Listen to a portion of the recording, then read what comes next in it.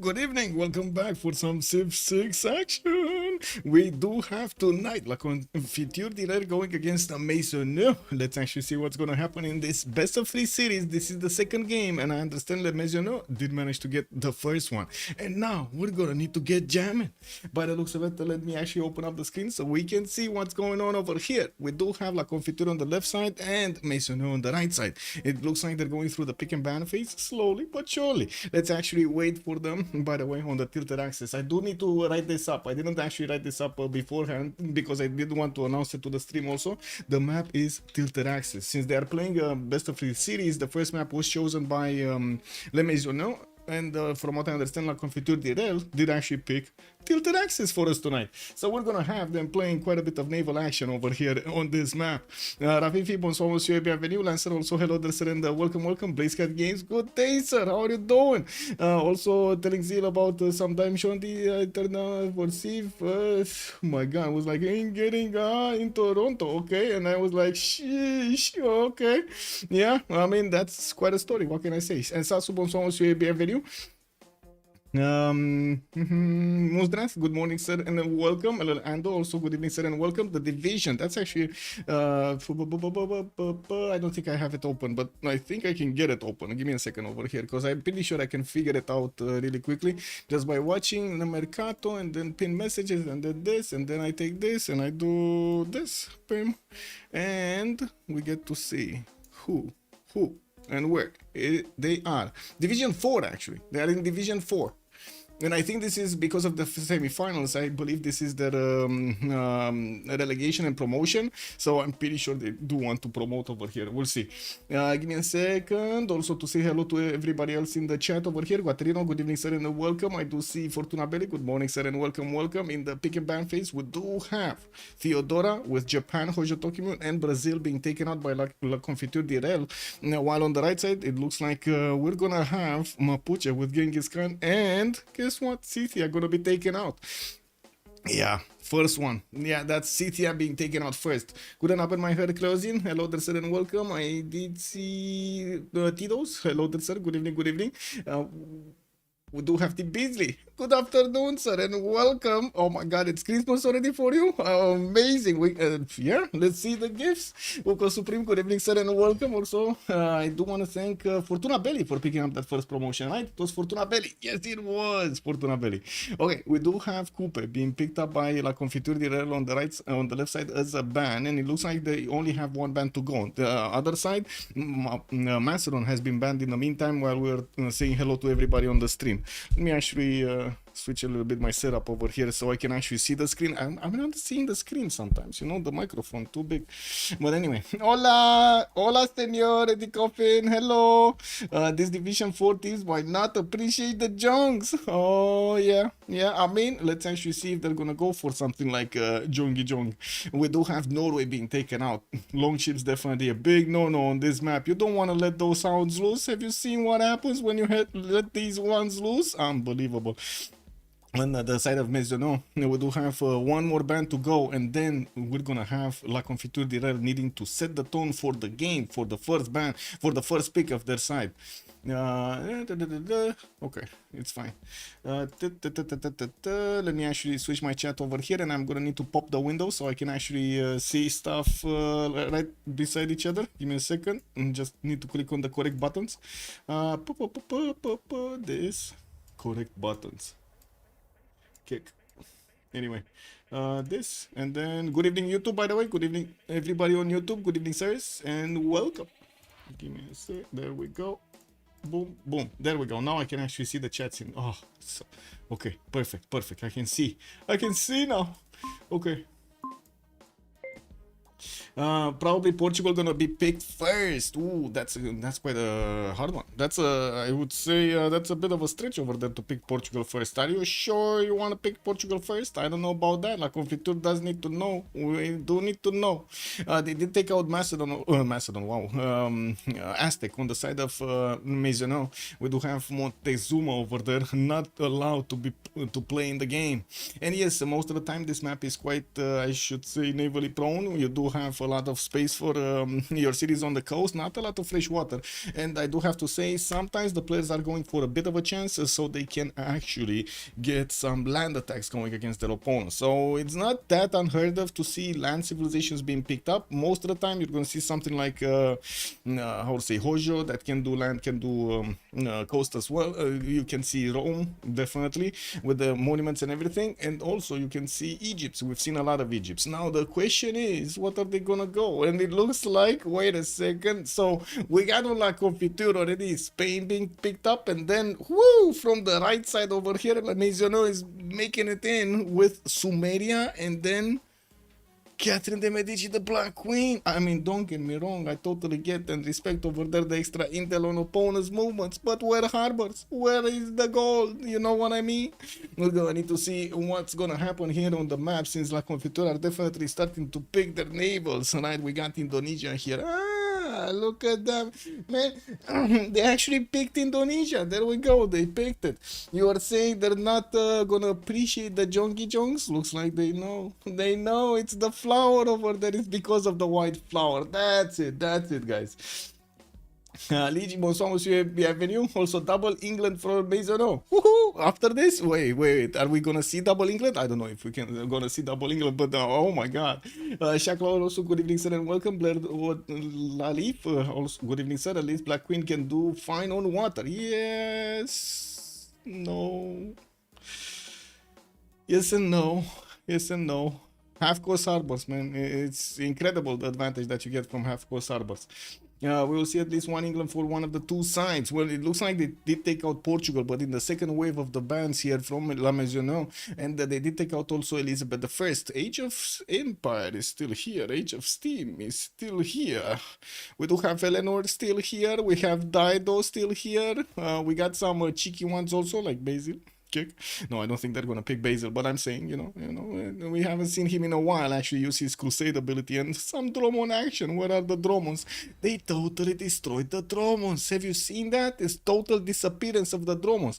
They're not even like whenever you see Byzantium, it's not even building the Dromon for its era score.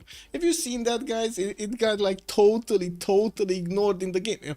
How long has it been, chat? How long has it been since you've seen a Dromon? I think that's a challenge. I challenge you, chat, to tell me how long has it been since you've seen a Dromon. It's just disappeared, man. The jump goes boom. Yes, it is. Wait, unless they banned, we will see at least one. Yeah, well, by the looks of it, we do have Julius Caesar also being taken out. What? Not Eleanor? Not Wilhelmina? Not Rome? Julius? Okay. I mean, this is kind of surprising over here, but I guess we've seen yesterday what Julius can do with those legions at the beginning of the game. If it does, how to say, focus a little bit. Oh my god, what happened? Yeah, exactly. Michael had a hat at the time. Yeah. No hat anymore. It's just like weird, whatever it is. Hair.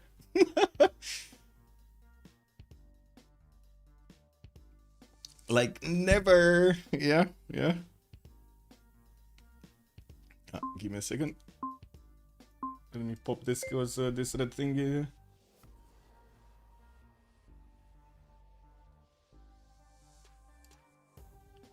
Okay, there we go.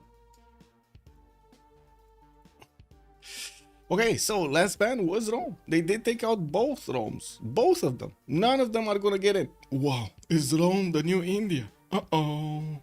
Well, to be honest, Chandragupta did make it in. Gandhi did make it in. What's going on over here? I don't recognize this ban face. We do have Maisonneux coming up next with pick over here. They will pick their third, and then La Confiture is gonna pick all of their roster. The last two choices immediately, one after the other. Jessica, good evening, ma'am, and welcome. No Rome, yeah, no Rome, unfortunate.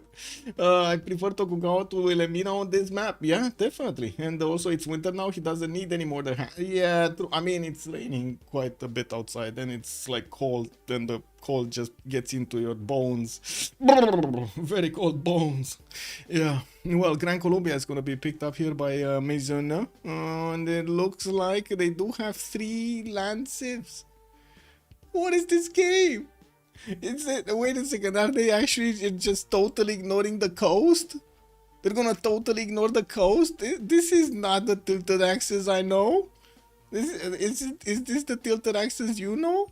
Oh my god. Okay, well, I guess we're going to need to see how things are going to evolve here with La Confiture needing to show their full draft. They might be thinking, hey, what am I going to do over here? I'm going to be attacked on land and we only have coastal civs while we're building our harbor, so someone else is training horses. This might be a problem. Let's actually see if La Confiture is going to respond to this threat over here from La Maisonneux, which definitely with Gran Colombia, Catherine de Medici, the Black Queen, and Sumeria will have quite a bit of firepower at the beginning. And there it is. We do have Nader Shah that can definitely play on both on the seas and on the land. We do have him with the extra +5 whenever it attacks into full strength units. And we'll see how Confiture is going to finish their full draft. One of the, I guess, unfortunate things about him over there, Nader Shah, is he kind of likes his internals. And other players kind of like their externals, you know, like... We'll see. Good evening, Andy Rowe. Bonsoir, monsieur, bienvenue. Also, France can still do coastal. Yeah. Wait, no, it means housekeeper? Okay. So, wait a second. We got the housekeeper jamming. Oh, yeah. Jamming to the beats. Spain can do both land and sea attacks. Yes. Neither Shah feels like an oops, I forgot to pick landwards. Yeah, why is chat forgetting the conquistadors? We haven't seen them that much. I mean, we've seen them in the, how to say, the Civ gift. But come on, you can't really, like that attack looked faked as much as I could. Come on, like there was Mali with like 2,000 gold in the bank getting attacked and he wasn't doing anything to defend himself. Wow. I don't think that actually speaks to the strength of the conquistadors. It was a good, how to say, good game though. You can't avoid it, the season tilted. Well, it looks like Babylon is going to be the last pick of Confiture, and on the right side we do have Maya being chosen, and we're gonna need to see them choosing these. Wait, Maya, another land civ? What is going on? Oh my god. Anyway, we do need to swap over here and wait for everybody to get in the lobby. We're also gonna need to I think I'm gonna need to back out and rejoin because I clicked on swap, and yeah, that's what I was thinking of.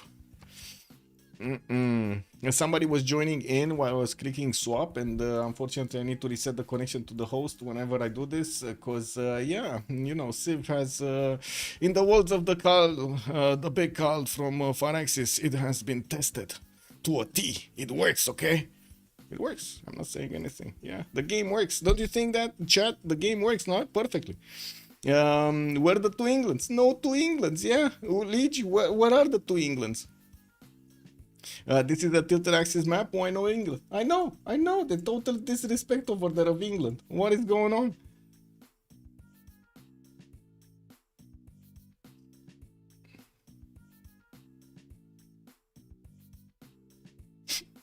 Shit.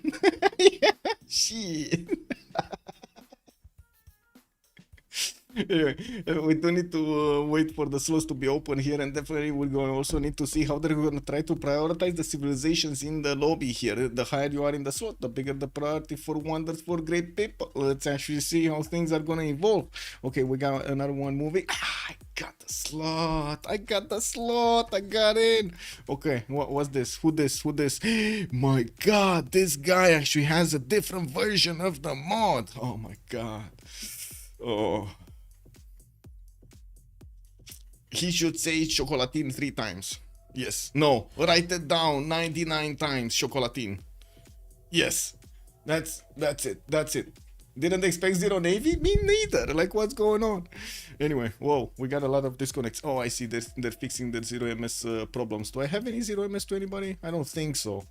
I really don't think so. Anyway, the other teams want spices so bad. Yeah, and also and Sastu perfectly zero navy. Yeah, I mean, yeah, they're totally ignoring the coast. I think I've seen this a few times, but not on tilted axis. I think this is the first time that we won't have an actual naval civilization.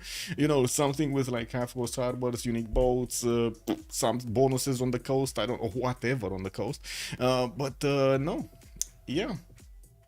I'm as surprised as you are. I'm waiting to be challenged to talk about different subjects, except the Navy on tilted axis. Let's go. I don't understand why so much preference on Sumeria for the tilted axis map. Yeah, the other, yeah. Hey, Leech, did you see Path of Exile 2 came out today? Oh my god, guys. Oh my god. I mean, okay, sure. Give me a second. Let me actually put this out. Do you see this? You see this? Man, on the story, it's actually open. I couldn't believe my eyes. I was preparing myself to wait quite a bit more, right? For Path of Exile 2. I played the first version and it was great. Path of Exile 2 does look like it did what a developer should do, actually, right? Take the pieces from the game and improve it. See what people liked and then go, woo! Let me give you some more of what you like. Incredible game, and incredible. Extreme. And look at this. A very positive. This is early access. Oh, wait a second. Let me see what people are saying over here. We got some thumbs down and we got some thumbs up. What do we have over here? Much like Soul-like and Roguelike, I wonder if we could normalize exit or something, whatever. Things to do before playing. Go gross. Oh my god, this is the list. Yes, I gotta say I played like 20 minutes and I was feeling like, oh my god, this actually has a story that I need to learn. Oh man, perfect. Anyway, you gonna try it anyway? Yeah. Wait, what are you gonna try? PoE, Path of Exile, or something else? Still BVG 6.1. Yes, we're not playing with the beta. We're not playing with the beta. Also, Sumeria isn't that bad. Sometimes tilted axis has some concentrated floodplains area. Yeah. Oh yeah. I mean, Leech, give me a shout. If you're trying PoE, let's go. I mean, if you like it, let's go. That's a review of the year. Exactly. You know, go grocery shopping. Step 1. Step 2. Block friend and family from texting, phoning you. Bam. Then take your weekly shower. Yes. Make sure you have enough time for your 16-hour-long sessions. Check.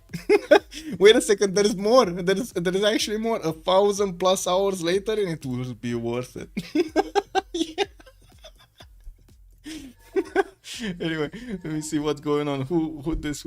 Oh, the bot is actually spamming us. Ding. Okay, well, I do notice they're starting to finally actually pick up their civilizations and they didn't get into their correct slots. We do have, let me actually see. Let's wait actually for them to get into the correct slots. Can we watch Discord? I think we can watch Discord to see who is who on which team. This? No. What are they? Okay, I think I found them, guys. Yeah, there we go. So Kerrnel with Txoumin, with Shadaw, and Zeyox will be playing for... Hello? No? I think I watched somebody else. No, I'm pretty sure they're in the lobby. So this is Maisonneux or something. They don't have the tags. Why don't they have the tags? Oh, they do. La Confiture Direl. Okay, they're going to be playing for La Confiture Direl. And then on the other side, we do have Maisonneux with Soviet Gold, Corndacier, Crow, Maxence, and Theflowgate. I'm not sure. Wait a second. I don't think the Theflowgate is... Oh, yes. So we got the Theflowgate, we got Crow, we got Corndacier, and the Soviet Gold from them. So we do have Maxence over here that's not actually playing in the lobby. And HK over there is giving us the salute, going into the water, doing the bubble bath. Yeah, it won't be that bad. Yeah, I think you will need a lot more showers for the horror content PoE 2 might have. Man, I was like, I don't know how to say it otherwise. I was getting, like in the first few scenes, you just have like zombie babies starting to come out after you over there. Yeah, you know, with like witches doing stitches and stuff like that. Yeah. Team Coach. Good evening, ma'am, and welcome. Also, the coach. Wait, the coach is playing for Confiture. Well, seems so. He's playing. Yeah. Well, looks like we got Indonesia with Nader Shah, with Spain and Babylon on the left side on La Confiture, Maisonneux with Sumeria, Maya, Gran Colombia, and France, Catherine the Black Queen on a map, kind of a naval map, but they're gonna play with a lot of land. So let's actually see how things are gonna develop. We do have 4 land masses, quite big. On the northeast, west side over here, we're gonna have to ask chat. Okay, no. This is the moment I actually step back a little bit and ask chat how things are going on. Where are we going? We're going left or we're going right? Where are we going? Where the map? Where map? Exactly. Oh, wait, where the map? It's fine, it's fine. It takes a little bit of time to load, so we can actually get the vote going. How many remaps? 0, 1, 2. Submission period 10 minutes. Click start the prediction. Remap poll first. I did it. I did it. Yeah, hands up. Left. We're going left. Okay, so we're gonna talk about the Theflowgate over here. Let's see Catherine de Medici's spawn. Where is Catherine de Medici? Oh, the city of Paris. He's gonna have Tzingy de Bemaraja. Oh my god. Do you remember to Vimon Tzingy? That team was awesome. Awesome. Love the name. Anyway, we do have scouts coming up in 3 turns here from Paris. He is going to have the ability to settle quite quickly on Tzingy de Bemaraja to the northeast. He's now going to have coastal exit over here from the capital, but will have the ability to go against Spain on land. And they're going to find each other quite quickly over here. Looks like it's going to be terrible for Spain. We're going to need to see if this is the continent. Oh my god, same continent. Catherine de Medici, the Black Queen, against Zeyox. He's not going to like this. We do have him with +3 campus right smack in the capital. Not amazing second settle, but definitely can work with it. One on the coast over here, one on the southwest. Could even stay away from the coast, put it on the island. Just, you know, wants to handle those frigates over there, right? Get 30. Good evening, sir, and welcome. What is this spawn? Wait. Why do? Wait, which? This one of Madrid or this one of Paris? Also, Ivan Pon 123. Thank you so much for the follow, sir. Much appreciated. The solo continent. Yes. Cat them the Guard Imperials are gonna have quite a bit of a party over here. Now we do need to take a look at also Gran Colombia. Is it in the desert? No. What is this? What is this Gobustan? It got trapped. We got it. Oh my god, man, the mountains have actually kidnapped Gobustan. They want all the culture and production for themselves. Guys, what are we gonna do? Save Gobustan! Save Gobustan! Never mind. Yeah. Well. Wait, is this? Oh my god. Do you see the map, guys? Guys, okay, let me actually put the map a little bit bigger. Do you see the map, guys? Can you tell me what is wrong with the map over here? The Gobustan red card. Yes. Do you see what is wrong? We needed to go and take a look after Gran Colombia. Like, look where Gran Colombia is. I'm not even gonna show the spot. I'm not gonna show the spot right now, right? But look at it. Just look at those islands over here. What does that tell you? What does that tell you about Gran Colombia's awesome spawn? Oh my god. Let me actually see what's going on. We got Bogota here with the scout coming up in 3. I mean, I guess he's gonna have some bananas, some diamonds. This is like the map giving him some treats over here. Gran Colombia, I know I kind of did you bad. You know, like I put you in a lot of lakes. I know you don't have bonuses for anything. Take some diamonds, take some sheep, like maybe some bananas over there. Are you gonna be feeling fine, better? You think this spawn is gonna be better if you have that? Yeah. Well, it was not crossable from west to east. Wait, the map? I guess. Oh, it is not crossable actually. No, it's not crossable. There's. Oh, wait a second. You can cross through Cinguetti, and that's it actually. And here, yeah, here, but you can't cross here. Ugh. One of those maps, man. One of those maps. Anyway, on the coast, Gran Colombia is gonna have a problem. Indonesia is quite close to him. Indonesia really doesn't like Gran Colombia. It's an opponent. We're gonna need to see if Gran Colombia over here, Crow, is gonna manage to actually get boats from Bogota somewhere. He could connect to the south over here and actually get those boats from Bogota through a southern city to get them out to be, well, you know, effective naval units against Indonesia here. But other than that, this is a very bad spot. Very bad. We're gonna see those, I guess, galleys trying to do something. And he did invest into his diamonds, so, you know, he got a little bit of that treat. Let's see Gilgamesh. Gilgamesh, is he gonna have? Oh my god, this is okay. Wait a second. This is culture victory Gilgamesh. Is this Gilga? Gilga going for this must be Gilga going for culture. What is he gonna do? Space? I guess he could go space. What do you think, guys? Is space gonna be faster or is it gonna be culture here? It's like the map generator took a giant glass of wine before generating. Yeah, exactly. That's a Hueto Cali special Colombia. Oh my god, if he actually gets way over here, imagine him just sitting on like 2 cities or 3 cities, cowering away from Indonesia, fighting Indonesia on the coast and trying to get that the whole thing. Hueto Cali, if he does manage to get that, he wins the game. Anyway, that's not gonna happen. Maya gonna get 2v1'd. Wait, we got a bully here. Oh, we got some bully action. Maya, Soviet goat, is gonna have his spices next to his capital. He does have his settler coming up in 5. We'll have Uluru on the coast, which to be honest could be settled anyway because nobody cares. We do have Babylon to the southeast, which is gonna be an opponent, and then to the south we do have Persia, which is gonna be an opponent. So I would imagine Maya's gonna have a very bad time. I think Gilgamesh should have been actually instead of webcam now, to be honest. But wait, the Civ gods have intervened, guys.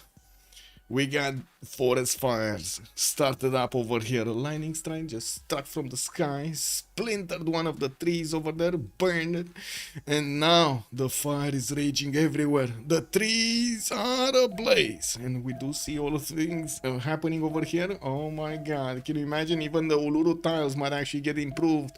This is rainforest fire. We're actually gonna have them going in. Oh, north and south, even the banana. The smell of burnt banana in the morning. Love it. Could you play show Gilga bro again? Don't forget to start the prediction at the right time. Yes. Yes, there we go. So Uru getting his settler out in 2. He's gonna have his wine tile to settle to the north. We'll have 2 workers that are just, you know, trying to scout around here. Doesn't look like he's gonna have anything to attack. And they did invest into a 3rd worker. That's a bot worth card over there. Just gold, poof, out the window. Anyway, let's come back to Indonesia because I'm getting mad over there. Money has been spent. Money has not been gained. We got money. Mahapahit over here with a settler in 1, and it looks like he already got his god of the sea. Gonna have a second settle on maybe sugar or maybe coaster. Good harbor to pick up. And from what I do see, he's also gonna have to the south over here some more cities.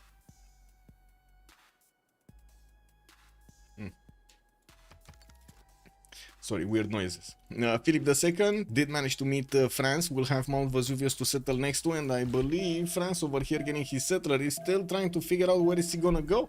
Could definitely go east side for Tsingy de Bemaraja, but I'm pretty sure he does want to just grab a city right in the face of Spain, no? If he does manage to get something like Mount Vesuvius over there, why not? To get the extra production going. But anyway, by the looks of it, I'm pretty sure he's gonna want to be defensive and not expose himself to the coast. I think that's the biggest issue with settling Mount Vesuvius. But if you do settle it on the 1-1, it's quite unlikely that it's going to be taken by just galleys, right? You just put a horse in there and galleys not going to see it, not going to take it out. Settlers coming up in 1. Let's actually move quickly to Nader Shah. We got Confiture Direl here, Mashad with settlers coming up in 1. It's Huts to the left, Geneva in the corner, and not a lot of fresh water. Will definitely go for these northern cities and did manage to figure out where Persia is. Oh my god, this forest fire. Oh, Persia, sorry, Maya. This forest fire, bro. 2, 4, 6, 8, 9 tiles. 9 tiles. Oh my god, let's go right for the next map. Oh my, wait, you're already calling out for the next map? Oh my god, that's some predictive gift over there. Should have given that goal to Maya. Exactly, for a builder. He needed a builder. The prediction, okay, I will end the prediction. There's still 1 minute left, but yes, there we go. I ended the prediction. So we got the majority actually going for the 1. For 1 remap. 54% went for 1 remap, and it looks like 34% went for 2, and then we got 0, 12%. I think these are the higher rollers over here. Yeah, these are. Let me actually check out. Oh, it doesn't tell me who are the names high rolling. Yeah, you know who you are. You know who you are over here in chat. I know. You know. No, yes, I did. Okay, it's gonna be a remap. Okay, I'm sorry, high rollers. I'm sorry, it is gonna be a remap, and I think it's because of Gran Colombia. I'm just saying, I think it's because of Gran Colombia. Baraglov, bonsoir monsieur, bienvenue. Hey, Baraglov, what do you think of this matchup over here and the Gran Colombia spawn on a tilted axis map, or actually the choice of this? Land civs, all land civs on the tilted axis map. I mean, if this not is not gonna cause some drama if they win, I don't know what is. Like, to be honest, like this is incredible. This is, oh wow. First match. This is the second match actually. We did have them playing. I think this week, but I don't know when. And the Maisonneux did manage to win the first one. 010203 WO. Thank you so much for the follow, sir.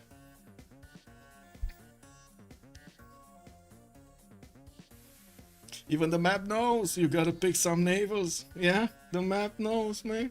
But to be honest, that forest fire in Maya's territory, I don't know if it would have saved him from the onslaught.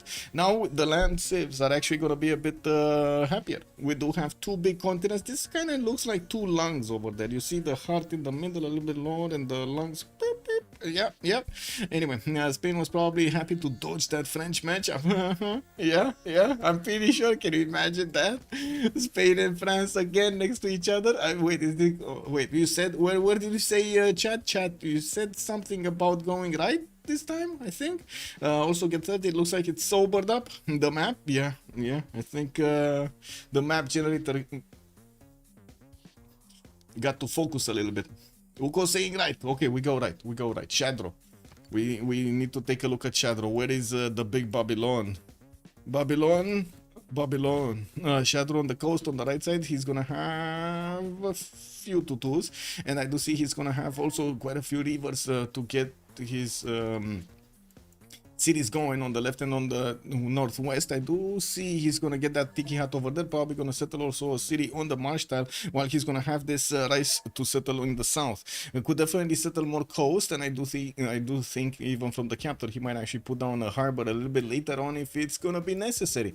He does have, for example, to trade with Gitarja in the north, which is gonna be extremely helpful for their gold generation.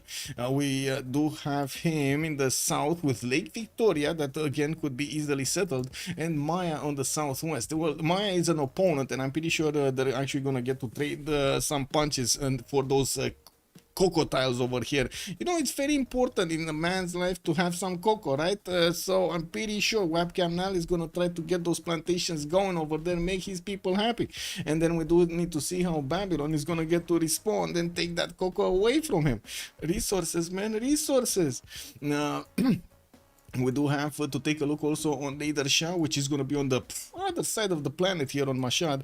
We do have him getting a scout out in 3 turns, and I do notice he's going to have that second settle probably on the island. I don't think he's actually going to settle the ship, but sure. And the ship is faster, the ship is better in terms of being faster, to be honest. But other than that, it's actually going to be a bit expensive, right? He needs to buy out at least 2 tiles to actually get that worked. Probably better to go B2 on the right side on that iron tile, so he can actually get a lot more 2-2s. Don't need to spend the gold for them. We'll have inland cities, no problem here with the rivers, and I do see he's also going to have Simon Bolivar to go against on the left side. We'll have Kerrnel here starting to scout out his land, and by the looks of it, this is, I guess, a decent amount. I want to really say this is very good territory. Like, I don't want to go as far to say, but for tilted axis, this is pretty much okay-ish territory, in my opinion, my humble opinion. Let's actually take a look next. We do have Spain south of Gran Colombia. I mean, this time around, you know, last map, Gran Colombia would have died, right? This map, we might actually see Gran Colombia take out 2 opponents or slow them down enough that they're gonna be irrelevant.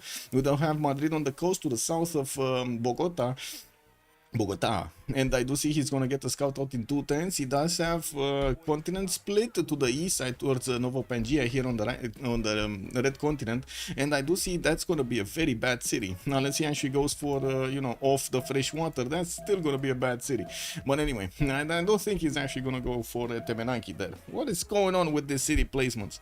He's gonna have some inlands to actually place on the rivers, and I do see he's gonna have some pearls in the water, some of these amber tiles to improve for the extra amenities, while it looks like it's going to be a more than decent amount of coast towards the south and to the east side to actually settle all of these cities. Look at this, how much space he has. This is incredible. Moving forward towards Indonesia, we did have him towards the north of Babylon, end of Maya. Majapahit is gonna get his builder first in 3 turns, and I do see he's gonna have to improve a lot of resources, actually 4 resources in the capital on the coast. He's also gonna have a possible Liang opener here with so many resources available, and we do know that the French really like Liang. It's like their special power, you know, they have Liang power. You know, France will own this. Some spawn skill in this lobby, yeah, I mean, they're getting it going. Oh, what a perfect start for Mapuche. Oh, wait a second, you saw Mapuche somewhere. No, it's not Mapuche. Wait, what did you see Mapuche? What Mapuche? What are you talking about Babylon there? Oh, Colombia. Oh, I see. Anyway, coming back. Mahapahit getting builders, South River. Again, forest fire, man. Forest fire. But I'm pretty sure Indonesia is going to want to settle coastal and get the benefits from getting the harbor and everything on the coast, especially the extra adjacency that you get towards harbors here. And we do have him with quite a few resources in the capital, except the fish tiles, which are going to be 4. We got 5, 6, 7, 8, 9, 10, 11, 12, 13 resources just in the capital's reach over here. Oh, actually 14 if you count the wheat tile in the 3rd ring towards the south, and 15 if you get also the uranium later on in the game. So I'm pretty sure Txoumin over here is gonna really consider Liang opener. And we do have to take a look also next on Maya. We've seen him fight for his cocos, and he already has a scout over there trying to actually sample the goodies, right, to get the cocos in.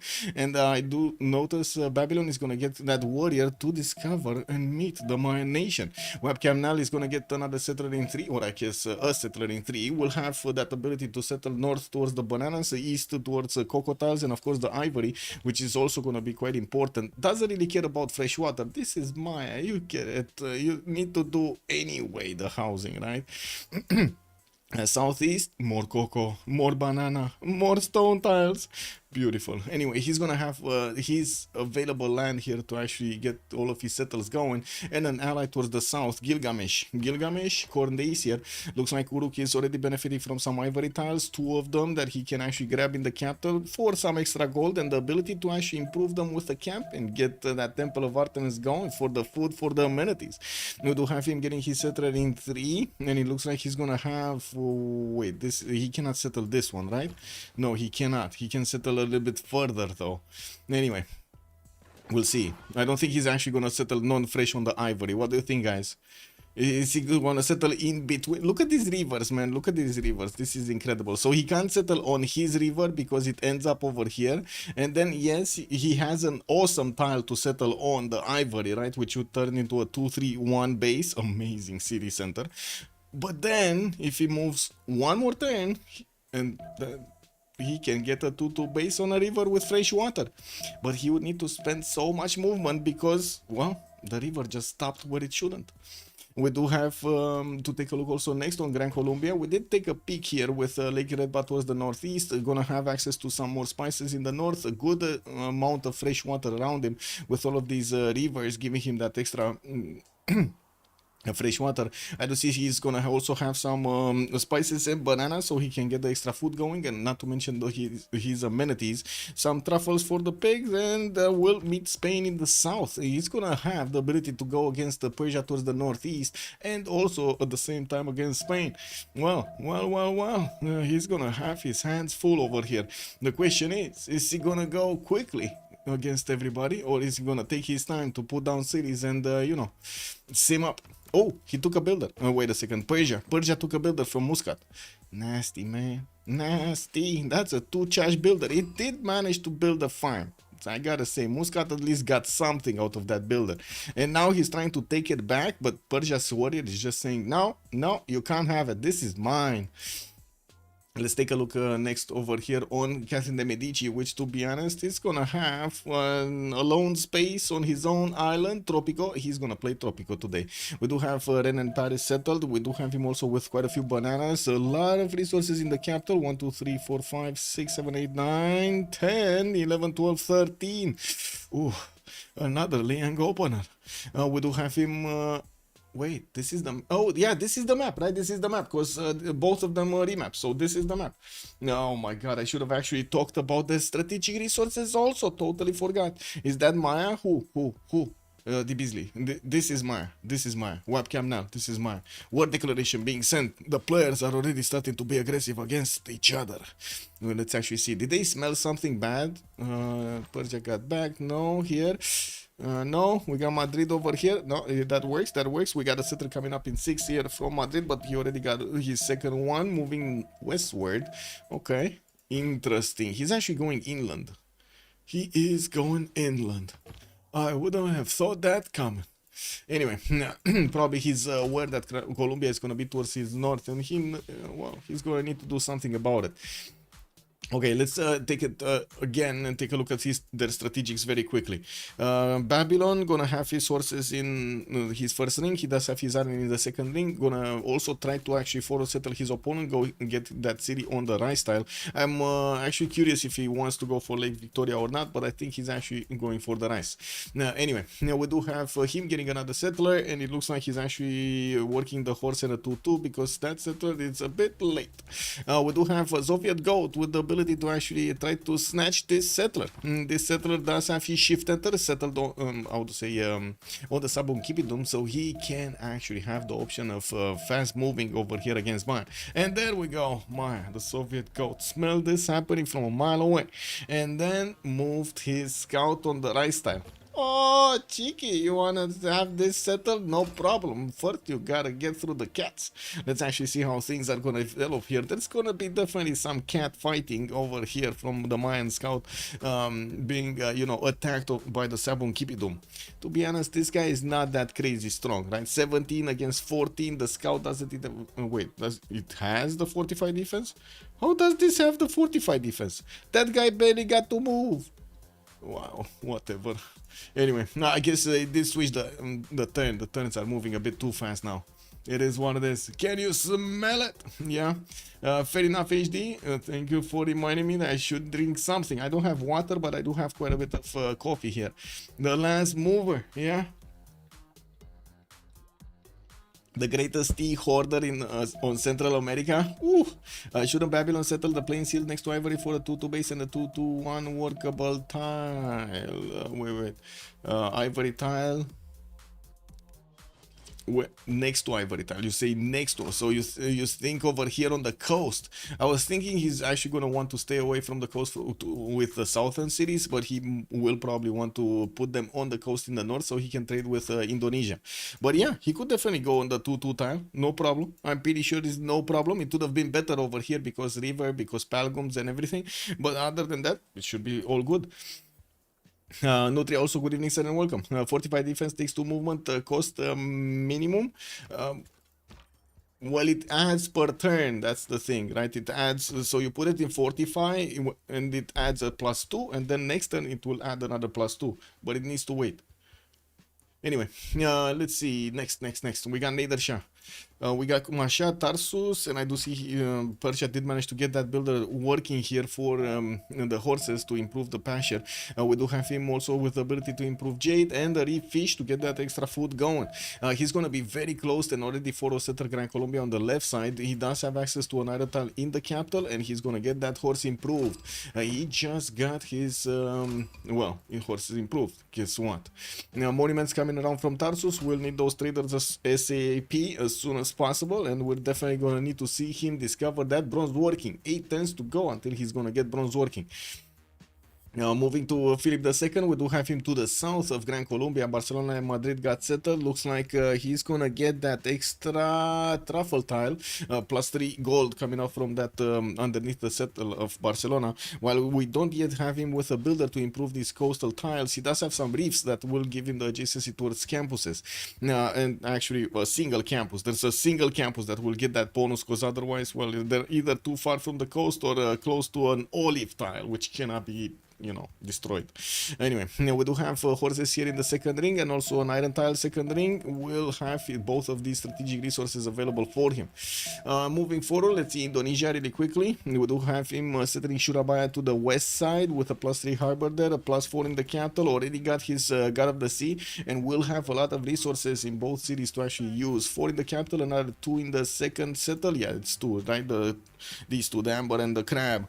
Now we'll have another city to settle on the left, but that's actually in desert. That's kind of bad. Anyway, cities on the right side are being sent right now, and he's gonna go for 4 settlers. He does know his opponents are quite far away, and he can sim, get those harbors, get the lighthouses going.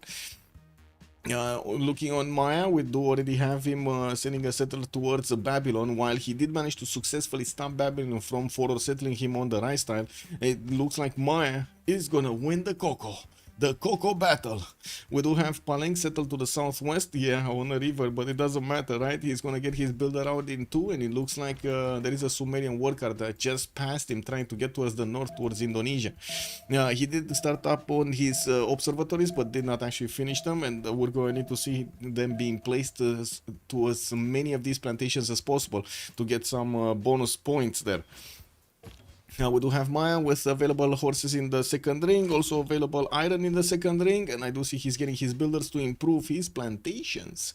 I'm pretty sure here irrigation coming up in 3 is not gonna be for nothing. He's gonna have the builders right there, ready to chop, ready to do good.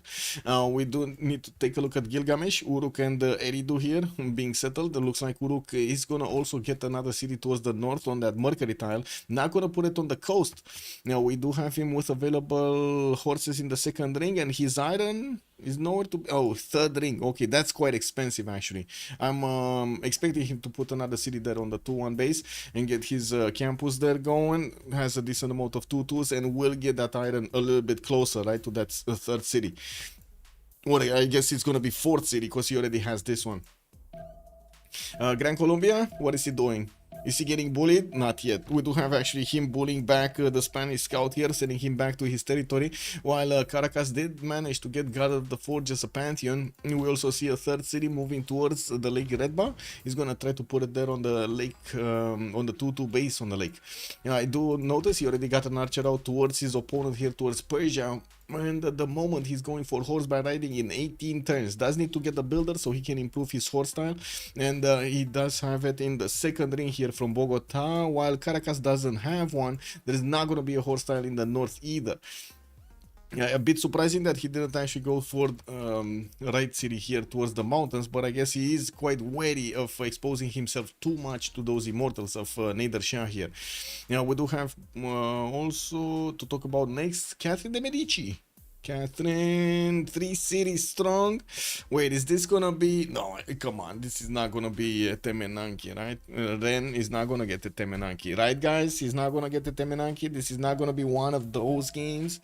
We do have him starting to improve his styles here, getting his horses out so he can actually give them to his allies. We do have an iron tile there towards the northwest of Paris in the second ring, and by the looks of it, gonna get his his monument out from Toulouse. I need full movement to fortify. Yes. To get the fortification bonus, yes. But I think that's what Muzrath was referring to. Because I have seen warriors with half a movement point and they cannot go into fortified defense same turn. Wait, you can always go into fortified defense, even if you don't have full movement. As in, you can click the button. I wouldn't say you're also getting the bonus, because to be honest, I don't know if you get immediately the bonuses. You need to wait at least a turn if you already spent a few movement points. But anyway, that's a little detail over there that maybe chat will enlighten us. Do we have some more pantheons? No pantheon here for Persia, Spain. He did get one. God of War and Plunder for those extra points on the admirals, and we're definitely going to need to see if he's going to manage to get some commercials out, or maybe something else. We do have him getting a monument from Madrid and Barcelona, while his 3rd city moving towards the southwest. He's gonna grab the banana. He's gonna grab the map by the banana. Persia, Doing well, okay. Garsus, yeah. Moving over here with another city. Third city soon gonna be settled, while Gran Colombia is gonna grab the tiles from Lake Red Bar. Let's actually see if he's gonna also manage to get those units out before Persia can actually react. Kerrnel is already 2 turns away from getting bronze working. He does have a build ready to go with 1 charge. And wait a second, does he actually know about? No, he doesn't know about it. He doesn't know where his iron is. And he's gonna have 2 iron tiles. This is ideal. This I gotta say, if he actually settles on the iron tile, this is gonna be ideal for Persia to get so much iron from the beginning to go against his opponent Gran Colombia. You've seen multiple times how those immortals can actually pack a punch. I'm pretty sure if he does manage to get them going, we're gonna have Gran Colombia in trouble. Let's take a quick peek at the city states. We do have Venice with Muscat for the trade bonuses. I do see Antananarivo with Vilnius for the culture. It looks like Venice and Muscat.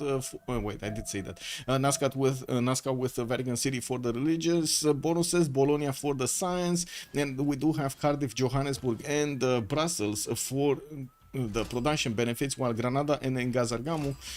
How is it that every time Engazargamu is whatever is the last one that I'm actually talking about? Incredible. 4 military bonuses, as in for some extra bonus points towards military units. Wait, this is another builder?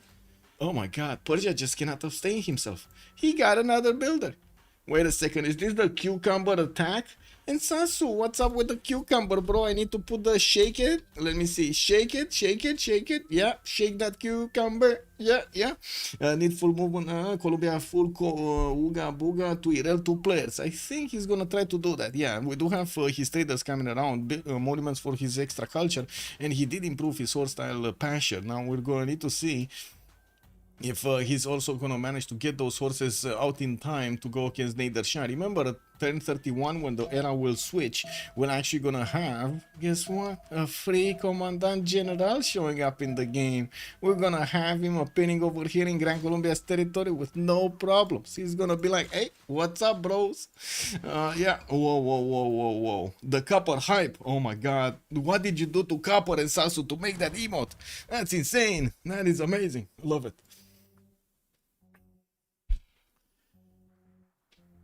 I do also want to point out Bologna is a city that can be acquired quite easily.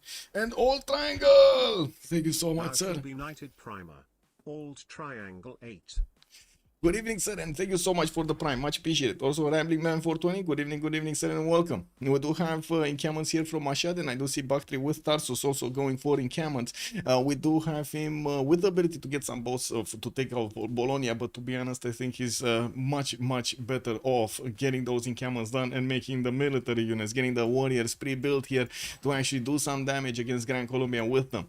We're gonna see some more archers coming out from Gran Colombia, and I gotta say this is a bit risky to go archers against immortals. Those immortals do really pack a punch against the archers. Sometimes they do to shut them. Not funny to see. We got, I mean, it's funny for us, don't get me wrong. It's really funny for us, not funny for the player, you know what I mean? Anyway, now we do have the fourth city of Indonesia going towards the south. Looks like also Babylon here getting his slingers out. And we'll start off on his campuses. We do have the first one, a +1. He did finally get that rice settled, by the way. Rapicum towards the south, settled on, right? On that ivory tile. No, sorry, that's a cattle. On the cattle tile to get the extra food generated. And I do see he also will have Lake Victoria later on to settle on, I don't know which tile, but we'll see. Maya did manage to get his observatories built. Yes, 1. Yes, 2. Did he get his third one? Yes. Txoumin over here. No. Where is mine? 10 science and 3 culture right now for a Soviet gold. Not that big, especially when you see Gilgamesh there with 10 and 5. And what is Gilgamesh and what is he doing? South. He's getting a Temenanki, boys. And we got him with a Liang opener here in the city of Uruk. He already has 2 of his tiles improved. And to be honest, this doesn't look like a Liang opener. I mean, Liang, okay, for the extra production on the floodplains, sure, definitely. Plus. On the advantages on food and production on the tiles of resources, that's not gonna work. It's not there. The Ziggurat tile. Yes, discounted encampment on Maya. Well, I guess we'll see if it goes that way. He's getting bronze in 3, so he's definitely worried about this proximity to Hammurabi here on the right side. Looking at Simon, he only is 2 turns away from getting horseback riding, 4 turns from getting military tradition, so he discovers his maneuver card so he can get the half-cost horses up. And I do notice he does have his builders just running around headless here around the map to try to improve stuff. They already have a single horse tile and a single iron tile to actually benefit from, but we'll have quite a few plantations to improve, the spices, the bananas to get some extra gold going, I mean, you know. And well, he's still busy building those archers, training them and sending them as quickly as possible to the front line towards Persia. Well, Persia gonna get his 2 encampments finished next turn, with another one coming up 4 turns after. And I do see he did go for City Patriot Guards, shaving off 40% from these from the builds. He also will need to go and improve this second iron tile in Bactri, so he has enough iron to actually just keep pumping out those immortals. Moksha opener in the city of Mashhad, he tells to go in for the extra culture. He's gonna get the extra science from his trader anyway. And at the moment, he's 8 and 8. Quite a balanced approach here. We got Catherine de Medici also to take a look at. Just free simming. Noete Menanki going for Paris, gonna get Liang. Oh, look at that. Look at that extra culture. 3 culture over here, 4 in the capital city just from those plantations. While he's also gonna have in the city of Vren more of these sugar tiles improved and more teas. Oh my god, he's gonna get so much culture. Where is he? 8 science and 12 culture over here. He did manage to get his 2 cities going, other than his capital, and I do notice he's also gonna not have an ability to get 2 cities, or maybe, wait a second, he can connect with canals, right? Get a city over here, put canal. Get a city over here, put canal. Oh my god, we're big braining this, guys. He can actually create canal pathway to move on the right side and get some boats going against somebody. He could even trade with Gilgamesh, which is probably going to be extremely fruitful for them to get that gold generation going between them on these cities of villains, which, to be honest, are not going to be attacked by anybody. They're so far away from every other nation. Now, we do have also Indonesia with the ability to trade with soon with Babylon. I'm pretty sure Babylon is going to need to put a city on the coast for those trades to actually happen. While he's getting his 4th trader out, we don't really have him with a defensive posture here on the left side. He's not that worried about Maya, really not worried. Ancient problems require ancient solutions. Yes, exactly. Man, those ancients knew how to build stuff. You know, they knew how to build stuff. Also, perfect ziggurat tile over here. 4 food, 2 production, 2 science, 1 culture, and 1 extra faith point. Lady of the Region Marshes acquired by Sumeria as a pantheon, giving him those extra bonuses. 5 food and 2 production tile in the capital from a wheat. And I do see he does have right now a 2-3 bonus, and that's before Liang goes in to give him another production point on each of these floodplain tiles. Getting a trader out, and to be honest, we need to take a look here. So okay, third archer coming out from Bogota, 4th archer from Caracas, actually 5th one, because we did have already one coming around there. His builder, does he even have irrigation? I don't think he has irrigation. Why is he going on the banana? Why are you climbing banana, Simon? Simon, you don't have... Oh my god, he actually needs pottery first, and then he's going to need irrigation second. It's going to take a while for these builders to actually be useful here. Well, in the meantime, he can actually start to pump out some horses. He did manage to discover horseback riding and will have that ability to grab the general anyway. So I'm pretty sure horses are required here. While on the side of Persia, we do have him starting off on at least 1 encampment training project, and he is on 2 points per turn. He's gonna turn 3 over here when he's gonna pop out that 3rd encampment, and since he is making the encampment training projects, he's probably gonna get it with a second with a second project here. He's also starting on his pre-builds. The warriors will give him the ability to upgrade these into immortals. It's just 2 turns until he's gonna get his iron working done here as technology, and that means Gran Colombia is too late to get the horses to him before he's gonna get the first immortal out on the map. Where is Van Bradley when we need the Canalysis? Yes, true. Where is the Canalysis guy? Canalysis. Oh my god. What is that name? What is that name? Anyway, Let's close this. Let's get ourselves the T names. On the left side we got the Maisonneux. There we go. That's a long name, by the way. Ha! And on the right side we do have, wait, LCI, right? Like Confiture DRL or DI, I guess. LCDI. There we go. And I need to put them like this. Whoa. You didn't see anything. You didn't see anything. Okay, one more option. Boom.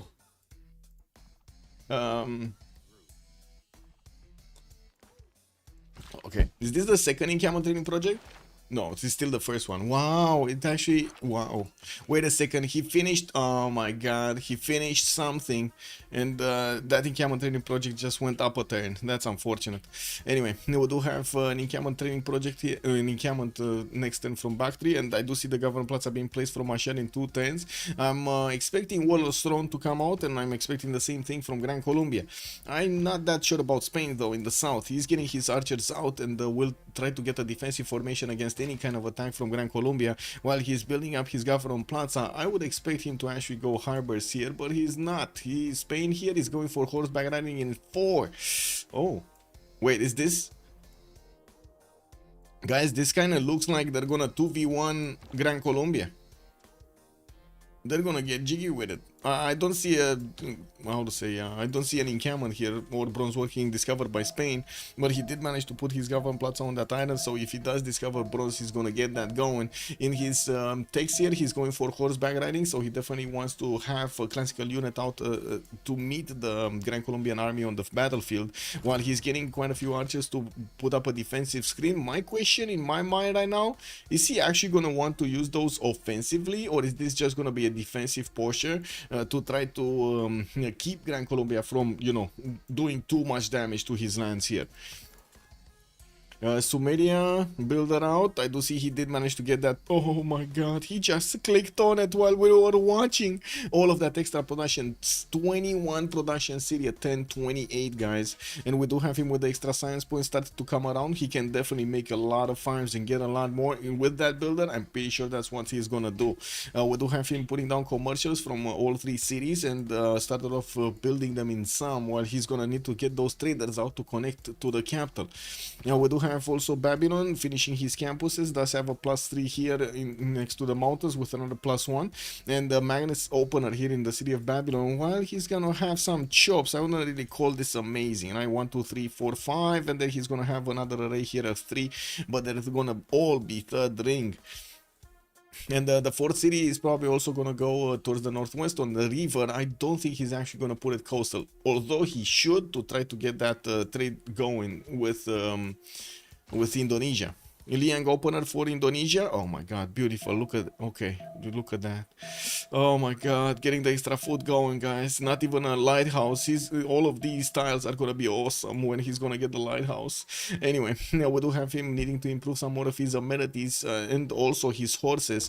To the right side, 2 bandas have in between him and Mahapahit 2 of these horse tiles that are just waiting for the builder to come and say hello, horsey, hello. Wait, what? Did this actually happen?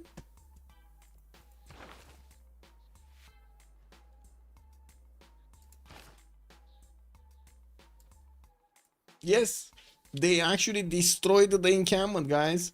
They destroyed it totally. How come everyone is going Liang? What's changed in the meta? Felix Phoenix, good evening, sir, and welcome. I don't think anything actually changed in the meta. We're just seeing in the French community a lot more Liang openers than we do see in the other communities like CPL, for example. Is this another Persia without units like yesterday? No. He does have 2 of these immortals already out. I would actually say the one without that many units is Gran Colombia right now, still trying to get them. 3 horses coming out next turn. Oh my god, this quickly. Moksha also establishing there in 3 turns, and I do see Victor is establishing in Tarsus, while with the 4th city coming around there from that city center, he's gonna need to push back these scouts and repair the encampment and finish those projects. Now we do have have barracks from Ashad. He does need, I guess he does need like 4 turns anyway, right? It's not going to be that big of an issue. If he get, yeah, it's not going to be that big of an issue. He's going to get it anyway. And it's not like, you know, a lot of people are actually trying to make it, so he doesn't need to hurry up that much.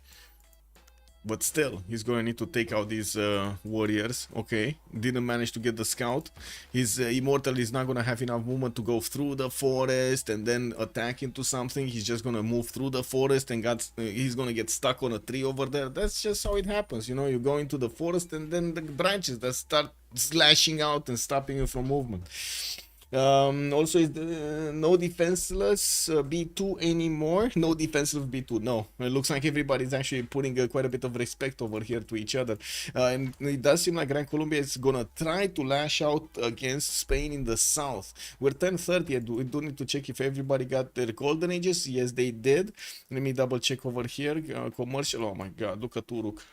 Look at all of these tiles. 24 points of production. 23 food. Oh, and Erito's gonna be also amazing. 21 food and 17 production.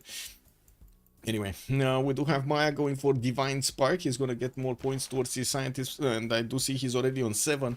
We do have Liang opener here in the city of Kerrnel to get the extra food and production on his resources, while he does have 1 and a 2 and a 3 and a 4 and a 5 and a 6 and a 7. Doesn't seem like he's going to have that many resources. Could actually try to use the gypsum also in the capital to give it some extra food. If it's not working it already, I think this might actually be in the capital. This is in the capital. Okay, there we go. This is in the capital. That's why it's a 2-for-1 tile. Getting a ring camel from Paleng to try to get the general as well. We're going to need to see if Babylon is going to put one himself. He does have his campuses finishing, and I do see he did manage to discover bronze working. We will need to see how things are developing here, and I don't think he's going to want to put a encampment from the capital, even though he does have Magnus over there for the chops. I think that's gonna be the Governor Plaza placement, no? Yeah. Well, he's gonna go for the iron improvements, getting his pilgrims from Rapicum, and since we did jump into the next era, let's actually take a look at their golden ages. The one alone against the world, it's gonna be France here. Catherine de Medici with 4 cities. Oh no! No more Kerrnel, big brain. No more analysis.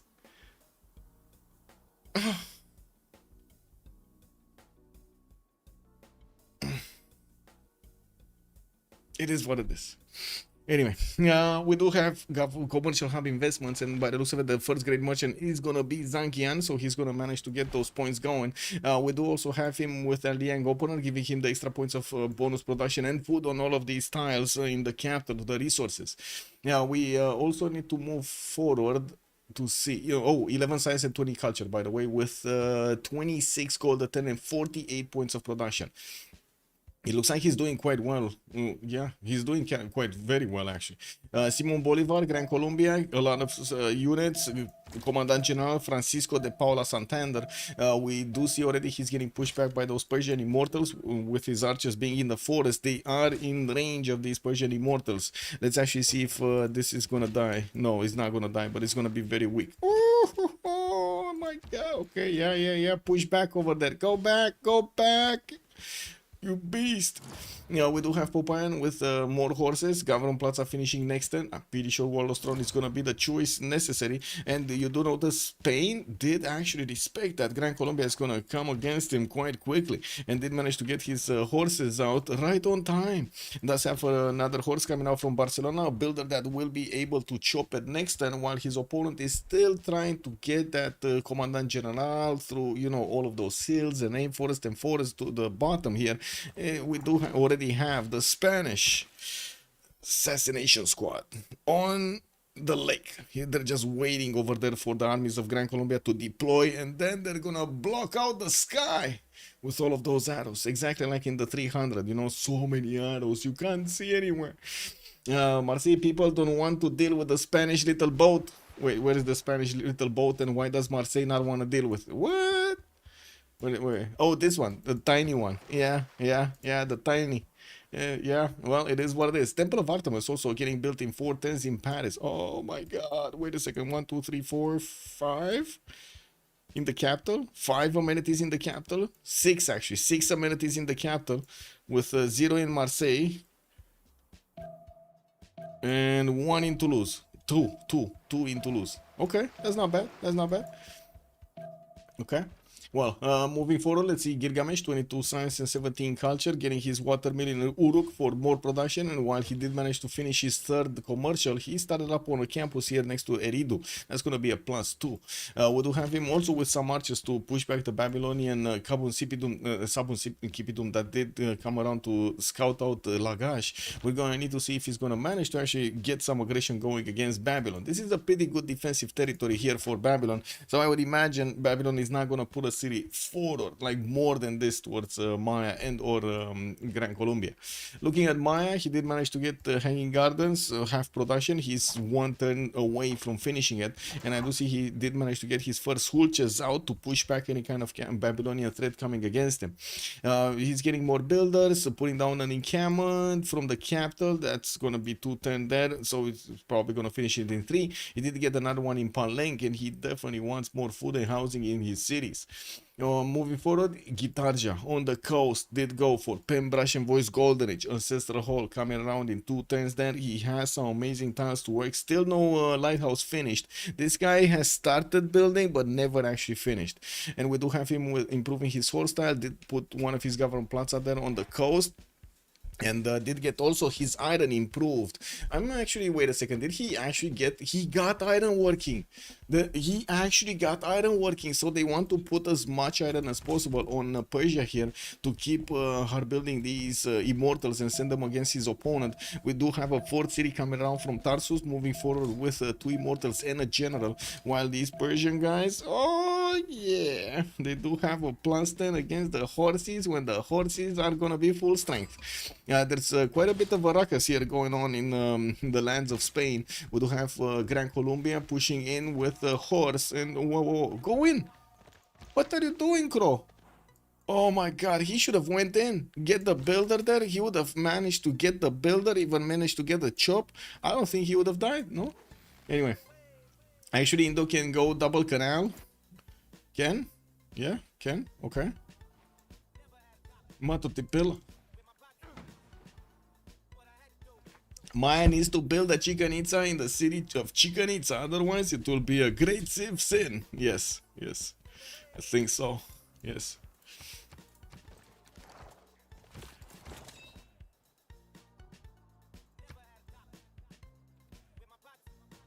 Guys, big question. What would you feel it's a Civ sin in Civ 7? Anybody? What do you think it's a Civ sin in Civ 7? It is a great position for Hulche to push Hippomortak. Good evening, sir, and welcome. Yes, sir. And let me actually take a look at the chat on YouTube because I missed this. Quality Dragon, hello there, sir, and welcome. Darsh, also good evening, sir, and welcome. Ian Senrich Medina, good evening, sir, and welcome. Greetings, my liege. Welcome, sir. First time seeing you without a hat. Oh, you get to see my hat. Yeah, Philo, good evening, sir. Also enjoying your transmission. Glad to be of service, sir. No builders, exactly. Red card, no builders. Yeah, there we go. Red card, that's a Civ sin right there. Switch from English to French. Oh man, transition. The Civ sin is the transition between Civ leaders across ages. Yes, that is definitely a sin. Tried out in Humankind, and now Civ 7 just wants to copy it. I don't know, man. Sounds like a bad idea. We do have Immortals coming around from Tarsus, and I do see the Wall of Throne is going to be finished in 2 turns here from Ashand with Burica on the front line. It looks like Gran Colombia did deploy his Commandant General towards the south here to handle Spain. While Spain can handle himself, we do have him with quite a few archers keeping away Gran Colombia from actually getting into Barcelona. The fact is, I don't think there is a way to actually punch through properly here against Spain. And we're going to need to see how many units Persia can actually get in how much time. He definitely wants to get that extra production going from his Warlord's Throne. Let me actually see. Zeyox did go for Pembrush and Voice, getting item working next turn. 9 science, 21 culture here. Not a lot of gold, only 4 gold a turn, but he's going to need to get his commercial slash harbors. And I don't know which one he's gonna get here. Kerrnel, 13 science with 26 culture. He does have his Penbrush and Voice. Did not go for Drums of War. He did go Penbrush and Voice to get that extra culture going alongside his science from the traders, which he does have 2 of them, connecting his other 2 cities. He will also get the opportunity to settle south of his capital without that much danger from Gran Colombia because of this mountain range. And we're going to need to see how quickly he can actually get these expands going. Wow.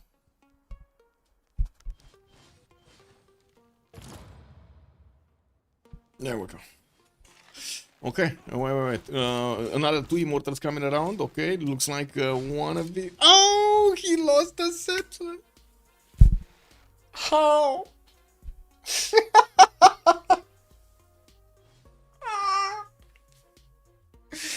Oh, man. The settler in between his escorts just got snatched. He got snatched. Oh, man.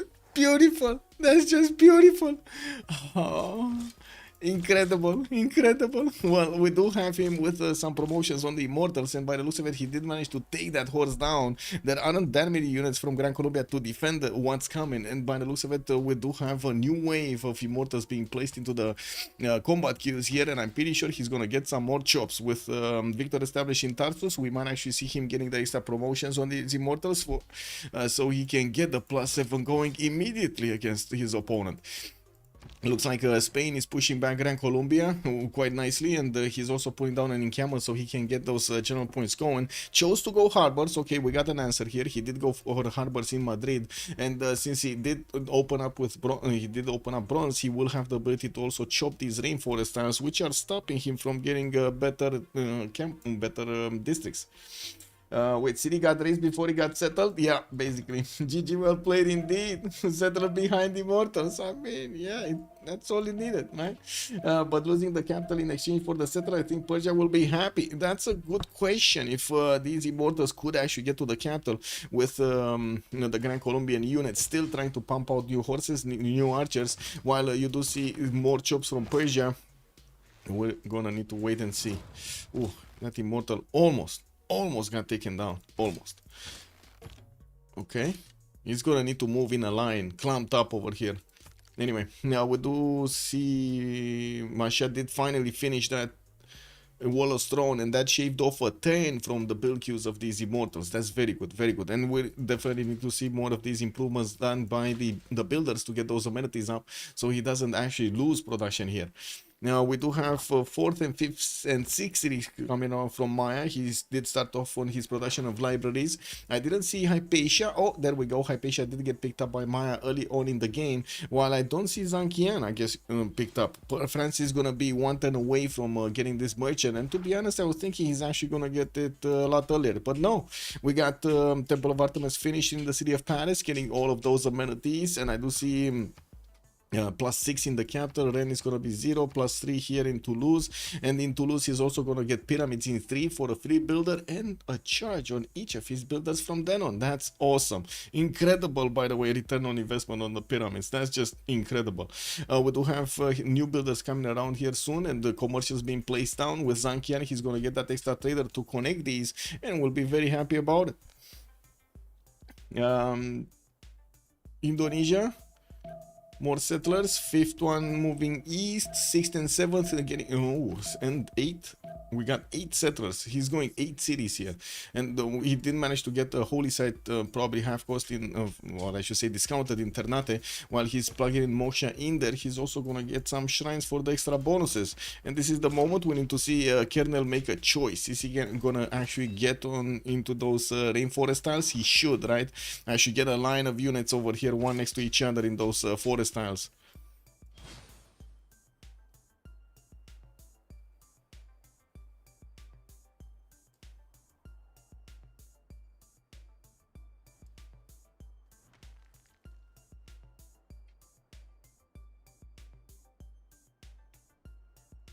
Popayan, Pingala in 2 turns for the extra science, and I do see finally Warlord is being placed in the build queues of Bogota. While Gran Colombia did keep a unit in the face of Spanish army, he's just gonna let that guy be over there to keep away these Spanish units from moving too close to his borders. While Spain is just gonna keep on going, it does seem like he's more interested in building up his economy and getting the gold generation going for the later on upgrades than actually putting pressure on Gran Colombia. Now that the pressure is off from him, we're going to need to see if he's gonna slowly start moving forward, maybe with a few settles here. Definitely can grab the cities on this river towards Caracas. In the meantime, of course, new builders, Pingala establishing harbors, finishing out from Madrid and Barcelona. Not very good ones, like this is going to be a +3, this is going to be a +1. And, well, in between, he's going to have the Governor Plaza, which at the moment is not hitting anything. Oh, well, it is what it is. And we did have him, right, on Simon Bolivar. Oh, 10 science and 21 culture, okay. Anyway, Nader Shah over here looks like he did not move his immortals up. This is quite surprising. What is he waiting for? He's just giving Gran Colombia the time of the world over here to get his horses. And he's not getting the best tiles, right? Those are the best defensive tiles that he could actually move his immortals on. Wait a second. I do have to point out they're not seeing each other right now. They're not seeing each other's armies. They're just... Check this out. So this one is seeing 2 units, right? Oh, that's because of the scout in the south, actually. He's seeing that one. Anyway, so yeah, he's seeing 2 units, and the horses, are the horses seeing anything here? Let me actually double check. They're not seeing anything past those forests. You see, there's only Persia can actually see these 2 horses, and that's it. And in the meantime, he did manage to get 2, 4, 6, 7 of these immortals out. While he's hard building some more, he's also getting some galleys. This is going to be an easy takeover of the city of Bologna, which does have 3 tiles that he can attack into. That's going to make a city that's going to be quite close to Gran Colombia that already has a campus built. That's a +1, I should, right? Yeah, that's a +1. Well, that settler was kind of bad here. Losing that settler was extremely bad here. Ooh.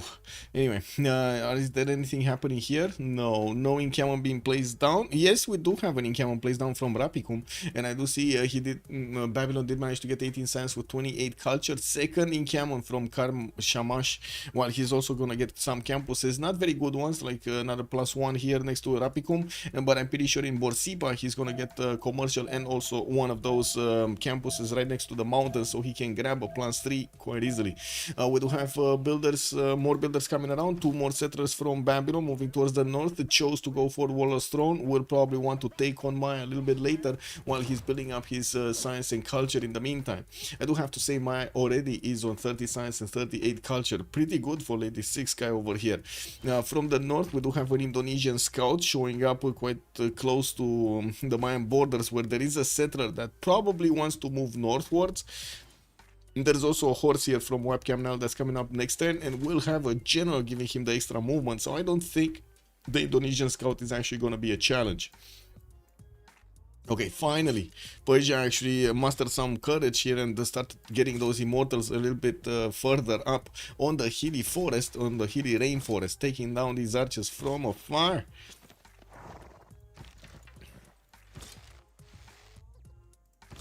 Now the question is, why did he not move this one forward while he was attacking? Oh well, it is what it is.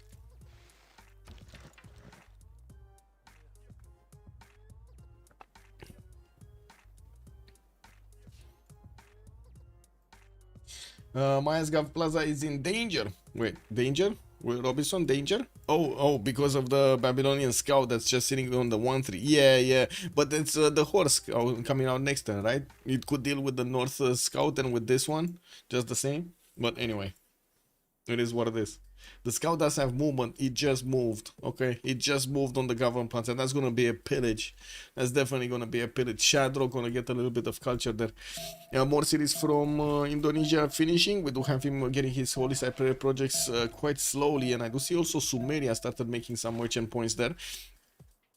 Sumeria did manage to finish Colosseum quite quickly with his entertainment complex right next to him.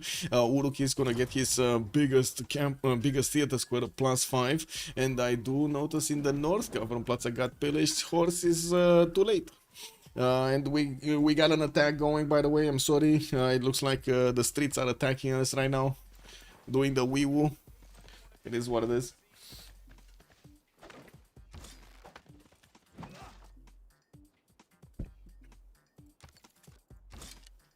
Okay. Kerrnel, come on. Get the immortals up. Yeah, there we go. Slowly taking down these horses of Gran Colombia. Oh my god, look how many units he has in low HP. 1, 2, 3, 4 units in low HP. I mean, this is the moment that Spain needs to move. He needs to get all of these horses on the front line. He has 6 of them and he's not moving.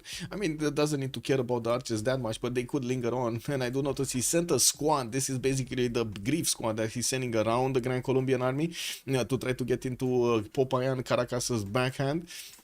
While we do see the Persian immortals starting to cross the rivers, I would imagine those boats are going to get to Bologna in just a few turns. And he is building finally another settler from Tarsus. Another one, because he lost the first one. Let's put up the remap prediction, the win prediction, right? Let's actually get this going for who will win.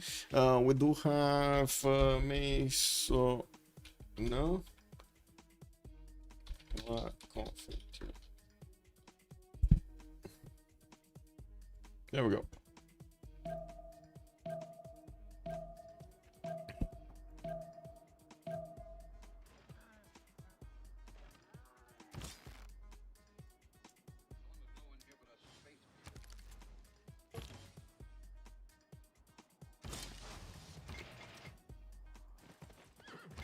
Military engineer going for Tarsus. Well, I guess it is what it is. He did manage to get that second general going, and finally did manage to get the ability to build more roads, which is going to be very important here to get across this river. This river is actually putting a lot of slowdown for his immortals.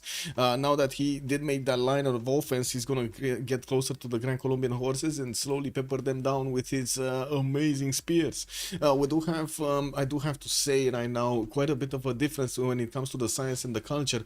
Between the two teams. Maisonneux's Gilgamesh is already 37 science and 60 culture with 100 points of production, while on the side of Confiture, nobody is getting to 100 points of production, not even close. They're on 70 right now, 71 the max on Txoumin, while we barely have them on 20 science and 30 culture. This is a bit of an issue. I think they're in a jam. Yeah, for real. They're in a jam right now.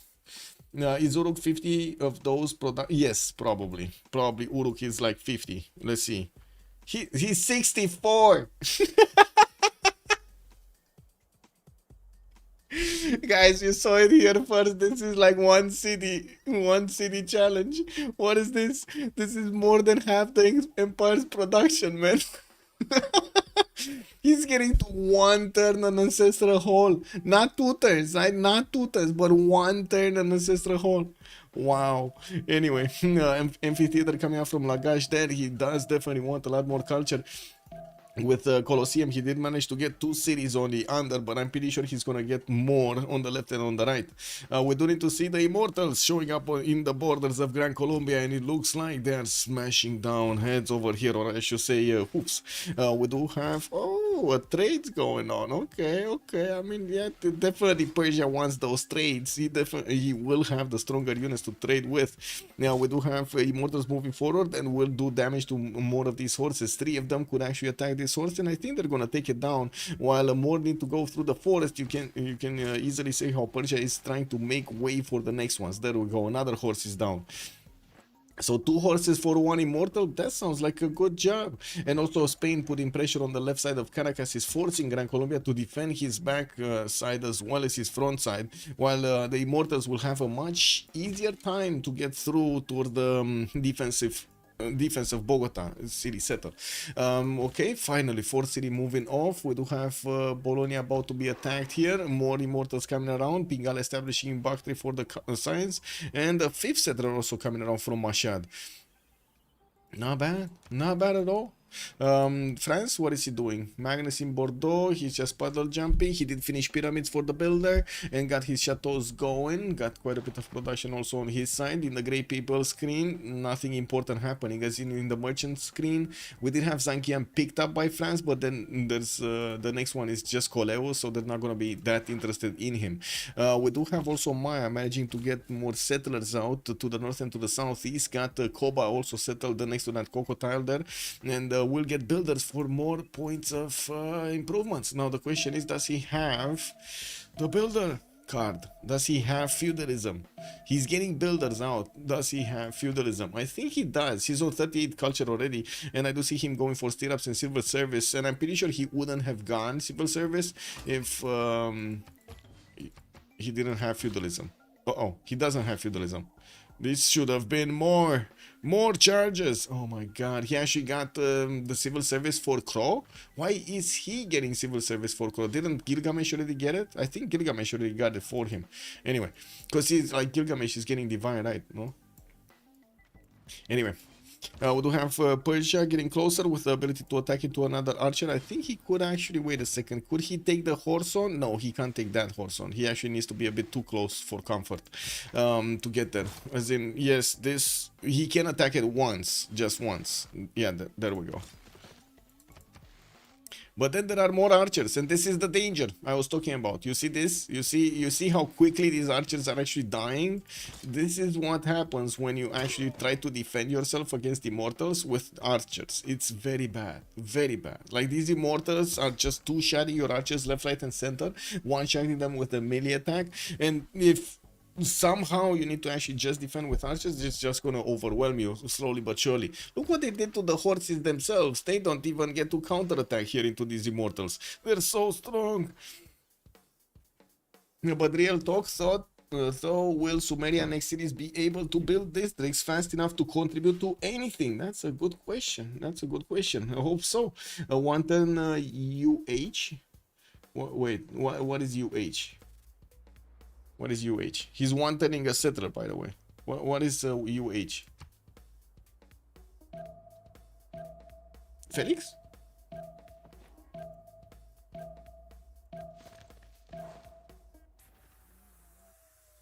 What is UH?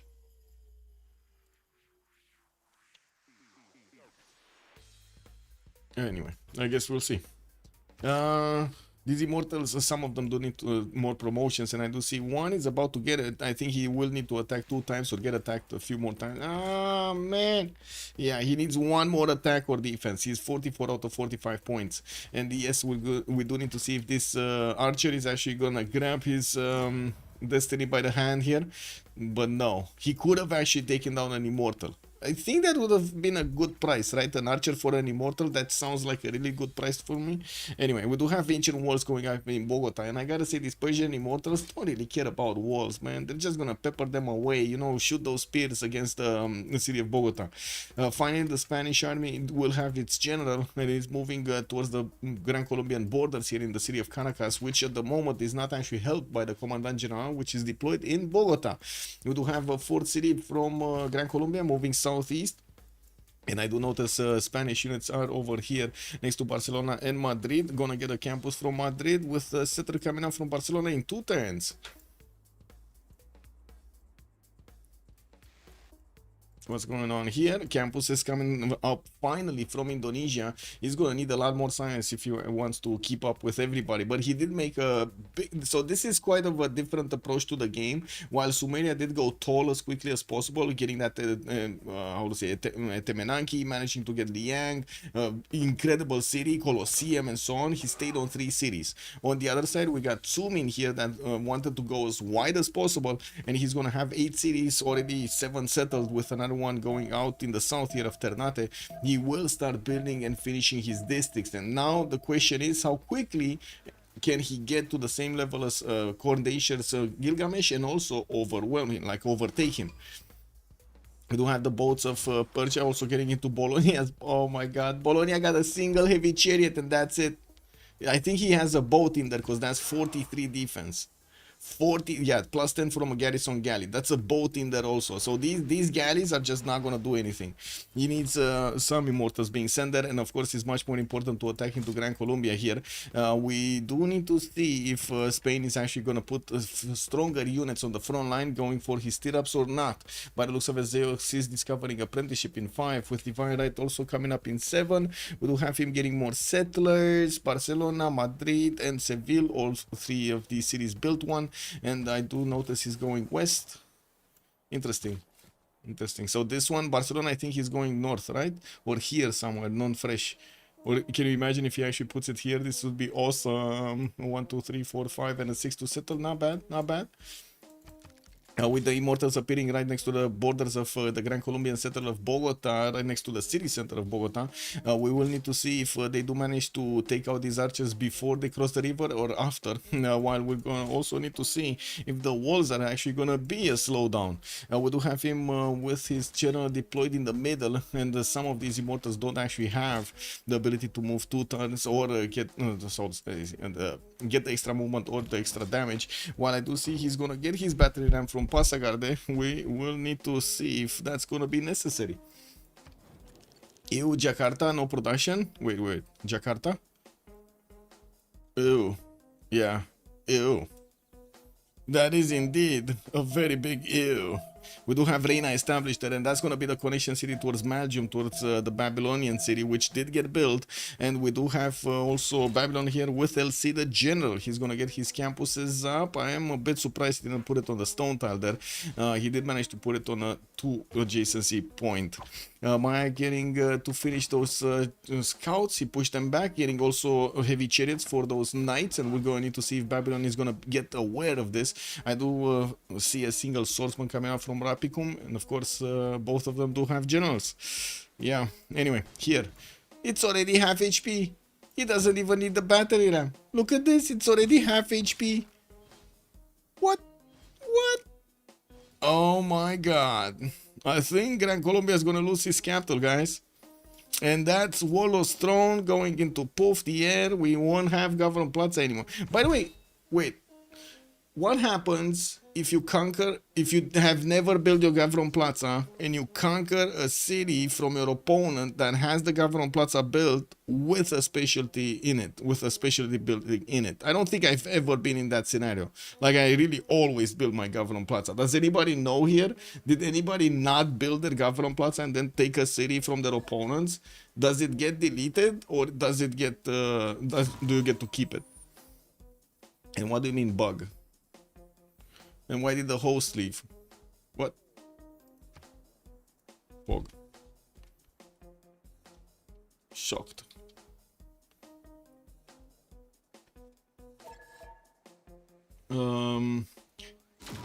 He has an escape settler going out. Orpheus, bonsoir monsieur. Yeah, he has an escape settler moving out.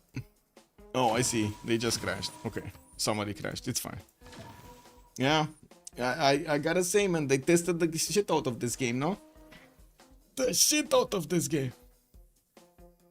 Yeah. Alcohol palette, also good evening, sir. Did I say that? I hope I did. Lancer, but I did answer to you. Okay. It's gonna need to get this.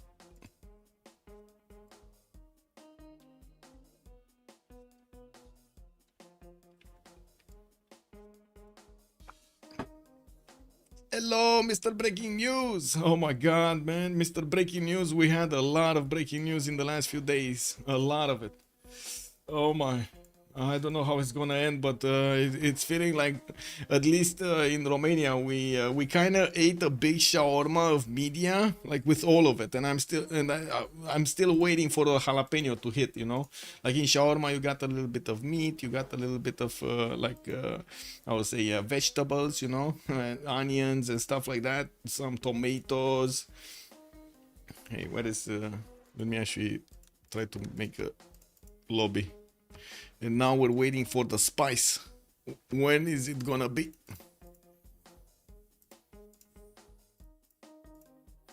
Uh, 2 months till Civ 7. Excited? No. Is anybody? I think. Wait. Alcohol parrot. Check this out. Check this out. I'm gonna do it right here. Check this out. Let's do a poll.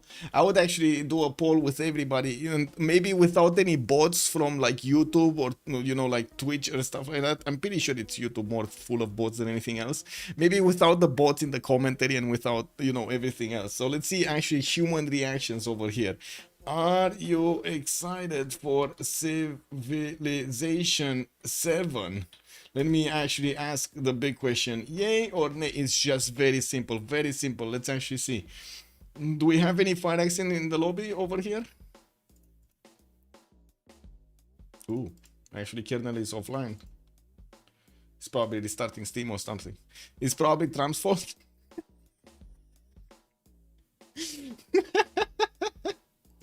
Okay, let's see the prediction. Give me a second. Let me pop it out. Let me pop it out. Pump it like it's hot. Pump it like it's hot. When the poll is in the house. Let's see reality. Let's see reality. Oh my god, 53% to 47%, 9 and 8 right here.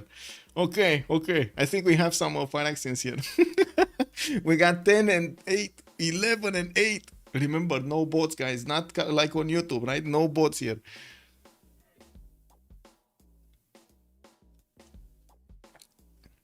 Wait, did I hear about a South Korean president calling for martial law and faced a massive backlash and then he rescinded it?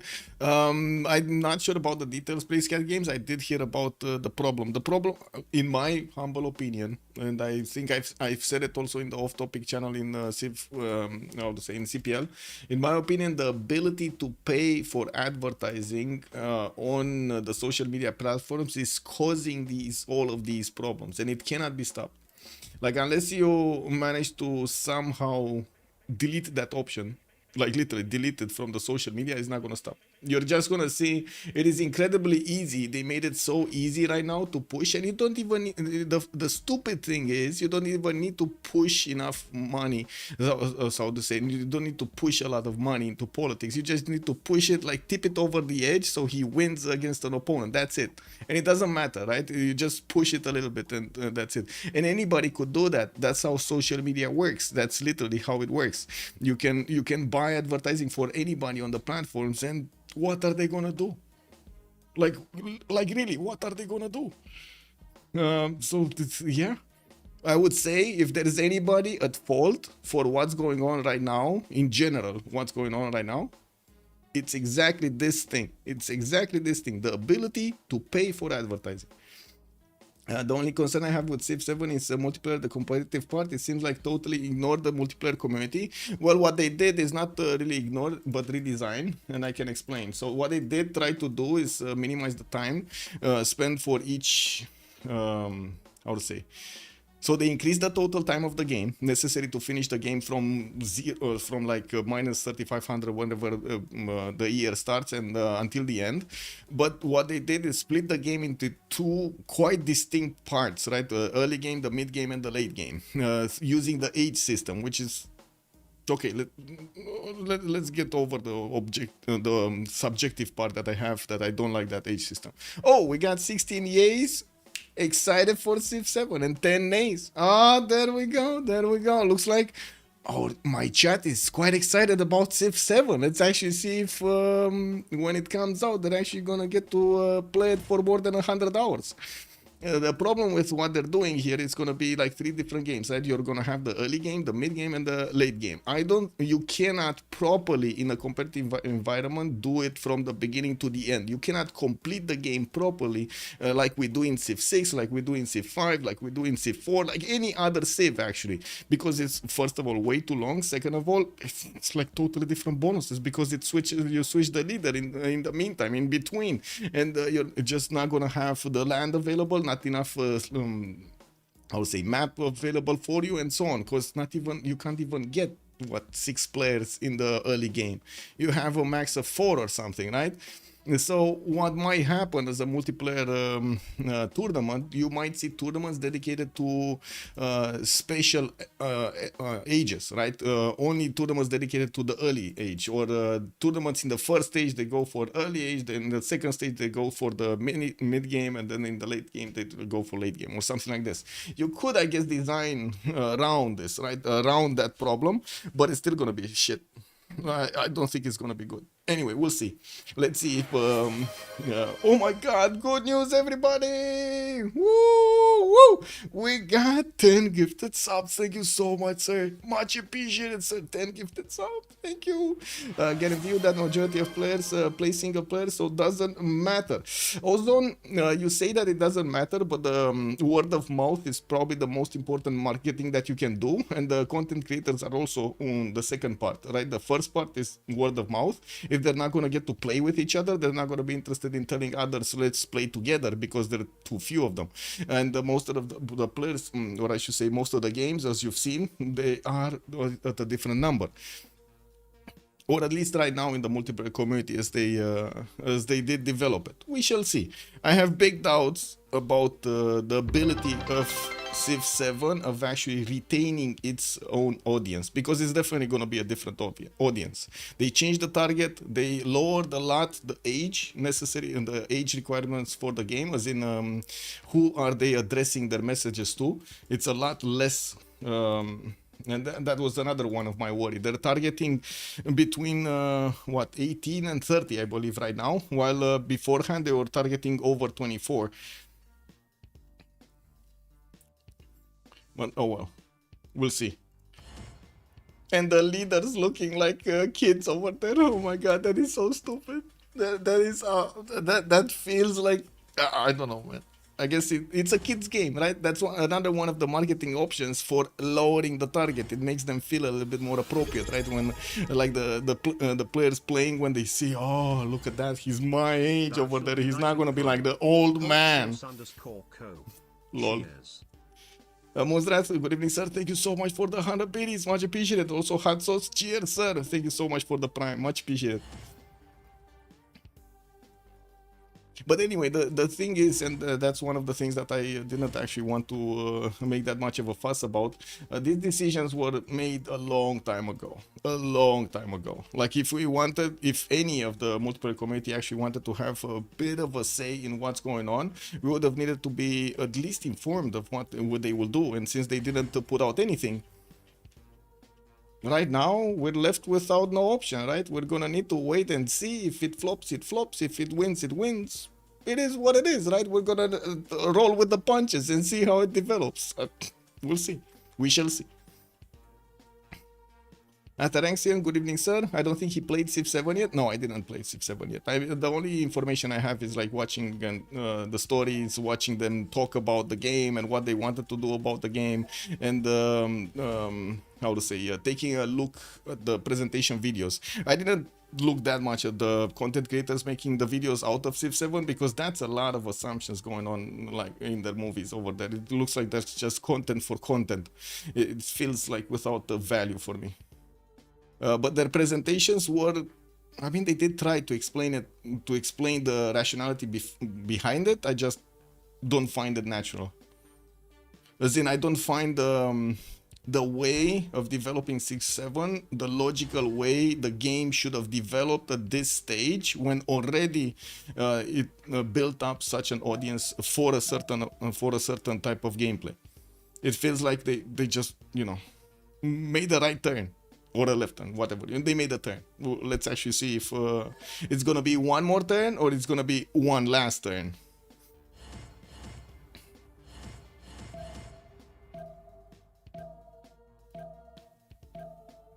I guess Firaxis likes to play roulette also. Because this is exactly a roulette decision. Oh well.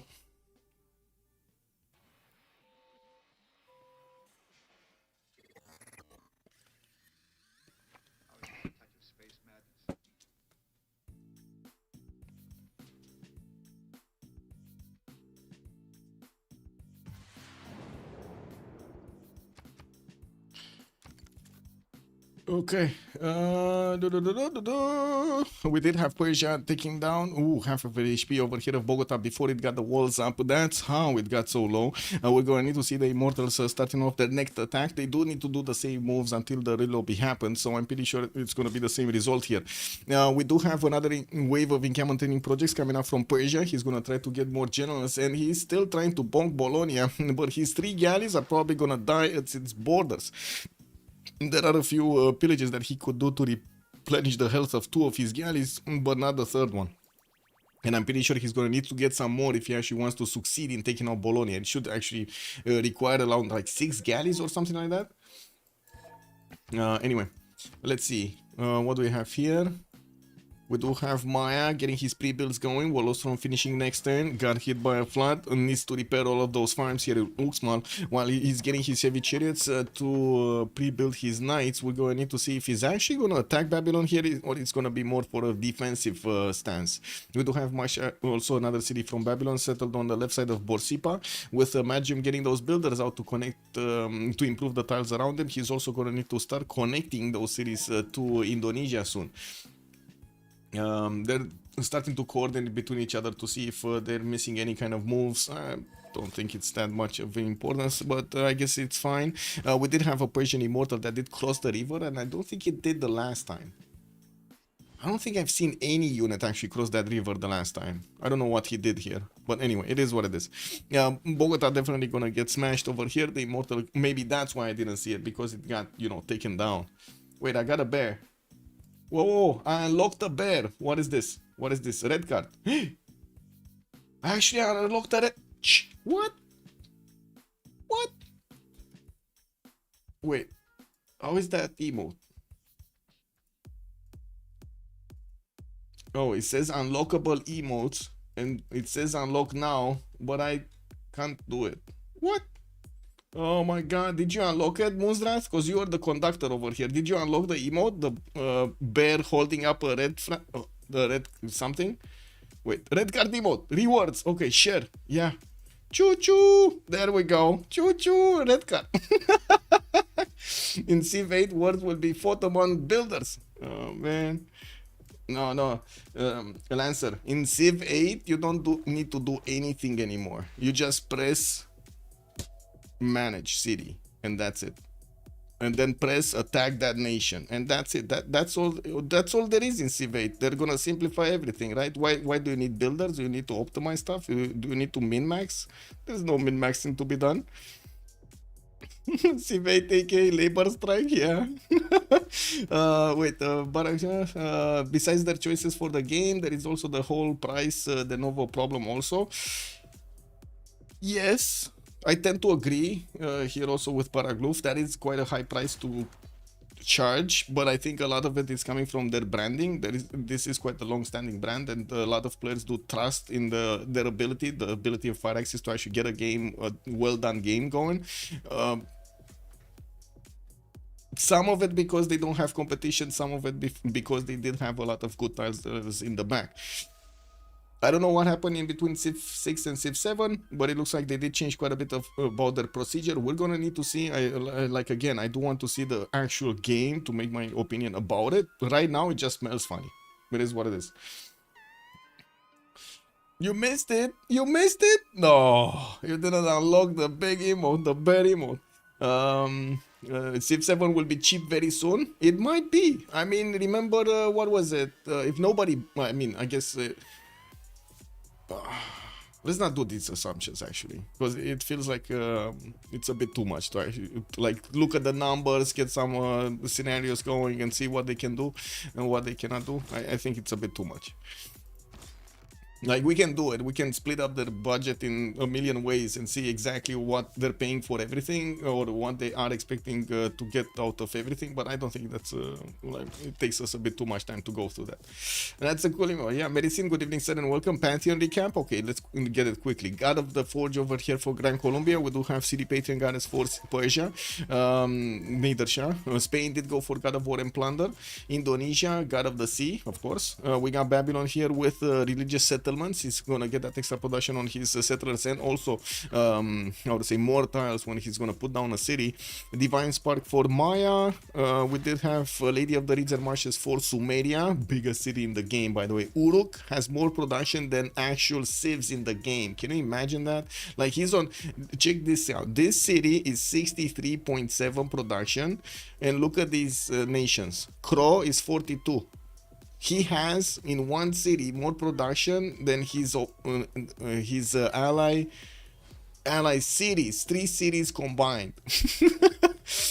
Spain 4 cities, only 49 points of production, soon to be 5 cities, and it's like the production numbers are gonna be relatively the same. Nader Shah 57, I guess it's a little bit higher, but still not big enough yet, and he's on 4 cities. We do have the Persian units also moving forward to catch on the Gran Colombian horses. He will need to keep on chewing these walls, and by the looks of it, his battery ram is going to get next to one of his immortals in the next turn. That will allow him to smash into the city center of Bogota and take it down and take the walls down probably in one shot here.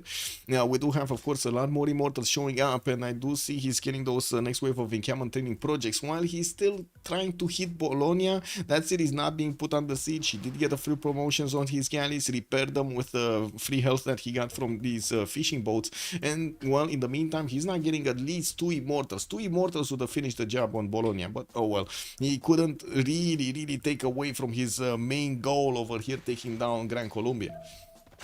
In game at Temenanki, Lady of the Reeds and Marshes still Giga. Yes, it's Giga. He took my advice and bought more tiles. Wait, what? Who? Oh, you mean in Uruk? Yeah, he definitely needed to buy all of them. Yeah. Okay, let's see. First moves. Battery ram. Going up the hill over here next to Bogota. Let's actually see it smash through the forest. We do have one of the Spanish horses meeting a Gran Colombian low horse here to the left of Popayan, which is going to be taken down. And I do see Spain Zeyox is moving forward with settlers towards the city of Caracas. I think one of the immortals died though. Or was this the level 2? No, I think one of them did die. Okay, that's a little bit of a wall getting taken down. Why is he not attacking with the immortal directly? And he chose to attack with the range shot. Does anybody know? Oh well. It is what it is. I'm sure he heard you. Yes. Let me put this back. Then at school, good evening sir on YouTube. Also Jessica. I don't like the idea keeping the leader but switching saves. I would rather the other way around. I wouldn't. Yeah, I know what you mean. I know what you mean. As in, it definitely would have made sense to make leaders from each nation or culture, multiple leaders from each nation or culture, of how they developed throughout the ages, and then yes, have choices in the early stage, mid stage, late in the stage of the game. Actually have choices only from that particular culture, right? Leaders from that particular culture. But that's not what they did. They just said, fuck it. Probably didn't have a historian to actually make all the links, you know? Hard to get a good historian these days. Is it competitive? Yes, Dinas, this is competitive. What is wrong with it? What is wrong with what? I don't think Colombia Escapes can make it. Tanaxian, I don't think it will make it either. He's actually going to get next to one of the Spanish cities, and it looks like the capital is going to fall. Bogota here is going to try to get a swordsman out next turn, while Kerrnel's Immortals did take down the walls, and it looks like he's just 2 taps away from taking the city center. He does have 3 of these horses that can take it back, and the question is, will Persia actually slow them down or not? No, he's just going to trade that city, trading the Immortal for a bit more space, first of all, and second of all for that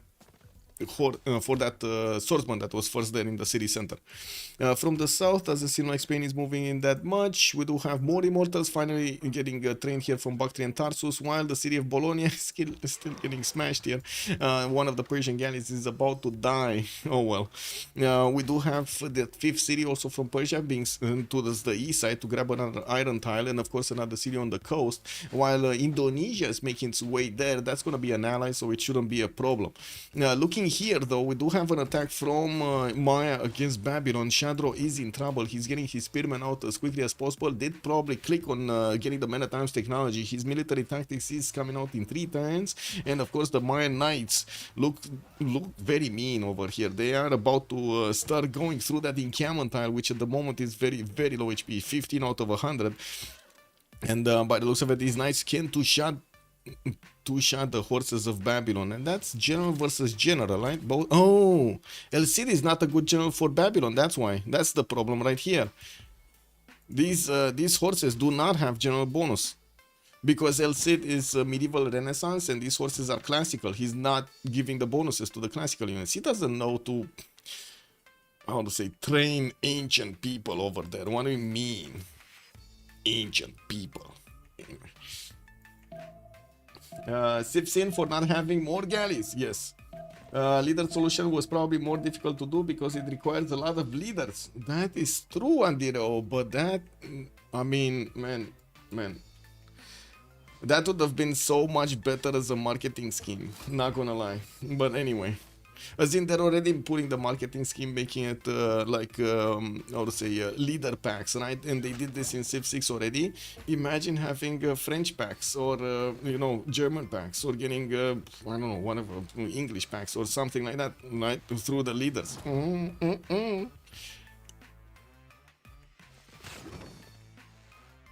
You actually would have gotten the ability to target your audience a little bit better with the marketing. These ancient people couldn't understand El Cid Grayners. Exactly, Medicine. He's too advanced. His thought patterns are too advanced. It's like we and the AI. We don't understand what the AI does. You know, it's just something gibberish over there on the screen. You do see Persia did not manage to take back Bogota. He still has 3 mortars that kept on shooting down these Gran Colombian horses that were behind Bogota. Spain is starting to cross the rivers in the south, and we do see archers are moving up here. He's going to try to take positions with them, so he can actually do damage to the Gran Colombian army.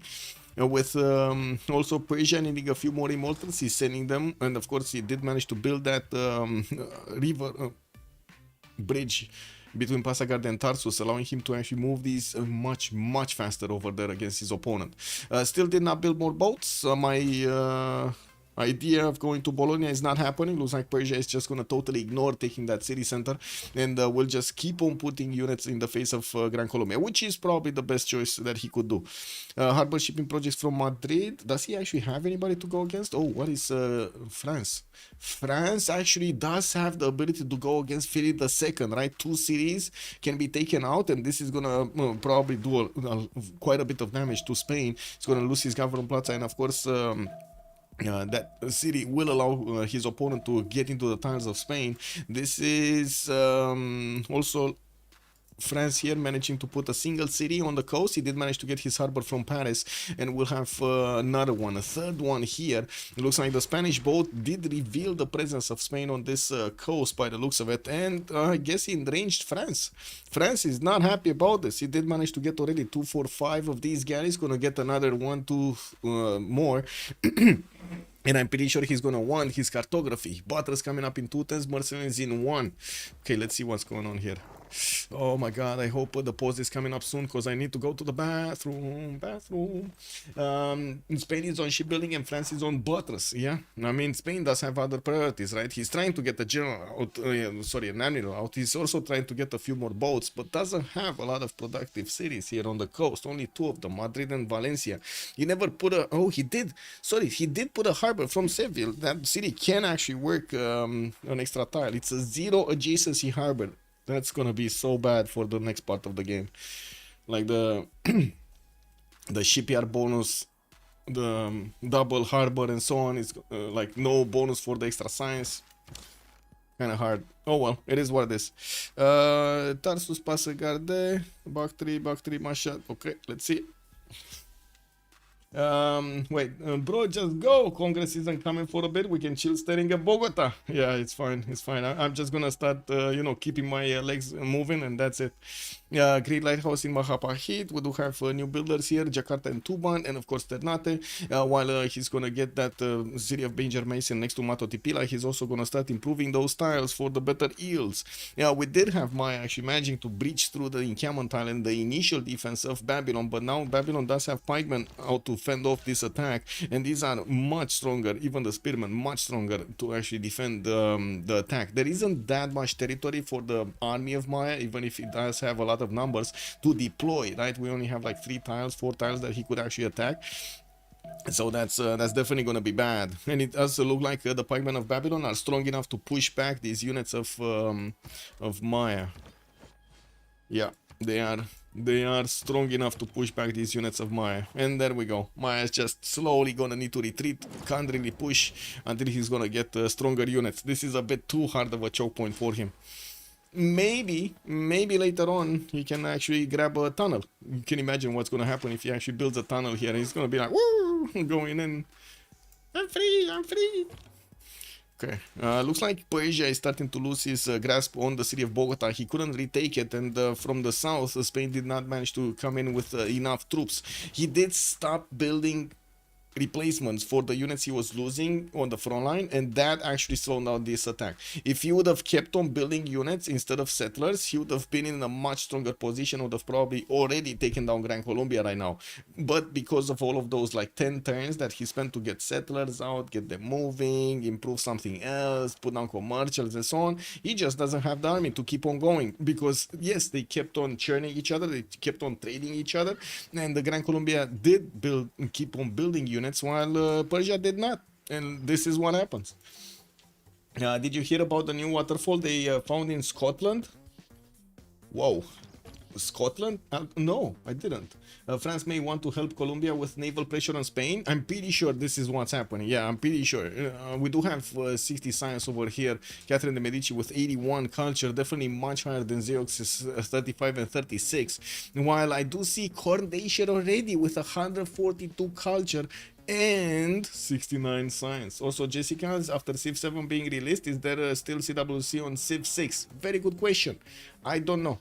I'm personally waiting to see, to go and talk, how to say, in real life at the LAN, at the Civ LAN in January, to talk with the French and also have a talk with CPL, see how things are developing.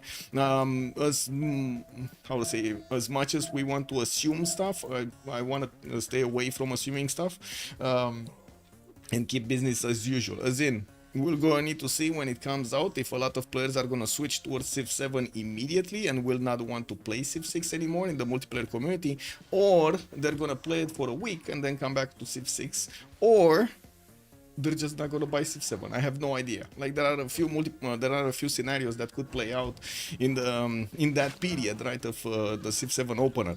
What I do know, we got a certainty here. We're probably not gonna have mod support, which means we cannot balance out the game, which means probably the game is gonna have some very weird mechanics, because we've seen Civ6 and we're expecting the same thing in Civ7. As in, they really didn't do any balancing in Civ6. We needed to do it in the multiplayer community, which is kind of stupid because we're not even recognized by them. Like, what? Have you seen in the Civ give? Carl, I'm gonna call him out. Carl did not even recognize CPL for years of helping them out, for years. So we did this to have fun, we did this to play their game, we did this to try to be as helpful as possible, and he did not even say anything about CPL.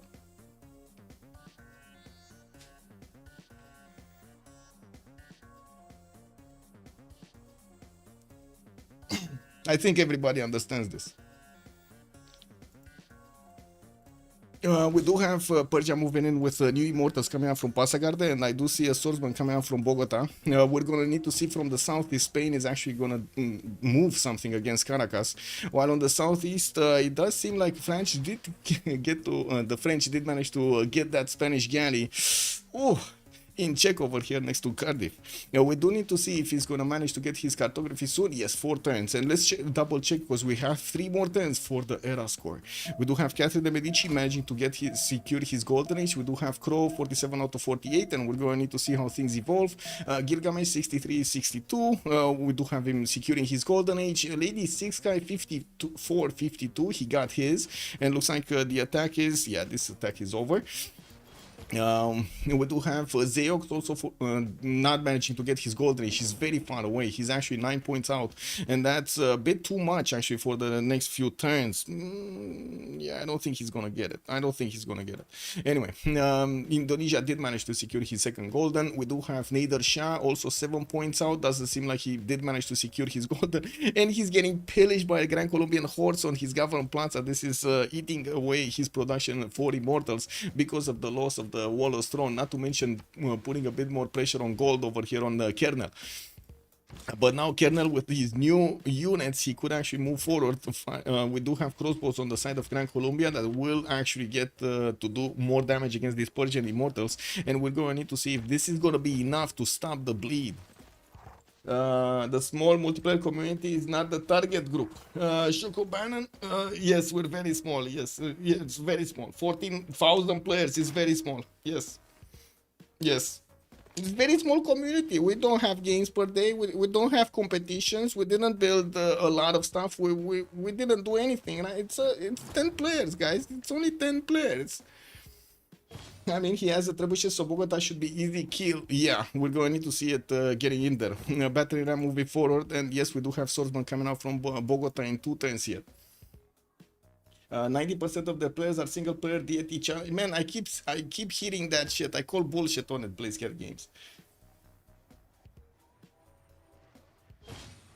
A lot of the multiplayer scene are actually watching, how to say, interacting in some form or another with not only the multiplayer community but also the content that is generated by the multiplayer community. Hello, how many people are watching the streams, the French streams, the how to say, the German streams, the English streams? Do you see that many streams of single player?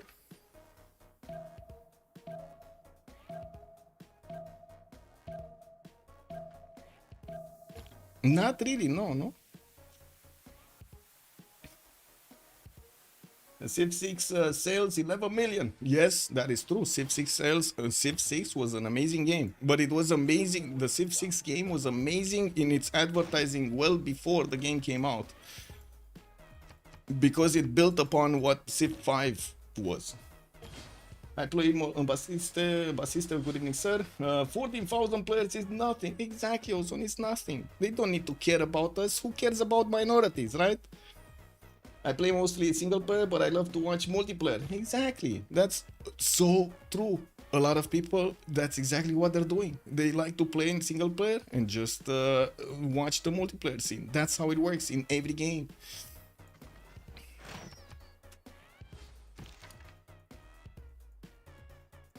Well, we do have immortals coming out from Pasagarde and Tartus, and I do see Masha is gonna need to repair that government plaza over there. Looks like, yeah, we're gonna have some crossbows coming out from Popayan here, and by the looks of it, we're gonna need to see, wow, Spain is starting to build his fleet, 246 galleys, and we do have a galley fleet over there, while by the looks of it, France is, yeah, with a much bigger stick. We do have 2, 4, 6, 8, 9 turrets over here with multiple galleys, and I do see finally the pre-builds for his Squadrons. We still didn't get into the next turn. I do want to double check if anybody actually did get new it. Oh, look at that, actually. Philip II did manage to secure his golden, and he's on 54-52. Very nice. Kerrnel still didn't. He's still 7 points off, but he's succeeding in deleting the units next to the city of Bogota and also pushing forward with his attack here. While I do see Maya got it, Sumeria got it, Simon Bolivar won't get it, and Catherine de Medici, of course, will get it. I'm the only one in my group playing this on multiplayer, and my 9-10 friends only do single player. So yeah, the 90% might be correct. Well, let's see if the 90% keep going. And medicine, good question. What do your friends, because I'm pretty sure you talked about it, what do your friends think about Civ7? Crossbows are here, exactly, Darsh. Also have improved my skills so much by watching multiplayer game, although I can only play against AI. That's exactly it, Jessica. That's how it works. You watch other people play, you get better at the game. You play against other people, you get better at the game. They just decided they don't want people better at their game. Who cares about being better at the game? Just give us the money, it's fine. We don't care about you.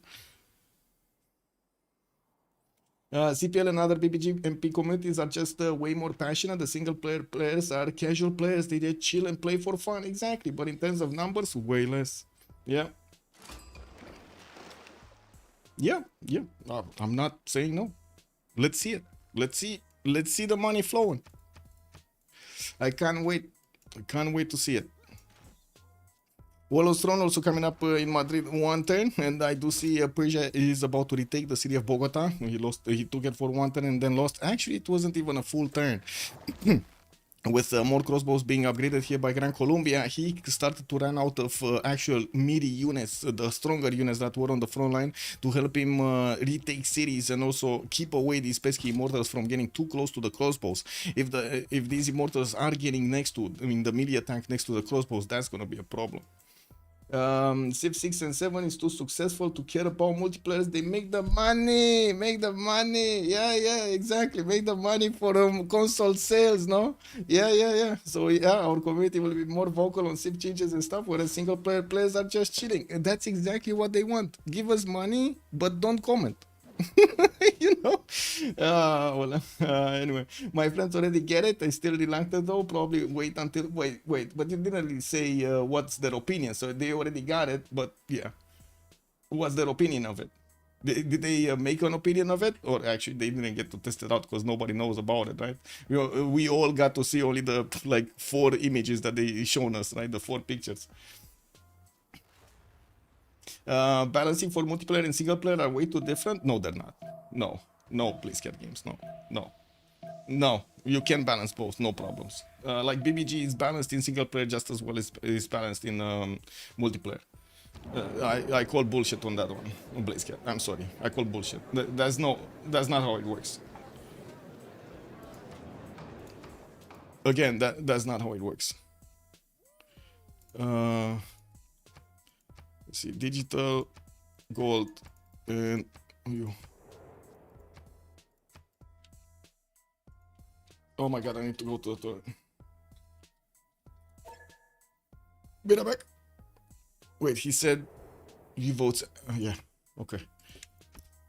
Be right back. They don't want every civ to be balanced. Wow. I mean, neither does BBG want every civ to be balanced. Have you not seen the last years?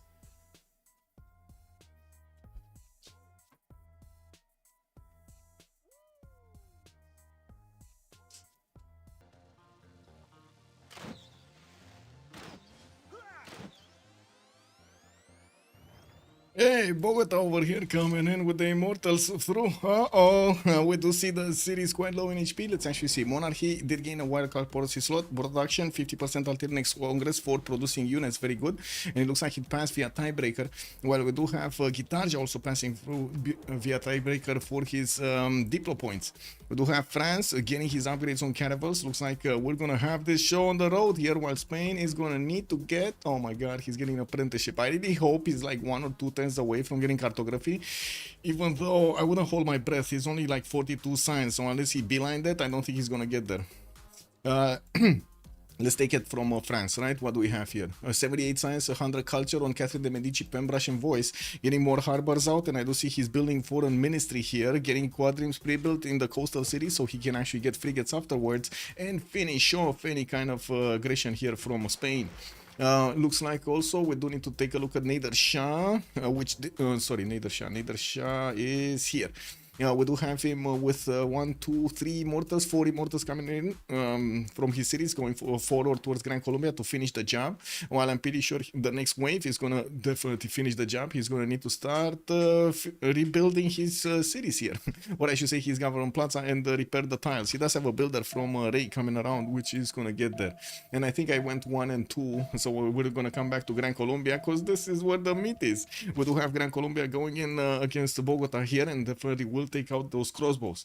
What religion did they get?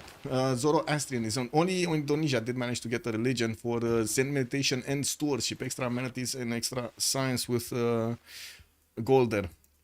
We do have the Persian units taking hold of Bogota, and by the looks of it, they're also gonna lose some over here. The crossbows are definitely hurting a lot, these immortals, especially when they don't have the general bonus next to them. Where is the general? Oh, I see, Shun Tzu. Okay, I see. Next up, we do have Gilgamesh, 111 science. Nobody's, by the way, from La Confiture, nobody's over 100 science. We got Gilgamesh here with Pembrush, 111 science, almost 200 culture, 262 points of production is putting him much higher than everybody else in the game, with just his capital managing to 110 university and is right now 81 points of production. We do have more amphitheaters being built and industrial zones finally showing up, and I do see one in Eridu here getting a +8 with the double card. He's gonna keep on improving his territory. Most of it is already improved, and of course we're going to need to see if Hammurabi to the northeast is gonna manage to withstand soon to be tanks attacks or something, planes attacks from Gilgamesh. A Soviet goat with Lady Siskai to the north of Gilgamesh did get his own 100 science and 78 culture with that night attack that he couldn't actually follow through against Babylon. He's getting his industrial zones built to get the production going in his empire, and he is on 168. Definitely a lot better result here than Hammurabi's 117. Looking at Txoumin, 109 science with 89 culture, 85 culture. He's gonna start getting some campus research projects. We might actually see Newton next. They did start to pass this up, and of course Maya will want the chance of getting Newton and Ibn Khaldun at the same time. Looks like also Philip II, 42 science, 45 culture, pen, brush and voice, second golden age, is getting his boats out, and we're going to need to see if he's going to manage to hold on against France.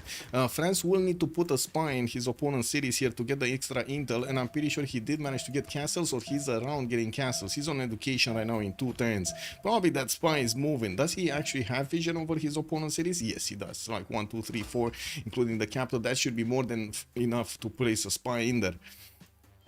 And looking at Nader, Shah, we talked about Hammurabi, 59 science with 46 culture, 136 points of production on pen, brush and voice golden age. Wait, I do see these Gran Colombian units are a problem. With the level 2 crossbows actually managing to 2-shot the immortals, this is an issue. This is quite an issue over here for Persia. He's losing more units than he can actually replace, and that's probably why he's getting this line of units, which, to be honest, I think I was mistaken at the beginning. He needs to get another wave.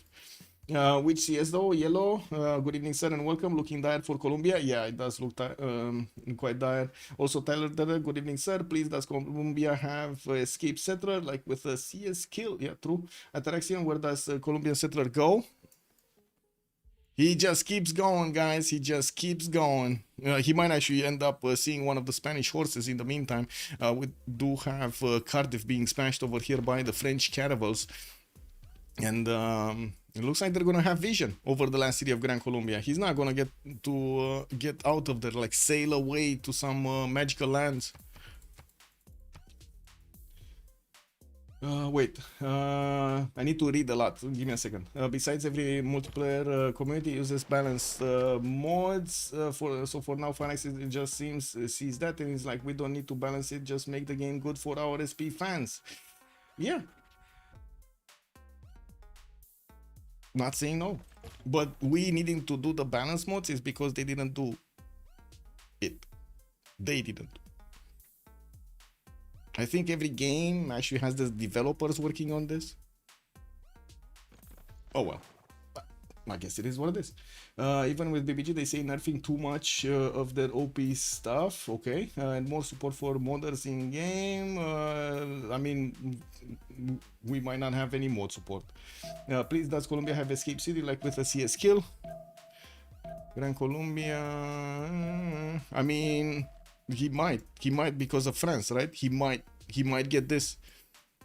France is Simon Bolivar's ally, and not like Spain, right? And since he is attacking Cardiff, the problem is he actually needs to get that horse in between all of this army of Cardiff, and that might be a bit too much. That with just one single horse.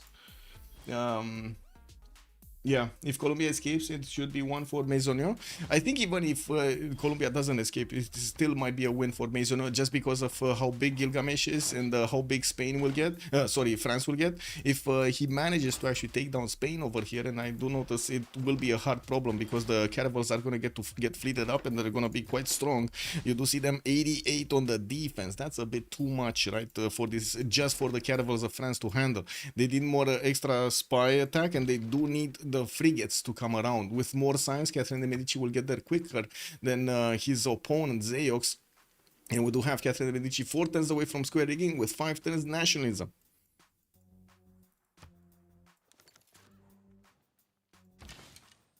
This is so easy for Spain to defend. No way he dies. That's what Bracehead Game is saying. Well, let's actually see if France over here is going to manage to find a way to take down Spain or not. Still just +3. Still no spy in the cities of Spain over here. And let's see. Is there a Gavron Plaza somewhere? I hope it is. Where is the Gavron Plaza? Here. And he did go for Foreign Ministry. Wow. He didn't actually get... so wait, they're trying to push Diplo or something? Because he didn't get his France and he didn't get Intelligence Agency. That's a bit unfortunate. The spies are insane on France. I gotta say, insane. Anyway, it does seem like Gran Colombia did manage to retake his capital with the last horse he has, and of course we're going to see Persia retake it back next turn. He does have his wave of immortals coming in onto the front line, took Popayan away from Gran Colombia, denying another build over there, or any kind of unit build. Now, while Caracas is trying to get another crossbow out, it does seem like Spain kind of gave up on getting close to that city center. With it having walls and with a crossbow inside, that's not going to help out. The constant retaking and retaking of that city also makes it worthless to conquer. Yeah, true. I mean, it's one pop and it's not growing. I don't know what to say about this. It's kind of a bad city right now, right? But still, he wants to deny it from Gran Colombia and take over this empire.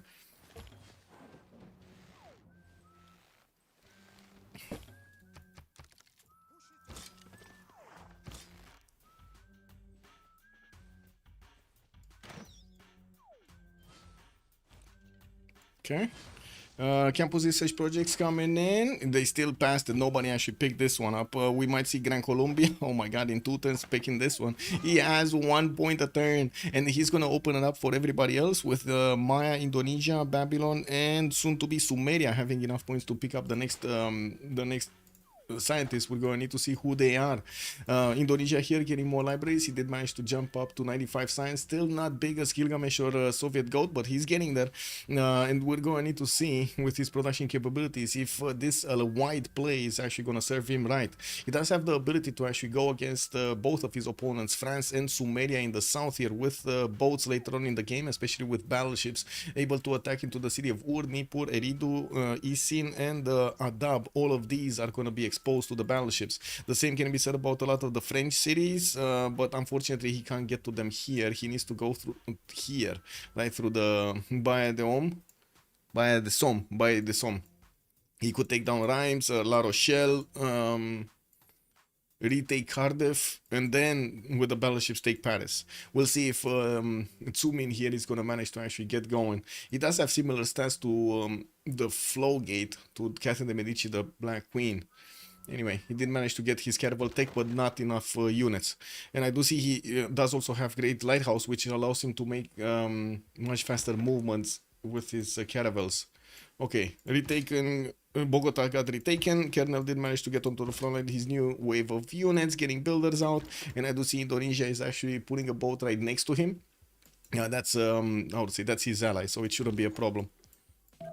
Only 4 of these crossbows remain alive from Gran Colombia, and by the looks of it, we do have the Spanish units also getting closer to try to take out these units much faster than allowing Persia to handle them. We will probably see at least 1 of the crossbows being taken out next turn, and of course we're going to need to see if the Persian immortals are going to slow down to promote themselves or just keep going to attack into Gran Colombia. There are quite a few more units from Spain and from Persia that could move forward towards Gran Colombia, then Gran Colombia can attack back, right? He only has like 4 units with a 5th attack from the city of Caracas. Having a bad territory northeast of Madrid also doesn't help Spanish cause, yeah. Also, BlazeCat is not that simple. Wait, it's not that simple 2v1 though. Spain can't 100% go on Colombia because he needs to be relevant on the seas. Yes, and it does seem like France is not upgrading all of his units, and this is a massive mistake from him. Looking at the gold generation, they do have enough. While I do see on the other side, Txoumin is the one making the gold. They did have enough funds to upgrade whatever they wanted here. They just didn't, and this might actually come back to haunt him. We do have Terracotta Army getting built in 5 turns from Paris, and this is the moment when he should have actually had Intelligence Agency for a second level 2 spy with Terracotta Army extra promotion. This would have been amazing, glorious. His spy is still not available yet. We got him square digging in 3 turns, nationalism in 3. I don't know what the Theflowgate is doing with his spy. Does anybody know what he's doing with his spy? Can you like assume what he's doing with his spy so I get an idea? I know it's just an assumption, but you know, maybe it's actually closer to something. No? No. Babylon did manage to get Statue of Zeus and got a lot of those free units, a lot of archers, a lot of spearmen. While he's getting new horses out, putting down more commercials for the economy on 87 gold a turn. La Confiture is definitely making more gold overall. Looking at Gilgamesh, is on 157 science right now with 230. They jump up considerably in the science screen, getting those campus research projects to work. We still need one more turn. Oh my god, wait a second. Gran Colombia lost his campus and he's not making scientist points anymore. Unbelievable. France, wait, who did manage to get the traders? Sumeria got an extra trader out, and then France got a second one, Marco Polo, for the free trader. Oh my, this French fleet is actually gonna be doomed. The Spanish fleet are gonna take these units down. Yeah, oh well. Theater axis map is pretty much naval control. Controlling the seas is very important. Yes, it is. Yes, it is. I believe so.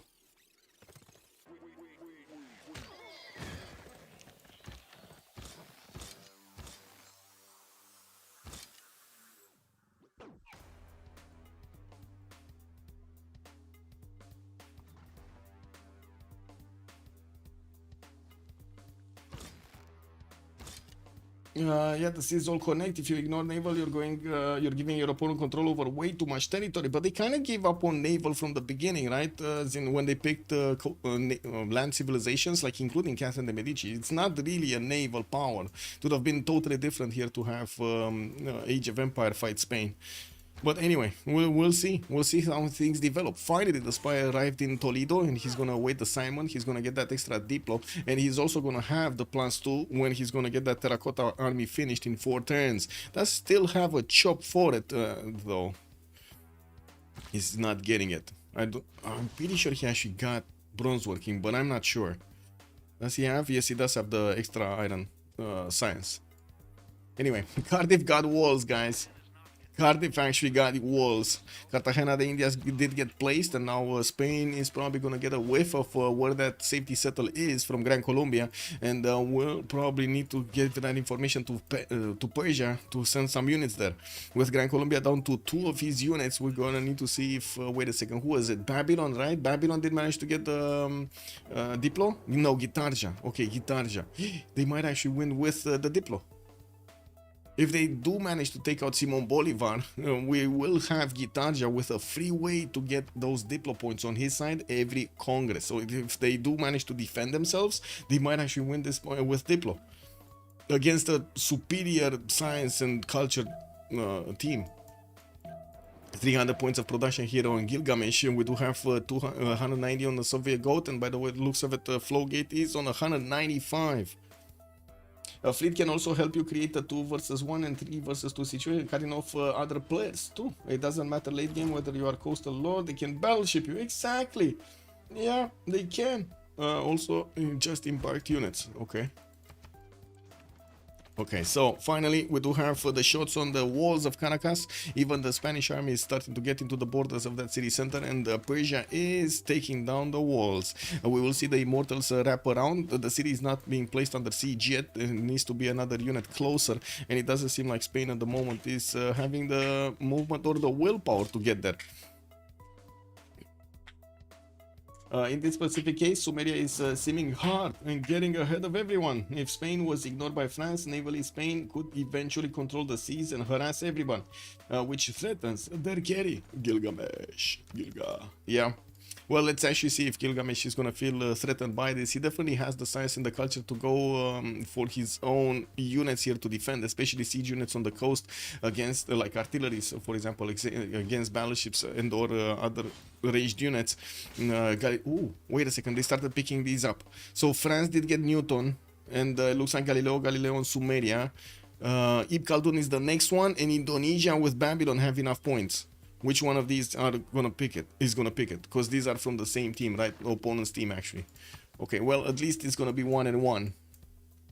Like one scientist for one team, one scientist for the other. Aquarius Philosophy, hello there, sir, and good evening. Still, you could city center inland and harbor just to build ship. Yes, I mean, right now on Sumeria, he can definitely still get harbors out from so many cities, right? Adab, Isin, Eridu, Nippur, Ur, all of these cities could put harbors out to get boats if he needs to, if he actually needs to. He just needs the population. It's a good idea, but only if it's early enough. Well, it's kind of what some of them did. Okay, we got some privateers commissioned here by Spain to get built. He's also getting his intelligence agency. Still, finally, we do have the French Navy getting new promotions on his caravels, and the frigates, only 2 of them did get upgraded here.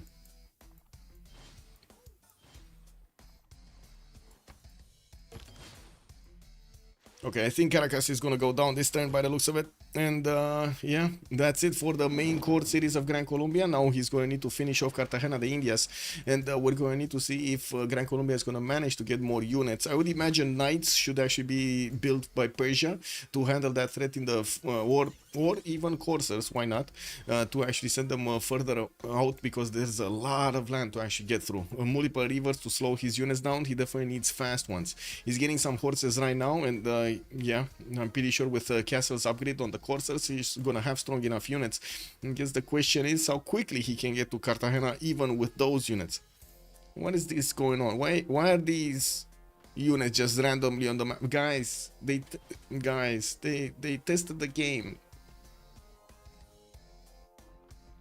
Perfect testing, exactly for a promotion. Perfect testing. Look at these guys.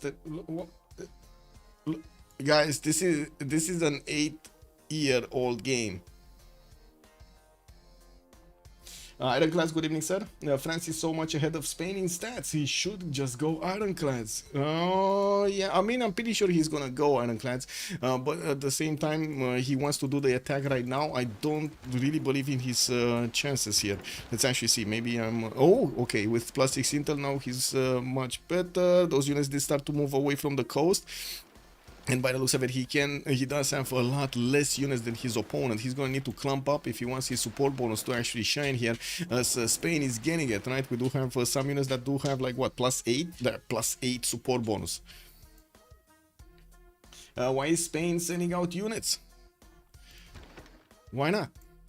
He's getting his own intelligence agency. He has the superior numbers of fleet over here. It's what, 2, 4, 6, 8, 9 boats against the 2, 4, 5 of France, 6 of France. And while I do see a privateer is coming in, we do have him with not that much damage against these cannibals. He needs a lot of them if he actually wants to do the damage. Did he? Yes, he did manage to get also an admiral. That's Himerios on the side of France here. While we do have Zheng He on the side of Spain, he chose to recruit it and not actually activate it for the extra trade route capacity, even though I'm pretty sure Spain would have been happy with it.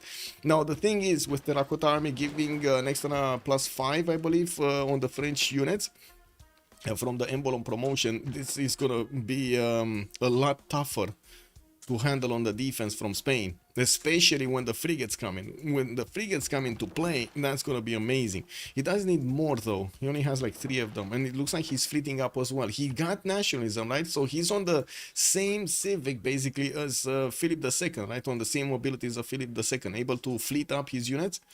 Very, very nice. He just needs a lot of them if he wants to get the fleets. And I don't see him building more. He's just getting lighthouses, some more campuses here in Reims, and the industrial zone in Rennes.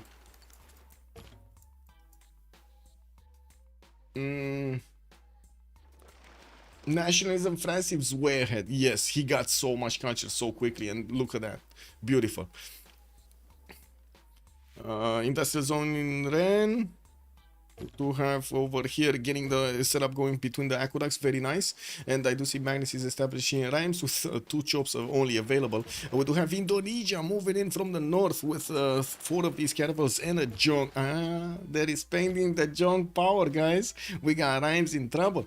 By the looks of it, they might actually even save Cardiff over here, take it away from being a possible Gran Colombian city, taking out also these French caravels before he actually goes into Reims.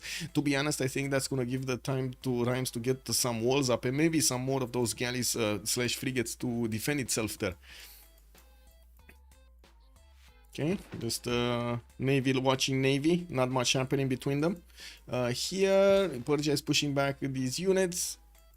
And I do see he still is hard building his horses here. Let's actually see what's going on here. Core up ability for Maya. He got nationalism and building some more of these heavy chariots. Looks like he might want to go for cuirassiers next, even though I don't think he's, even with the cuirassiers, he's going to have a chance of punching through the Babylonian defense. Unless he actually gets through the mountains, which at the moment doesn't look like they're penetrable. Indonesia still getting his economy going, 215 gold per turn, definitely a lot better than everybody else on Maisonneux's team, on the other team. We do have him getting universities for the science, and he's about to actually overtake Gilgamesh when it comes to the science, but not even close to the culture numbers. I do also see Gilgamesh is on 92 points of tourism, which is not that much right now, but it's enough for him to get an extra tourist there. Okay, horses, more swordsmen. Campuses from Mashad. Where is this campus actually? Oh, here, I see. The +3. An army of builders coming out from Persia, and his general is gonna just wait next to the Persian horses to get their upgrades, and then keep going. This spy, level 2, by the way, in Toledo, did manage to get con artist for the siphon funds, beautiful, and linguist also for the time to complete all missions reduced by 25. Also, does Jessica was saying on YouTube, does LCDI know anything about France and Gilgas cities? They do know about the coast. They do know about at least 3 cities here from France. They do know. Yes, they do know. They do know about Gilgas' presence also, and how close these cities are to the coast. Yeah, they know. Tito's also, maybe I've missed it, but who got Hypatia? Maya got Hypatia at the beginning. Blazecat Games also. Wait, Orpheus level 3s? Well, level 3s. Wait, what level 3s? What was the level 3? Yeah, okay. Blazecat also, I think they can heal outside the friendly turn. It is one of the... Those boats are level 3. Oh, the Jong... Wait a second. The Jongs. Where did you see a level 3?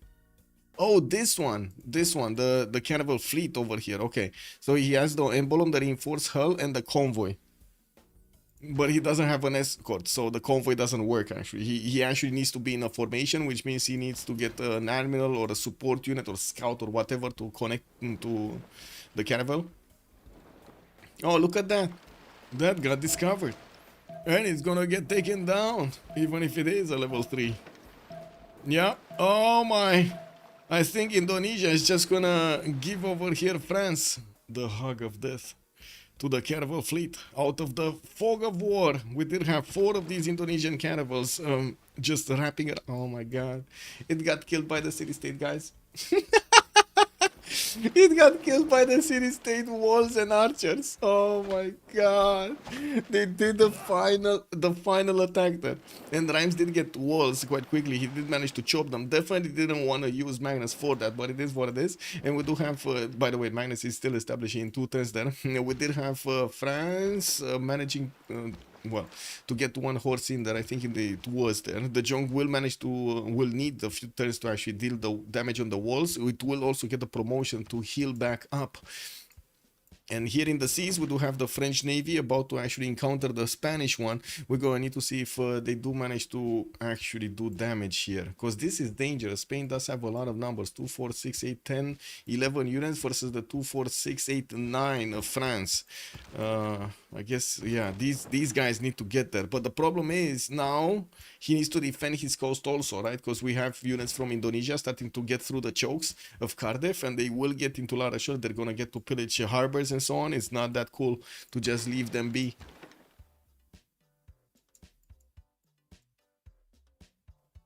+1 for Wales. Yeah, the thing is, France does not need to beat Spain. If it is even, France is ahead in sim. Yeah, problem is France just got destroyed by Indonesia. I mean, I wouldn't really say just got destroyed. I really wouldn't really say he got destroyed over here.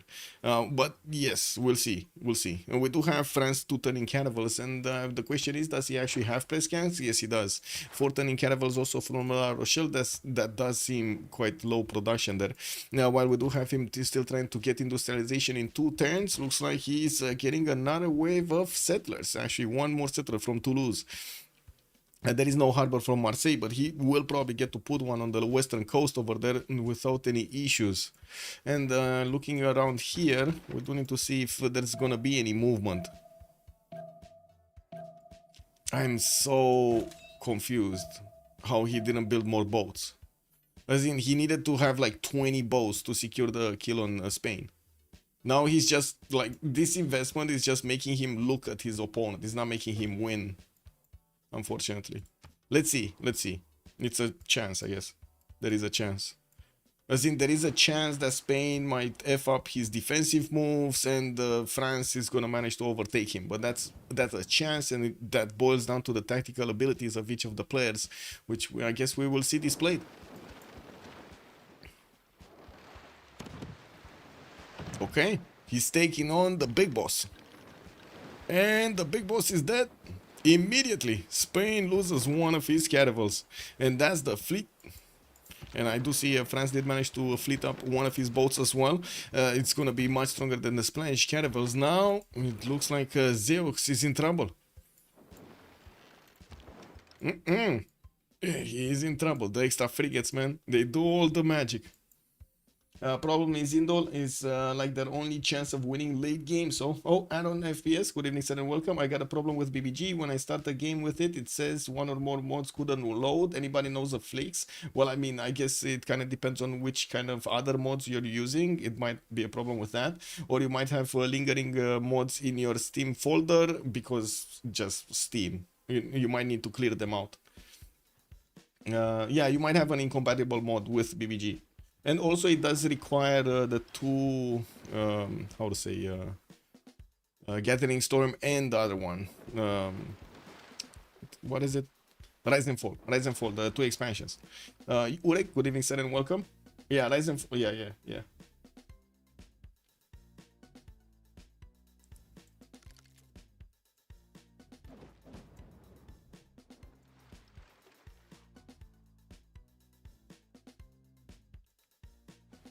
Okay.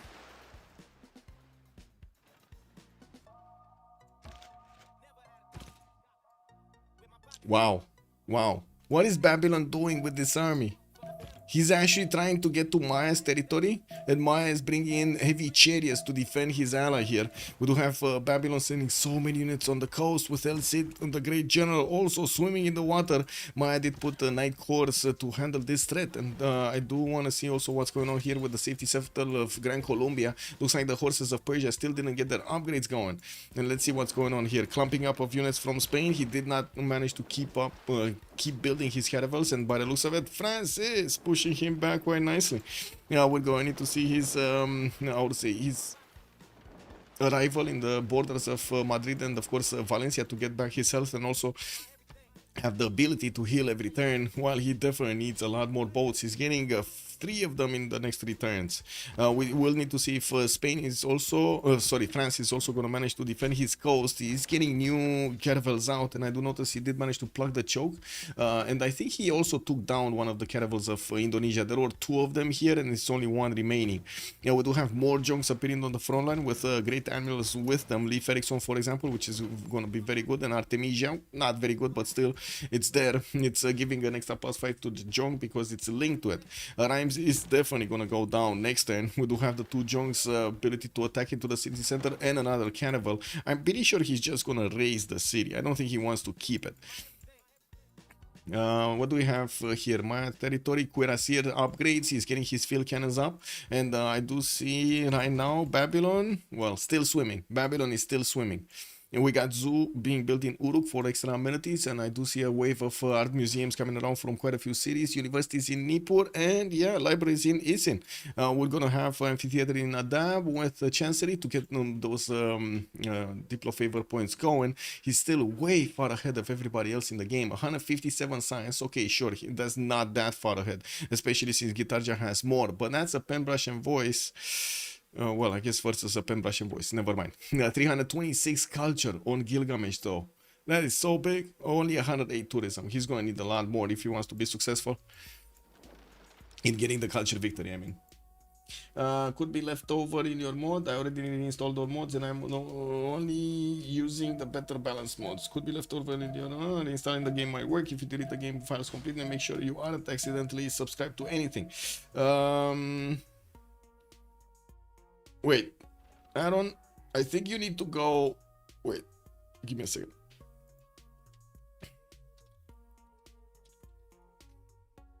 Give me a sec. Let me double check something. So not here. Oh, whoa. What? Not this. Explorer. What is it? I guess it's in program files, no? What is it? Hey. There we go. So you go here, Steam, in Steam Apps, Workshop. Just add-on. Look at it. Okay, Workshop. You go into content. First of all, here. You see this 289070. This is the code for Civ6, right? You delete this. You delete this, and then in content you're gonna need to take a look at each of the mod folders. You go in content. You go in onto the code of Civ6, or you're gonna, I guess, you're gonna take a look at the mod folder yourself and see what kind of mods you have. If they match the mods you have on the Steam Workshop, that should be fine. You can just delete these alongside with the first file, and it's just whenever you're gonna restart Steam next, they're gonna get re-downloaded, right? They're gonna get resynced. If you have more folders and more mods here, then, or I should say more folders than you have mods subscribed to, this is just Steam being Steam. It just downloaded an extra mod on your PC, unfortunately. What other mod you're using? It might be... Wait, do you... That's kind of weird one, actually. I don't think... I was thinking maybe you're using the former BBG, but I don't think that's gonna the former BBG, the former BBS with BBG, and they might have changed something, but I don't think that's a problem. Okay. See if it works. You can also try after you do this, after you delete this, you can also try restarting Steam and then resyncing, forcing the resync on the files. But usually Steam should actually update. Anyway. That city did get raised of France, and we do have France still on 140 science with 107 culture. We're coming up on the next era here soon, and by the looks of it, we do have quite a bit. Let's actually see how things are developing. And we do have Magnus establishing in La Rochelle because it got pushed off from there. France did put defensive units in the north with fleets actually this time around. He's going to have quite a strong navy in the north. He does need to... I don't think he can actually pass. He can't open himself up on that 1-1 tile. He's going to get shut down, right? The frigate is going to take enough strength from that to take it down entirely. Okay, Spain did manage to get his own frigates now, and this is going to help him defend a little bit better, but might not be enough, especially since the caravels of France are quite strong. They're also going to have the extra intel on opponents' movements, which did get toned down to only +3, since a spy from Spain did arrive in the city of Paris. Now, we will need to see if that's going to be enough of an extra damage here for the Theflowgate to finish the war against his opponent. Persia's army is going towards Muscat by the looks of it. He did upgrade 3 coursers and is sending them towards Cartagena de Indias. I do have to say, if we're going to have walls here, those coursers are going to be quite useless. We're going to need to see if Gran Colombia is also gonna manage to get another settler out? He is. He's gonna get it next turn, right, from that capital city. Now, I guess the question is, where is he gonna go with it? Because we do have an Indonesian caravel that is just waiting for a free settler to come out from Cartagena de Indias. Okay, there we go. We got France pushing out. Oh, not enough damage. Somehow this caravel actually remained alive there. He's on 1 HP, 1 out of 100 HP. It's so frustrating. Okay, what do we have here? We have just two of these frigates. And by the looks of it, France is at the moment at a loss when he's attacking to the Spanish caravels. He's not doing that much damage. The reef tiles here are helping Spain quite a bit defend his cities. Indo-raised rhymes, yeah. You did.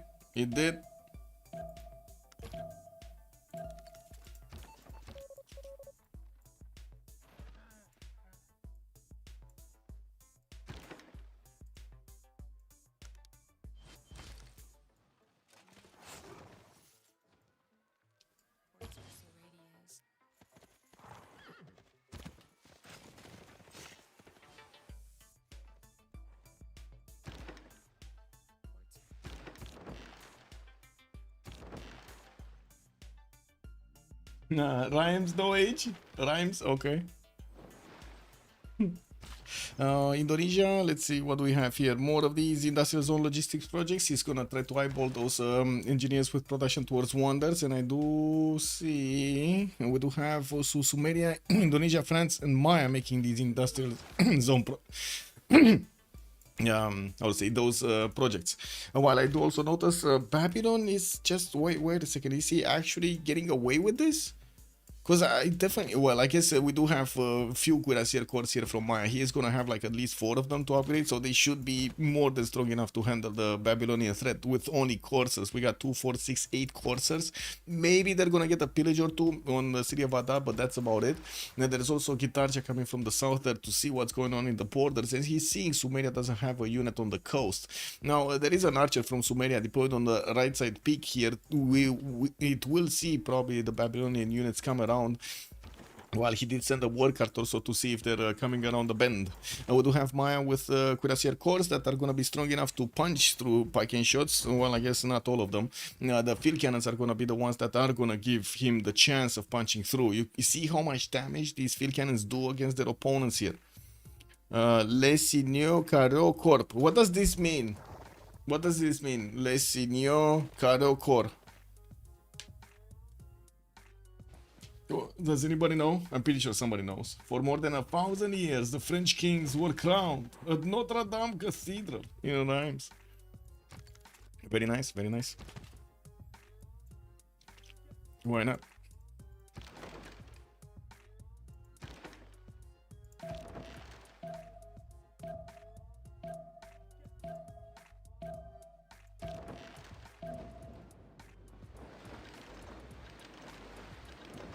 Whoa, the French unit survived 3 attacks from the Spanish fleets here, and we're going to need to see if these Spanish fleets are going to survive the counterattack. There aren't that many boats from France though.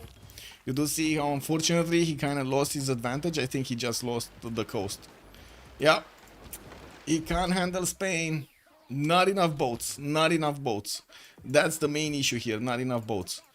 And to be honest, oh my god, Indonesia's punching through France's territory. We do have Txoumin joining the fight with the Jongs going against La Rochelle here. While it does seem like France just totally forgot to build units. He totally forgot to build more caravels. Now we got Magnus establishing there. Shipyard in 2. He's switching production towards caravels now. He definitely needs every one of them. And did also recruit Bisheng as an engineer, and somebody else got the production one. It was Sumeria and Indonesia getting the production ones. Isodor on Sumeria and Imhotep on Indonesia. Okay, pike and shots, theater square. Belgium gonna get theater squares out. Okay, factories in Ternate, Mahapahit, and of course workshops in Tuban. We're gonna need to see how things evolve here. Mausoleum at Halikarnassus also getting built in Palembang for extra charges on those industrialists, on the engineers. Where is it? Oh, here in Jakarta, right? Imhotep. So he's probably gonna want to wait for Statue of Liberty here to get those extra diplo points. He did also manage to get 107 out of 107. He needs 118 for the Golden Age. That's a bit more than he has right now. Catherine de Medici did not get his Golden Age. Corndacier did not get his Golden Age. Lady Siska with Simon are both in the Dark Age. And we do see the city of Muscat is going to be attacked first by Persia to get himself a city center there. And maybe even wait for the upgrades for stronger units, even though he only is on stirrups. I was maybe thinking he's gonna get calves, but man, he just doesn't have the science, does he? 59 science with 38 culture is just so low right now. Oh well. Classic fans, oh my god. 55 plus 5 from the passive, plus 5 from animal for France. No animal, yeah. Wait. Like, how dare this French is the master of continent challenge an actual archipelagic country. Yeah, killing Colombia is the best chance to win. It'll deny someone military, which will take them out. Yeah, I mean, yeah, will definitely slow them down. I don't know if take them out is the correct word here. Okay, we do have Babylon actually appearing next to the coast with his coursers. We're gonna see the Mayan units react to this, and they will take down the coursers. I don't have that much of a worry of this. We do have also a Bolshoi theater getting built in Uruk in 210s with the help of Isodor Miletus, and it does seem like at the moment Gilgamesh is going full strength for the culture victory. 8 out of 52 with 143 tourism right now. Getting a wave of universities. Will need to start making more projects to get quickly to that musician especially. Oh, he did manage to get the first one. The next one is a bit too expensive. Okay, never mind. Banks going up in 2. We do have the armies of Maya that will soon arrive on Babylonians borders. This is quite a mess. This is a very big mess. And yeah, there we go. We got one shot from the field cannon and then one shot from the cuirassier and boom! That pike shot is gonna go down. And the good thing is this pike shot cores could actually counter attack into the cuirassier and can't quite do damage. Quality dragon would can Babylon take out Sumerian cities in one turn if he makes a mistake?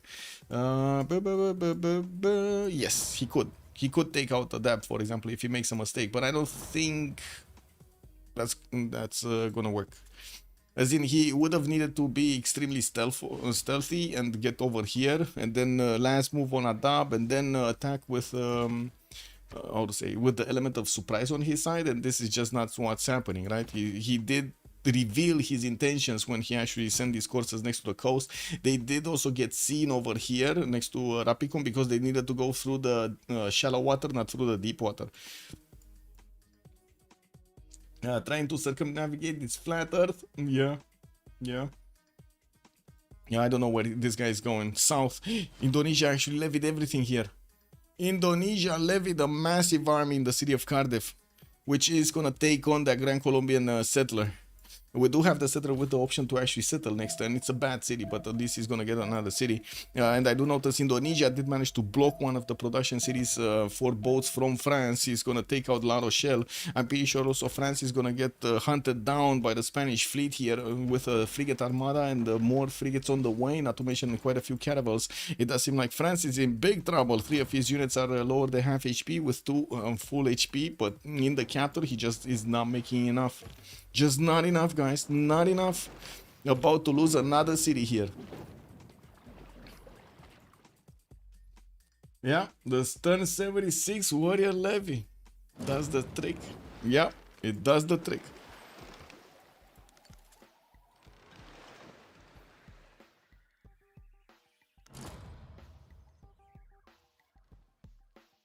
Okay, that's Bolshoi Theater finish here. We do have some shots from the archers on the coast, keeping away those Babylonian units. And I do see a Mayan, also Cuirassier Corps did get onto the defensive adapt, so that's going to be over. That city is not going to be taken. Moving forward, Maya is connecting his pathways here, getting all of the, getting the help of a military engineer to help him build the roads in between him and Babylon to help him resupply a little bit faster.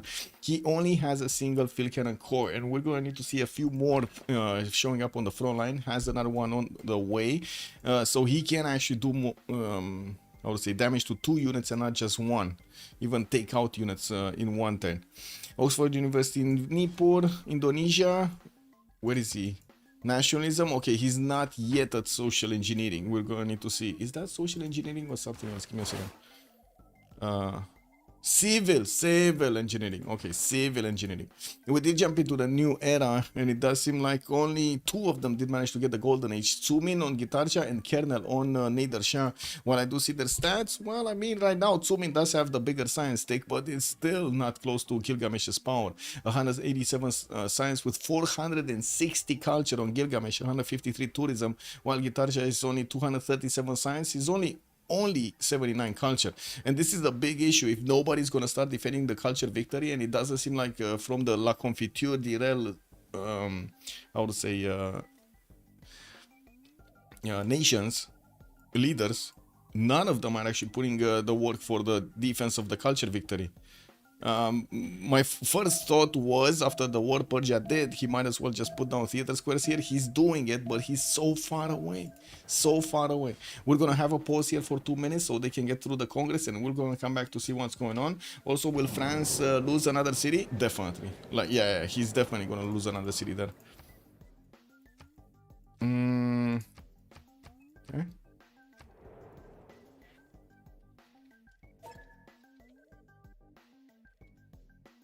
Okay, be right back.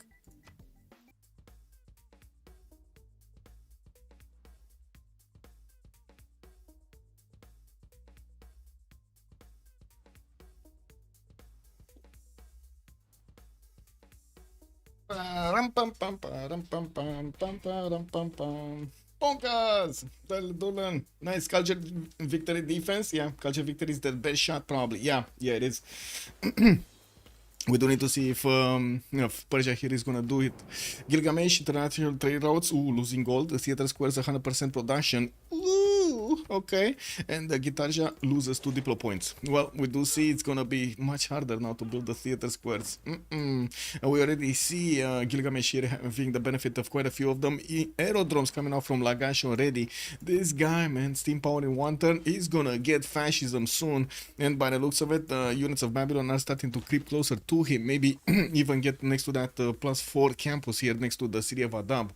We do have in the north also the defense of Babylon getting breached over here, even though he did manage to get a lot of these crossbows. He does need the field cannon technology, and he does need nationalism to core them up. He's 3 turns away from ballistics, and we do see we're gonna have the Piking shots actually, I would say, taking quite a bit of a beating from these Cuirassier corps. Yeah, the full strength ones, especially with defense, extra defense on them from Fortify, can definitely hold their own. Not against the field cannons though. The field cannons, they just take them out outright. Muscat has been taken down. All of the army of Persia is now repositioning towards Cartagena de Indias, and we do have Indonesia hunting down the Gran Colombian settler from the units he levied from Cardiff. I do see there were quite a few units deleted here, no? Or where were they? Or these are all the units he had. Wow. And there we go. France lost another city. France 150 culture, 150 science, 5 turns away from getting ironclads. His fleet is out, and by the looks of it, he's denied to build a fleet. And Indonesia could take out the city of Paris as well. He just needs a unit to take it over with, and we'll need to bring one maybe from Cardiff, because why not? It would have been ideal to have a horse here.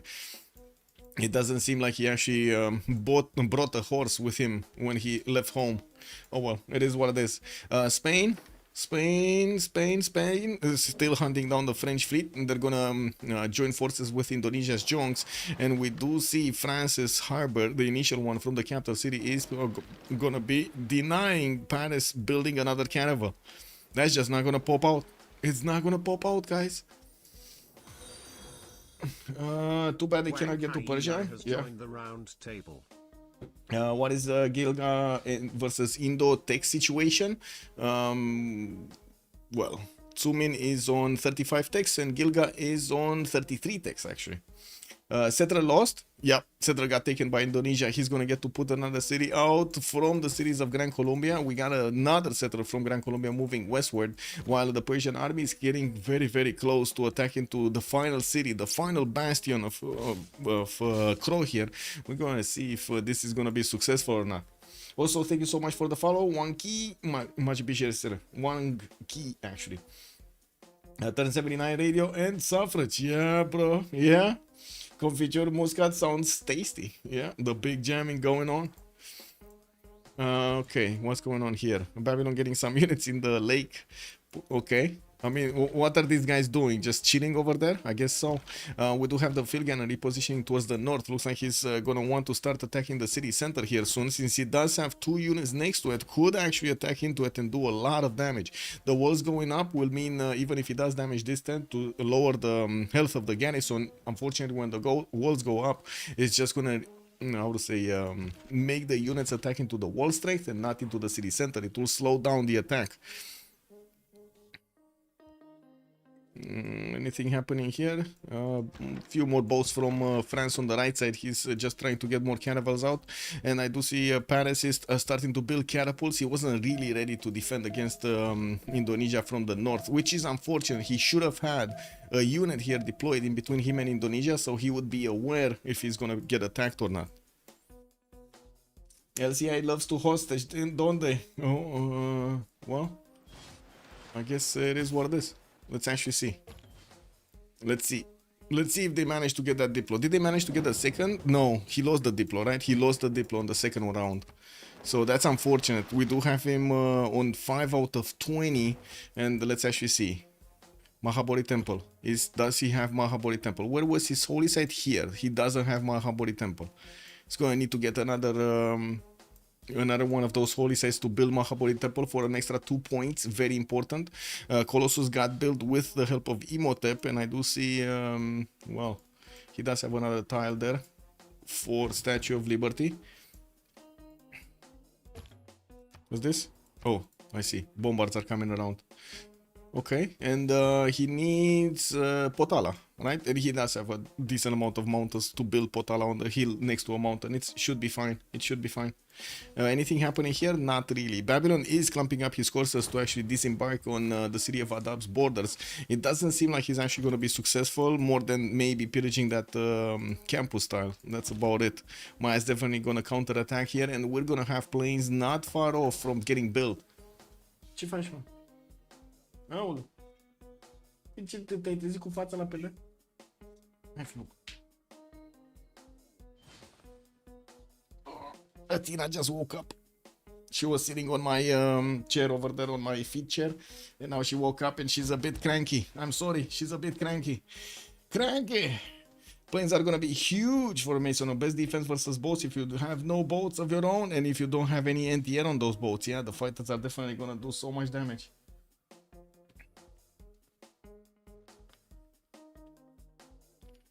We shall see.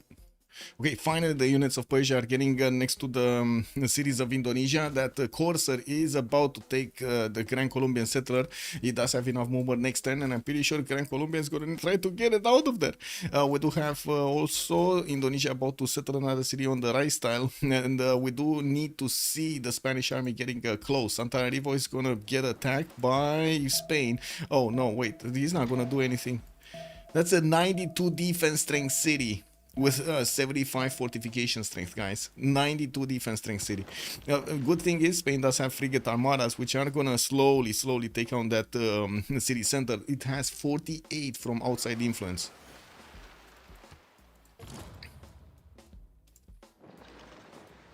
Okay, well, this is a bit of a problem for Indonesia. Only has 2 junks to fight the remaining fleet of France, and it does seem like they're quite heavy. We do have also quite a few French catapults coming around on the coast to do the damage, and it does seem like right now he did manage to avert disaster on one of his caravels, the last remaining melee unit here on the front line. Bringing in another Jong in the choke, got the city of Gelgeld going, and I do notice Persia did manage to wrap around the Cartagena Indias. Is still not under siege until the unit comes over there to put it in the north, to put it under siege in the north. Looks like Karshamash is about to be taken down. The bombard did get onto the front line and is taking down cities here in the city's defense. Babylon doesn't seem like he's gonna have much longer to live, but that's just gonna equal out Simon Bolivar's downfall, right? We might actually just see them playing 3 versus 3. We'll see if they keep going. The question is, can they actually keep up in the science? No. So Spain is definitely not gonna keep up anymore in the science. 71 science and 32 culture. We got Kerrnel on 70 and 51, and he's gonna need to build a lot of art museums, get theater squares, get the defense up for the culture, while Gilgamesh is 217 tourism per turn in the culture screen. Looks like Corndacier is 14 out of 61 of these domestics. Very nice. So the defender is right now Txoumin on 60. That's Indonesia. And you do see that Nader Shah has a lot of catching up to do in the total culture that he acquired from the beginning of the game. If Babylon was beating Maya, LCDI could win, but he's losing, so it's looking bad. Yeah, Persia, the culture defense, I mean, yeah, because Babylon cannot do it, Indonesia cannot do it, right? He's trying to go for Diplo and he really cannot do it. He's also fighting on the coast, and right now the only one not really fighting is Persia. It's the only one. Yeah, it's looking grim for the yeah. If they cannot get to Sumeria quickly enough, and I think this is Gitarja's problem, right? He should actually get as quickly as possible to battleships and build a navy and try to get the navy into the shores of Sumeria to take out these cities, just like he did to France. Okay, I think the navy of France is just about to roll over and die by the looks of it. I think Indo should forget about Diplo and go full tech plus timing push with fascism plus tanks. I mean, Sumeria already has fascism. Against whom? Maybe he can counterattack what's happening in Babylon's territory, sure. It's 236 science, that's definitely good. Gilgamesh though is 600 culture, and it looks like one of the cities of Babylon just got taken down. We do have Babylon getting to ballistics and upgrading his field cannons, which is gonna make it painful for Maya to get any other city than that one that he got already. Now we're also gonna see these. Oh, the Babylonian threat is on the coast of Adab here, and it looks like Maya immediately took out one of the coursers, but I do see Babylon did manage to pillage at least one mine, and he's probably gonna get that. Yeah, there we go, the campus also. He's getting some pillages. And we do have another knight here from Isin that needs to appear on the front line to just keep tiles in check here, not allow these Babylonian courses to get too much into his lands. But I'm pretty sure Sumeria is not that worried about this. Getting Oxford University in 8. We do have in the engineer screen still no production engineer. We do have also in the scientist screen 535 points. Okay, merchant, we don't have yet Mary. No Mary yet. Potala Palace getting built in Ternate in 3 turns, while I do see Oracle also finishing next turn in Mahabahit. We do need to see if he's gonna get another holy site. That's very important. Another holy site would be extremely important here for Mahabori Temple, and I'm pretty sure nobody got it. Does he even have another forest? Yes, in Badung. He needs 10 pop in Badung. He needs to get it here somewhere. Or here, whatever. He needs to get it somewhere around here. To get the forest next to the holy site and be able to build it. What's going on here? Okay, Cartagena de Indias still not under siege. We do need the Immortals to move forward. Looks like the Gran Colombia settler did go into the water, and well, at the moment there's only a single Spanish horse around that possible city location. The settler cannot actually climb on these 2 tiles. He can only climb here, so that's fine. You see, these are cliffs, so he cannot climb over them. Bologna is almost down. Oh yeah, we got a junk here taking out the French Bologna. Wait, no, it's not almost down. No, I mean, it is being put under siege, but unless we see like 3 more jongs, this is gonna take forever. Look how little damage these guys do to the city center. It's just nothing. right? There's nothing.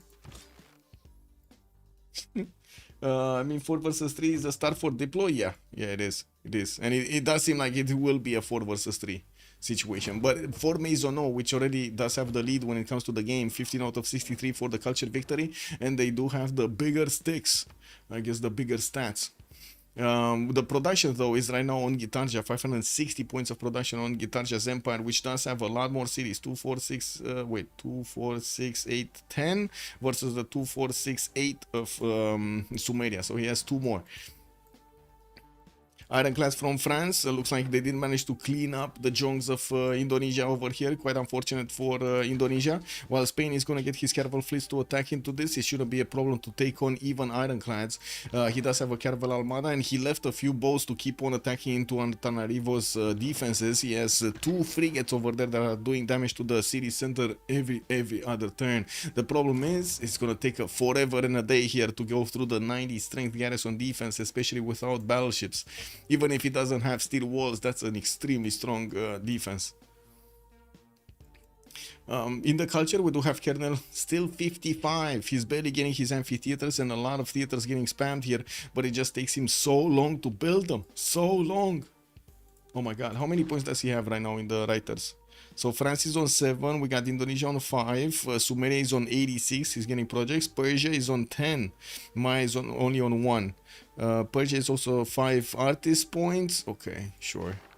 And of course, Sumeria getting projects just means he's going to start acquiring more of those musicians, which I gotta say, he does have broadcast centers to put them in. He did also build his Bolshoi theater for another slot there, and also, woo, the great library for 2 more book slots. Why not?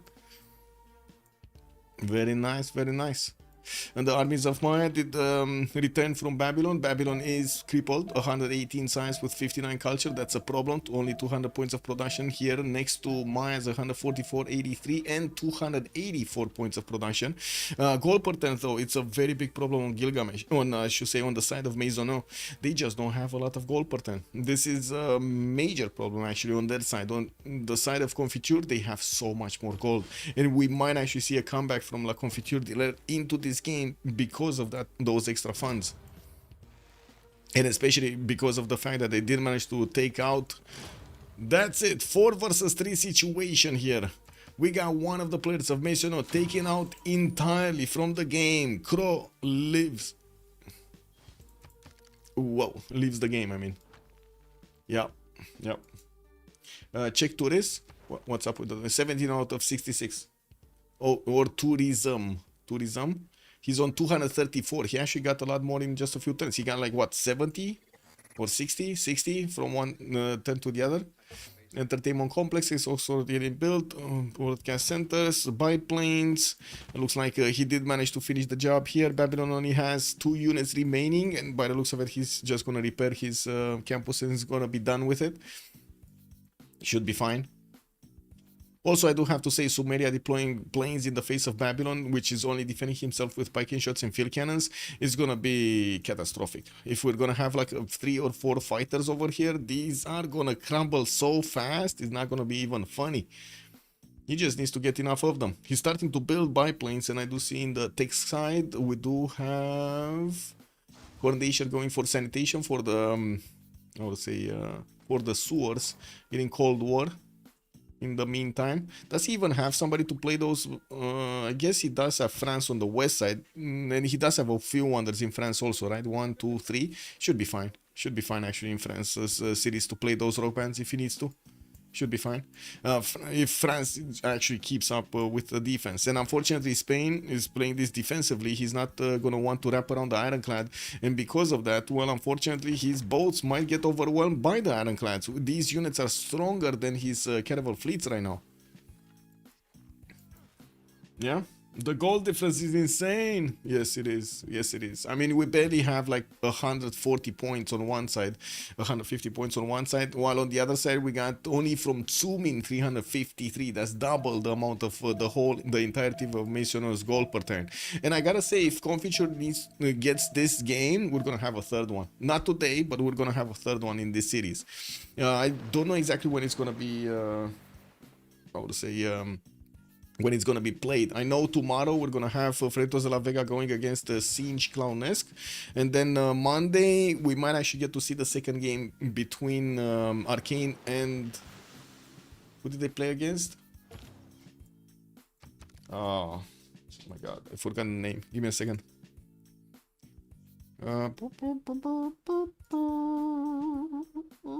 D-Shark, the Sharks. There we go, D-Shark.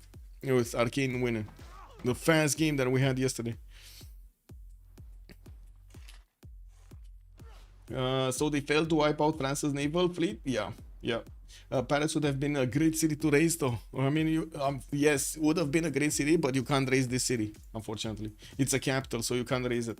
He needed to unstack the harbor first. Wait, what? Oh, okay. Okay.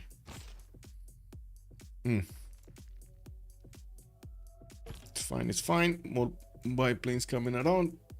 Maya rebuilding his army here, getting Cuirassier armies actually directly, and starting to build artilleries. This is going to be quite nasty for the next wave of attacks that he's going to do against Babylon, especially with air support from Sumeria. Now, Potala Palace did get finished in Indonesia's territory. I do see him building Statue of Liberty in 2 turns here from Mahapahit.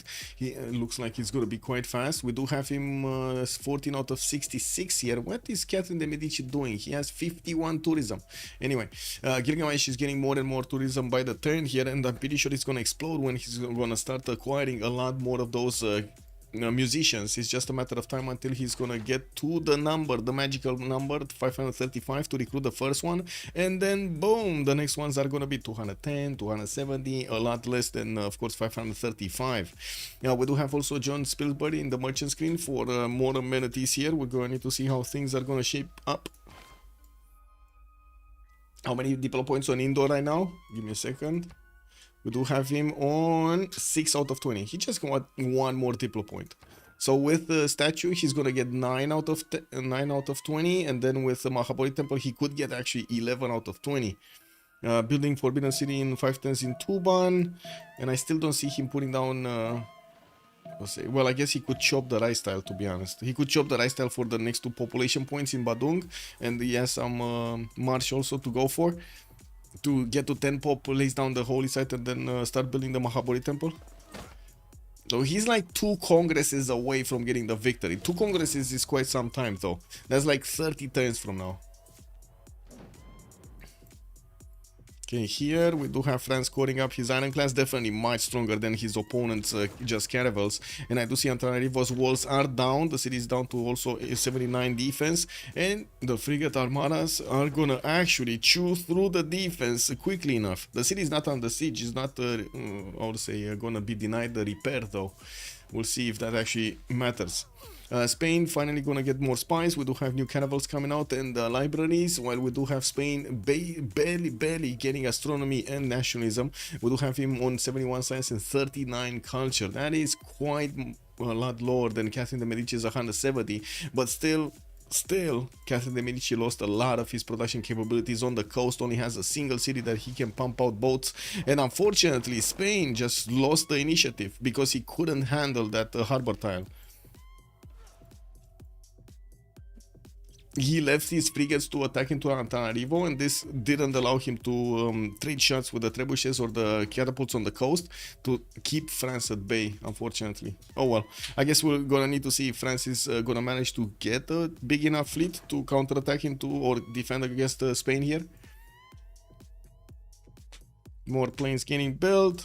Corsairs getting out, but they're getting stopped from doing anything. Theatre Square Festivals from Eridu, 3 turns for Oxford University in the city of Nippur.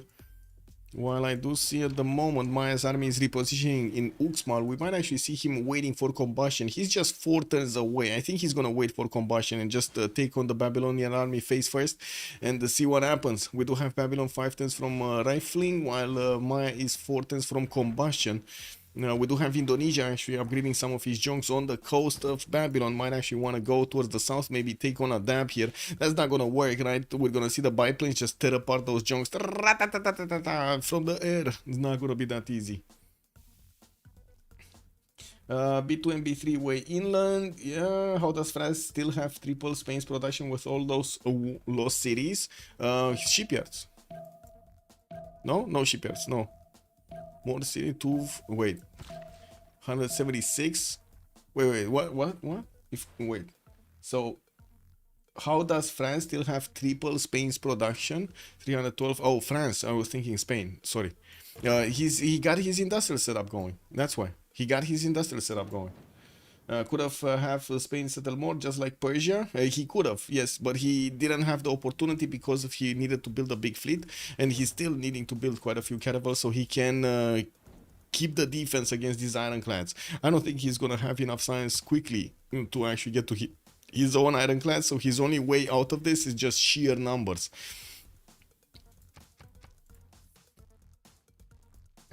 Mahaburi Temple? Builder? Where is this builder going? Gonna chop the cattle, maybe? Like get a granary in there? Come on, he has the money. He's making like 450. He's making 3 granaries worth of gold per turn. Come on, man. No, don't improve the... Oh my god. Chop it, bro. Chop it. Chop it like it's hot. Anyway, Statue of Liberty did finish, so that means we do have 9 points over here available for Txoumin for the Diplo. It just needs 11 more to go. Now we will need to see how he's gonna get the next ones.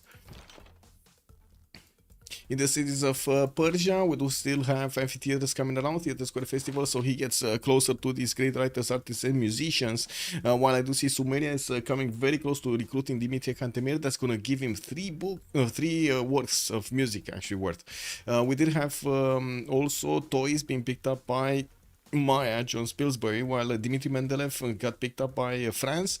I do see Indonesia got Ferdinand Magellan for the extra +3 on all of his units. This is so important, by the way, an extra +3 on all of his units.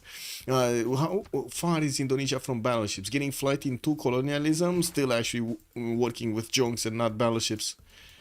Oh well. I guess it is what it is. More calves coming around from Babylon. Some of his cuirassiers also from the north, and of course we're going to need to see how quickly Maya can actually get this attack going. Gilgamesh is one turning printing, and by the looks of it, they do have a decent amount of gold in the bank. I was trying to take a look at their funds. The problem is how many gold points they're making per turn. We do have only them making like 200 something, 230, 240, and that's it. A 700 culture versus 115 culture at best, yeah. And I would say it's the tourism actually, like he's on 258 tourism versus 115 culture. That's just not gonna work for a long time, no? Kerrnel is starting to catch up in the tourism screen though. He's on 42 right now, Txoumin is 67. We're gonna need to see if he does manage to get enough. Look, it's 43 right now. And it looks like we're gonna have a pause mid-turn for bio break. I don't know if it's gonna be like 5 minutes or 10 minutes, one of the two. You guys want to see Path of Exile 2 in the meantime while we get the pause, or we're just gonna have the pause? I don't think I've seen culture stance difference this far. Yeah.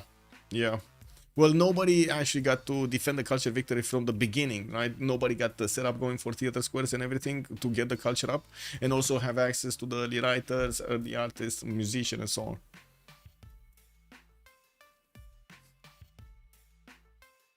If nobody says anything, we're just gonna have a pause, and that's it. Since Colombia is fighting Persia, his commitment to defense could have been less. Yes, true. But he could have played better and been more ahead, and I think he did. I mean, he did get the expanse while Gran Colombia was fighting Persia. He just didn't have the time. I do have to say, France did get to caravels quite fast and got on his borders here quite quickly. It didn't really give that many options to Spain to get more cities out. Bologna, 111 strength, guys. Doesn't even have walls, and this city is 111 strength. There's a Jong Armada coming close, but even that one is having problems doing enough damage against the city center. It's just slowly getting chipped away. It's like what, 15 turns from actually being taken down entirely? Wow. And where is Antananarivo? Antananarivo is still healing through the damage here, slowly but surely. We do have the French Navy also starting to get into the Spanish face, and by the looks of it, these ironclads are definitely going to put these Spanish caravels on the run. There is a city from Txoumin here, Gelgel, and Txoumin No, doesn't have enough faith to actually buy stuff out. Now, I do have to say over here, France, I don't think he can actually stop the production of ironclads from his capital. He needs a lot more if he wants to take on Spain. If he does manage to successfully outfleet Spain here, it's just an open land for Madrid, for Valencia. To get taken out, that's gonna be a major blow against La Confiture d'Irel. And no pause? I guess no pause. Or next turn is gonna be the pause, whatever. Gilgad did basically nothing but seemed so fun, and his team did not collapse yet. Yes. Kridma, good evening, sir. Wait, Maya can do mountain tunnel to North Babylon City and just attack into Indo. North what? Which? So these are 2 tiles wide. He cannot tunnel through this. He can tunnel here, though. He can tunnel here. This one. I don't know why he's not. Oh my god, please tunnel here. Why is he not tunneling here? And yes, I know about this. Oh my god, I was thinking about this from the beginning of the game, that he could do this. I was thinking actually at some point Babylon is just going to buy out these tiles, so he doesn't have that threat on him. And of course, Maya did just upgrade his tanks, and look at the damage of the tank armies. 110 strength against the package of 87, definitely much stronger. I don't know, I guess he wants to make it hard for himself, Kridma. That's the only thing that I can think of right now. The only thing yeah. 800 points of culture on Gilgamesh. We do have him 20 out of 70. Still not getting enough of tourism per turn. He's on 339 right now, though. He did manage to jump up like 70 points considerably from the last turn. We do have Spain still trading places with France. Oh my god, Spain just lost his fleet. Kek W, man. He attacked into 1 ironclad, and I think he just lost his fleet, to be honest. Does he have promotions? Oh. He has the promotions on these weak cannibals. So unless the French ironclads could actually wrap around quickly and deal the damage to Spanish weak cannibal fleets to take them down, they're just gonna repair. They're gonna get their health back somehow. Francis Ossoff could have won the siege a long time ago. Yeah, I agree. He could have won the siege a long time ago. XX20, that means 4 minutes? Yeah, 4 minutes. Okay. So we got 4 minutes, guys. Be right back.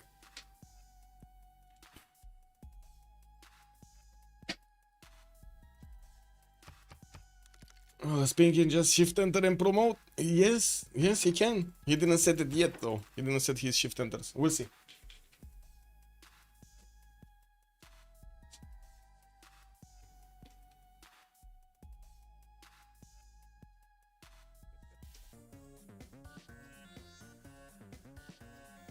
Hello, thank you so much for the tier 1 sub, much appreciated, sir. Thank you.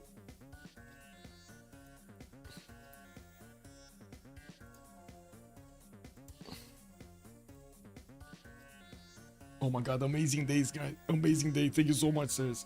Much appreciated. Just waiting for the for everybody to get back on their PCs here. Looks like France is gonna redeploy a city on the coast, and we're gonna need to see if he's gonna manage to get back that production. He doesn't have any more chops to chop units out, and of course he will need to spend a lot more production on each unit. Sumeria is deploying airstrips in the front line, and he is starting to get rock bands also with his faith per turn of 23. Ooh, that's gonna not be a lot of rock bands. Theater Square festivals coming around from a lot of his cities. He definitely wants to get as quickly as possible on these musicians. He's gonna have next turn the ability to recruit Dimitri Cantemir, and from what I do notice, he's also gonna help out over here. Maya, come on, Maya, please figure it out. Please, Maya, please figure it out. There's a tunnel over here just waiting for you to... Does he know? He doesn't know, right? Maybe, I hope. Oh my god, he actually knows. He actually knows. There's no mountain over there. He knows there's no mountain over there. Oh.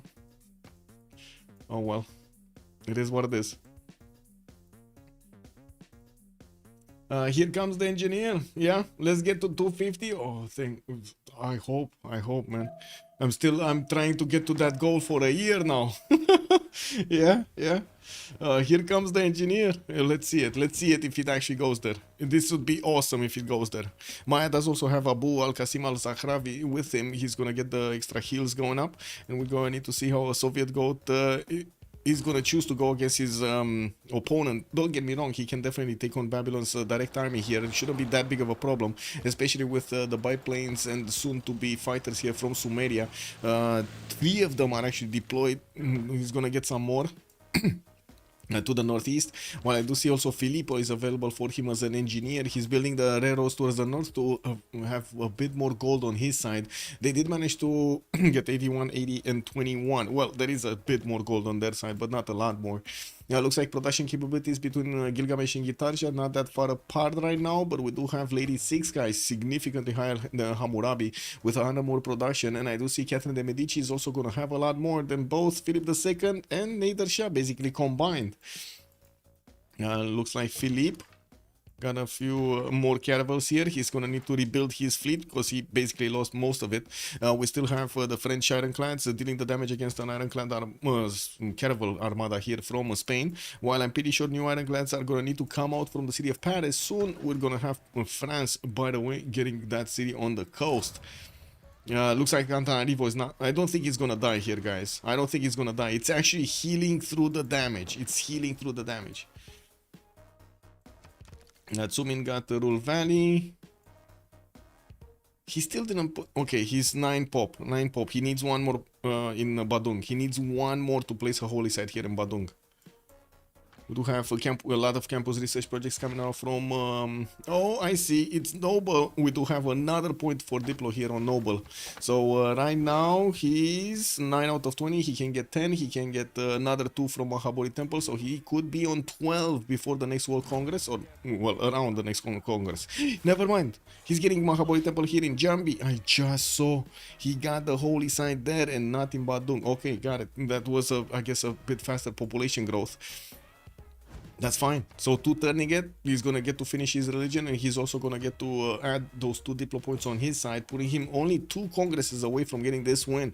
We do have also Lady 6 guy discovering. Wait a second, he's actually getting that plastics going, right? Yeah, he's getting plastics here. Okay, I do see Francis starting to build new ironclads directly from the city of Lyon that he replaced here on the coast, while we do have his ironclads still fighting off the Spanish caravel armadas. Doesn't he seem to be that worried about his opponent's boats. We do have +6 intel on the Spanish, how to say, on the French ironclads against the Spanish fleet. While I do see Catherine is gonna get his ballistics, he's not gonna be that far off from getting his steel walls either. And let's see. Yeah, he's totally ignoring the tunnel, man. He's ignoring the tunnel, man. Oh well, I guess it is what it is. Maybe he's gonna just check it out a little bit, right? Send one of his engineers there and see, hey, what's up, you know? Like, what's going on there?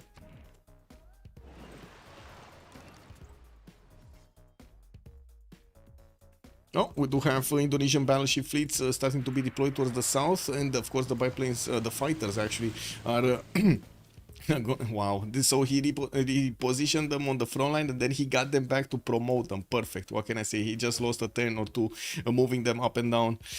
We do need to see if Adab is going to get a defense here. He needs artilleries to defend against his opponent, and by the looks of it, Corndacier is going electricity and not going for steel walls.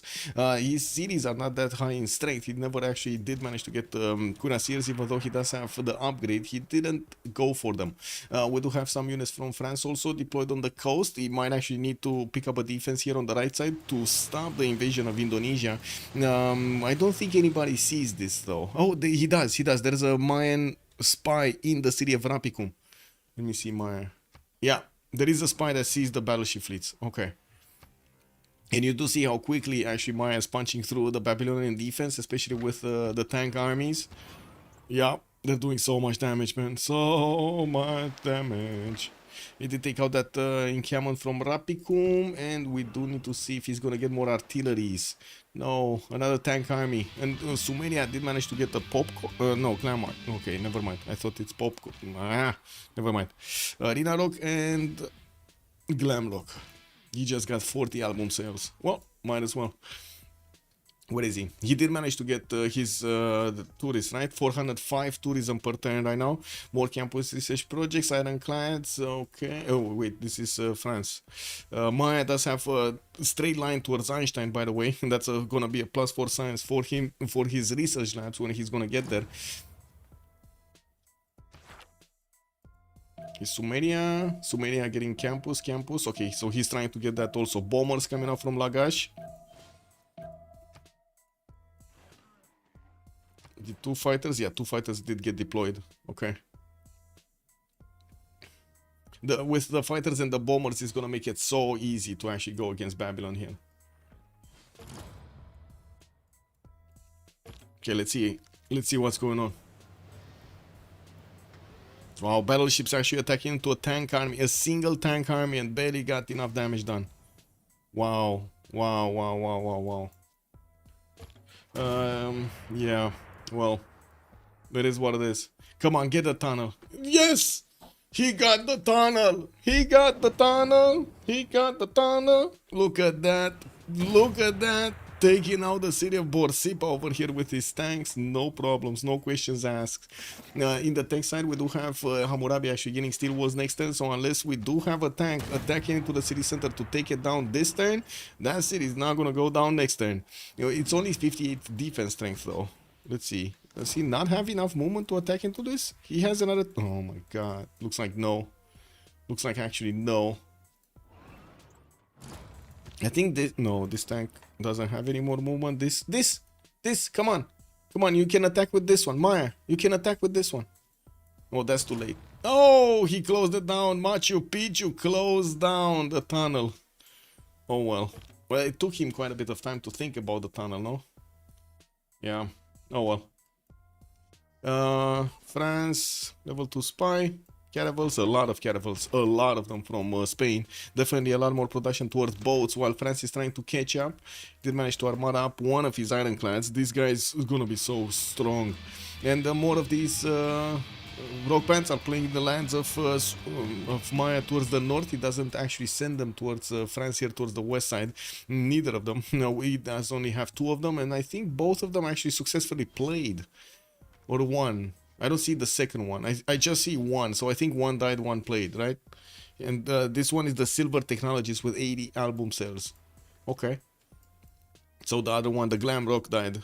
Okay. Oh, wait. No, this is the Glam Rock. The other one died. Which, I don't know. It is what it is.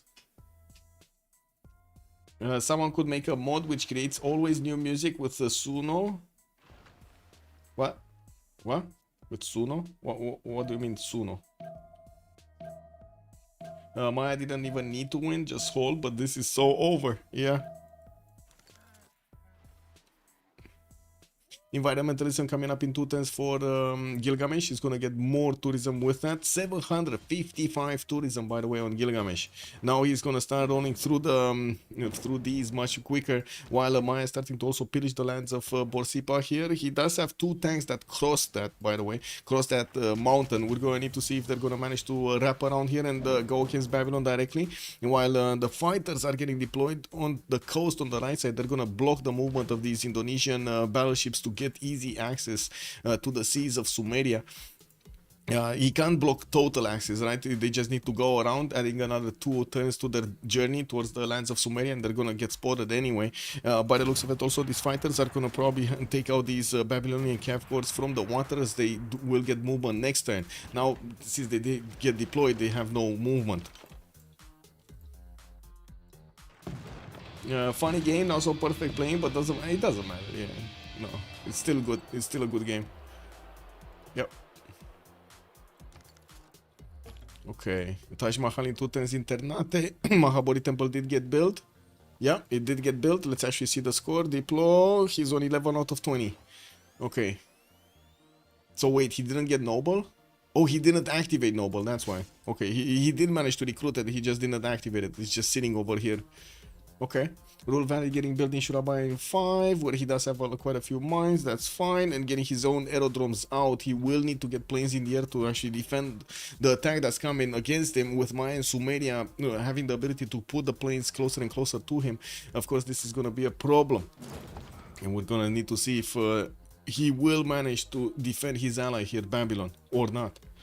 Anything happening here? No. Persia still trying to get his theater square festivals going. He did manage to build his infrastructure for the defense, and Bologna got taken down, guys.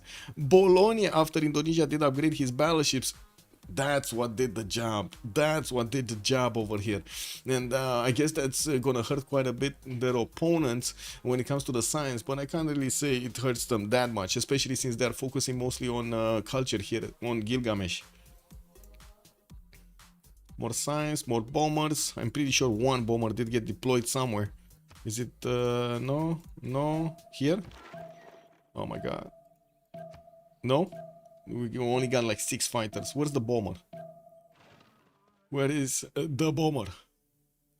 There is no bomber here. Did he actually not build one? Because I'm pretty sure he was putting one in the build queues. But anyway, maybe I've mistakenly seen that. No, don't think so though. Anyway.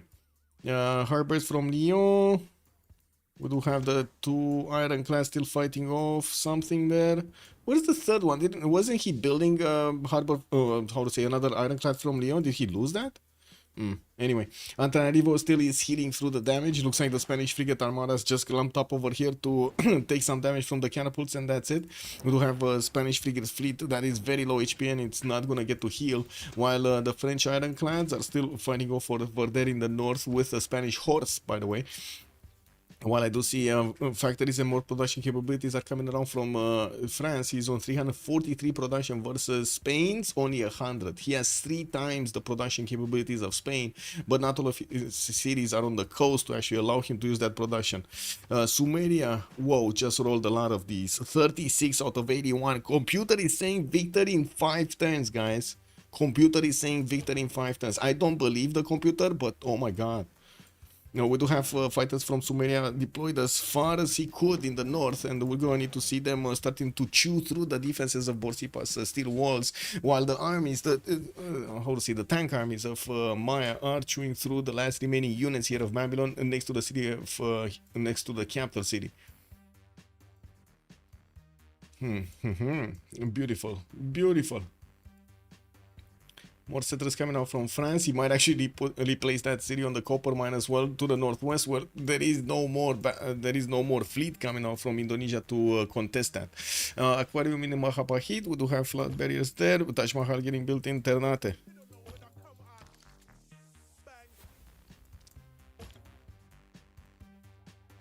It's one of those rare cases where comp might be right. Wait, comp? What is comp?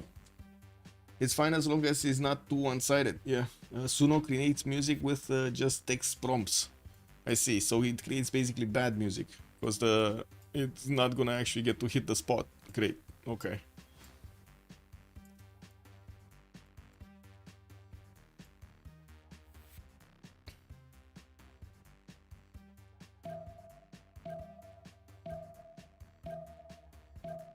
Wait, it's fine as long as it is not too one-sided. I agree, Yellow. Yeah, I agree. It's kind of fine when you do have like a balanced game, but not extremely like, how to say, not very high rank.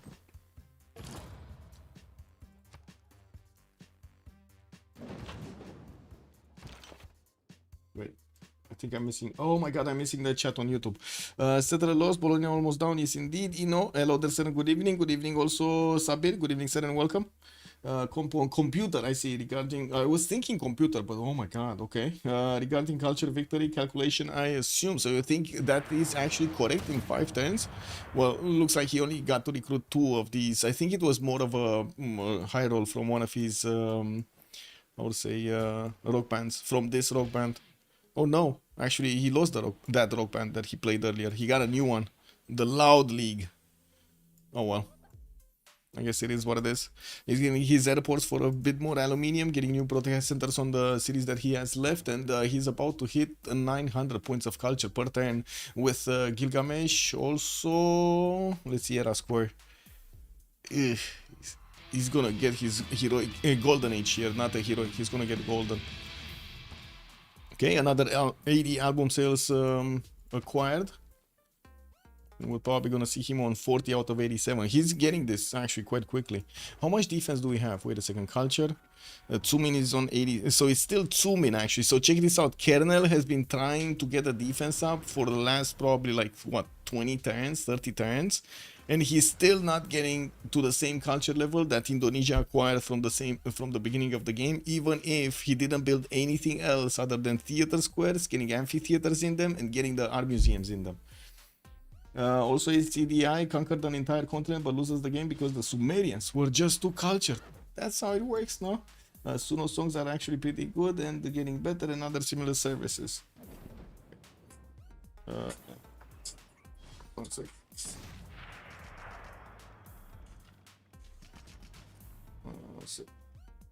Friend of mine just called.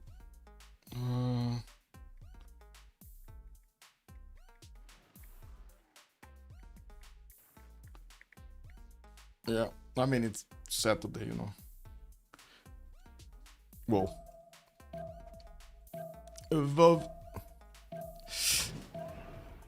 Okay, so Babylon's capital is going to be taken out. I'm not sure if Maya is actually going to want to take out his opponent entirely. That's a good question, because it will slow down the culture victory if he does that, right? So he might just want to take out enough of the cities of Babylon and just keep going towards Indonesia. And if push comes to shove and they're not winning the culture before the Diplo, they're just going to take out the last remaining cities of Babylon. We'll see. We did have Borsipa repairing quite a bit of his, I would say, his defenses here, while the city of Babylon is definitely going to be taken out. Rapicum is getting bombed here by the units of Sumeria, and I do see the fighters of Sumeria are taking out most of the units of Babylon with no problem. No problem. Look at them dying there in the water, getting one shot, no problem. Wow, that was a close call over there on the tank army. He did manage to promote it right at the last second. Looks like Babylon is gonna go down next turn. He didn't want to attack into it with that tank. Maybe he does have a tank army that could walk in the city of Babylon and take it away. While Sumeria is on 45 out of 91. Okay, that's a problem. Now computer says 7 turns victory. That's a big problem actually. He's getting it a bit too fast in the Diplo, right? A bit too fast. Diplo still 11 out of 20. We do have the World Congress in 2 turns, and in the last score screen I do see Catherine de Medici not managing to get his Golden Age. Gilgamesh will. Soviet Goat will also get his Heroic Age. He's gonna have the 3 bonuses from the Golden. Txoumin gonna get the Golden. I do see Zeyox going dark, Kerrnel going dark, and then Shadaw is gonna go normal. More rock bands playing, but died. Yeah, unfortunate. It died.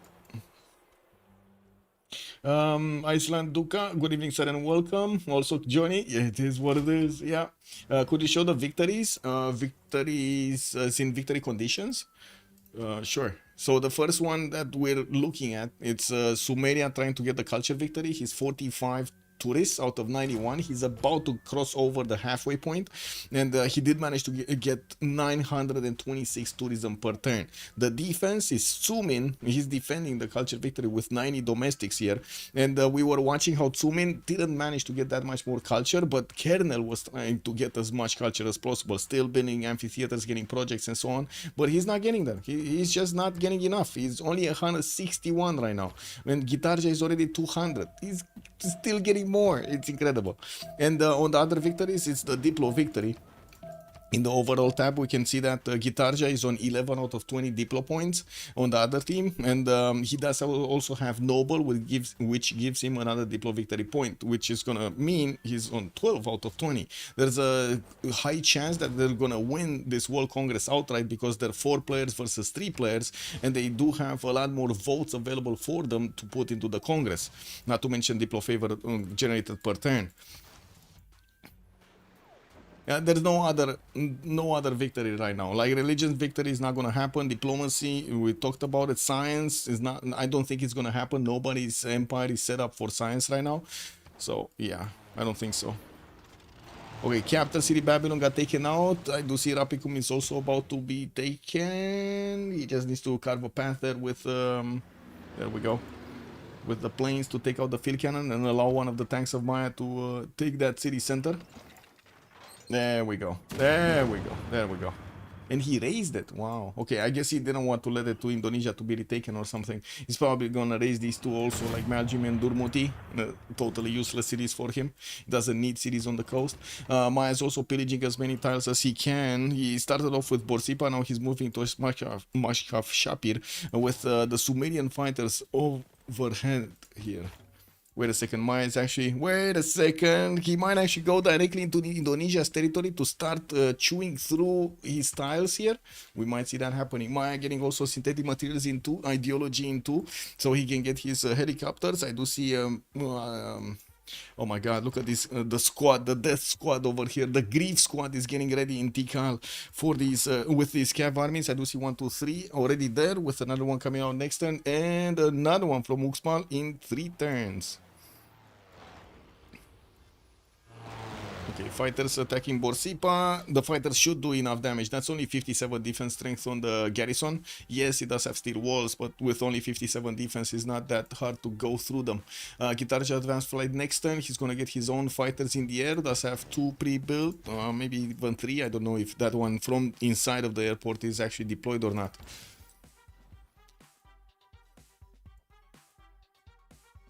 And of course, we're gonna have a pause in 12 minutes, and 2 minutes, I mean, in 10 seconds for 2 minutes, I mean. Pillaging Indo will hurt? Yes. Do the planes still pillage rewalls? Yes, Janos. Good evening, sir. Wait, which, depending on the planes, right? Don't think the fighter can, but I'm pretty sure the bomber can. Pillaging Indo will hurt, yes. So we're gonna see GG after this Congress? Let's see. Let's see if we're gonna see it.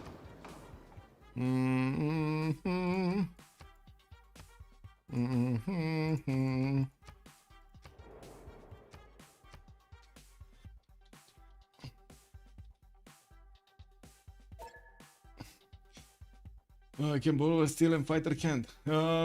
Yes. I don't remember if the fighter can, but I'm pretty sure the bomber can. I remember that one. Be right back. Maybe somebody from the chat can actually answer that question, Janos. 2 minutes.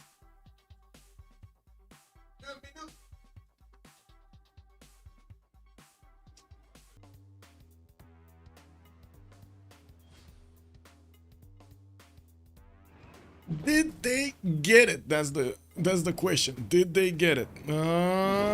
You gotta do deploy. Nader Shah 50% tiles bought by this again a wild card policy on monarchy. Okay, I mean that kind of feels like it's kind of late for monarchy, but I guess not a lot of them do have culture. What's happening in the culture tree? 53 out of 95. Woo! He went past that halfway point and flew over it. Also, Icelandoka, I have to watch this game from the first time. I can't understand why everybody is so irrel. I have to see what they have done for this year. They well, I wouldn't really say everybody's irrel. Like Sumeria definitely is not, Gitarja is not. But then Persia did need to fight Gran Colombia and did win the fight against Gran Colombia with a bit of help from Spain. Spain needed to fight France. Both of them actually traded a lot of units. Also, France lost 2 cities to the aggression of Indonesia here. And then we did have a war between Maya and Babylon from the beginning of the game, and it looks like in the end Maya has successfully taken over the empire here of Maya, or is about to take over, sorry, of Maya, of Babylon. Soon PM. Only 2-3 cities remaining for Maya, from Babylon. Why am I confusing these? Anyway, we do have the tank armies of Maya getting into the borders of Indonesia, and right now Indonesia is starting to get his own cuirassiers out. He's getting also advanced flight next turn, so he can upgrade his fighters, which are gonna put a bit more damage on these tank armies. Now, there are fighters from Sumeria, and of course Sumeria is bringing his military engineers up. He will deploy more of these airstrips here, so he can actually move the fighters a little bit up northwards. We're going to need to see also how the pillages will be done here. Remember, Maya does have, Babylon does have steel wall cities, so it is quite hard to actually go and chew through these. None of them. It's the fighter that's deployed. Yeah. No, Yellow is saying it's none of them. Oh, wait a second.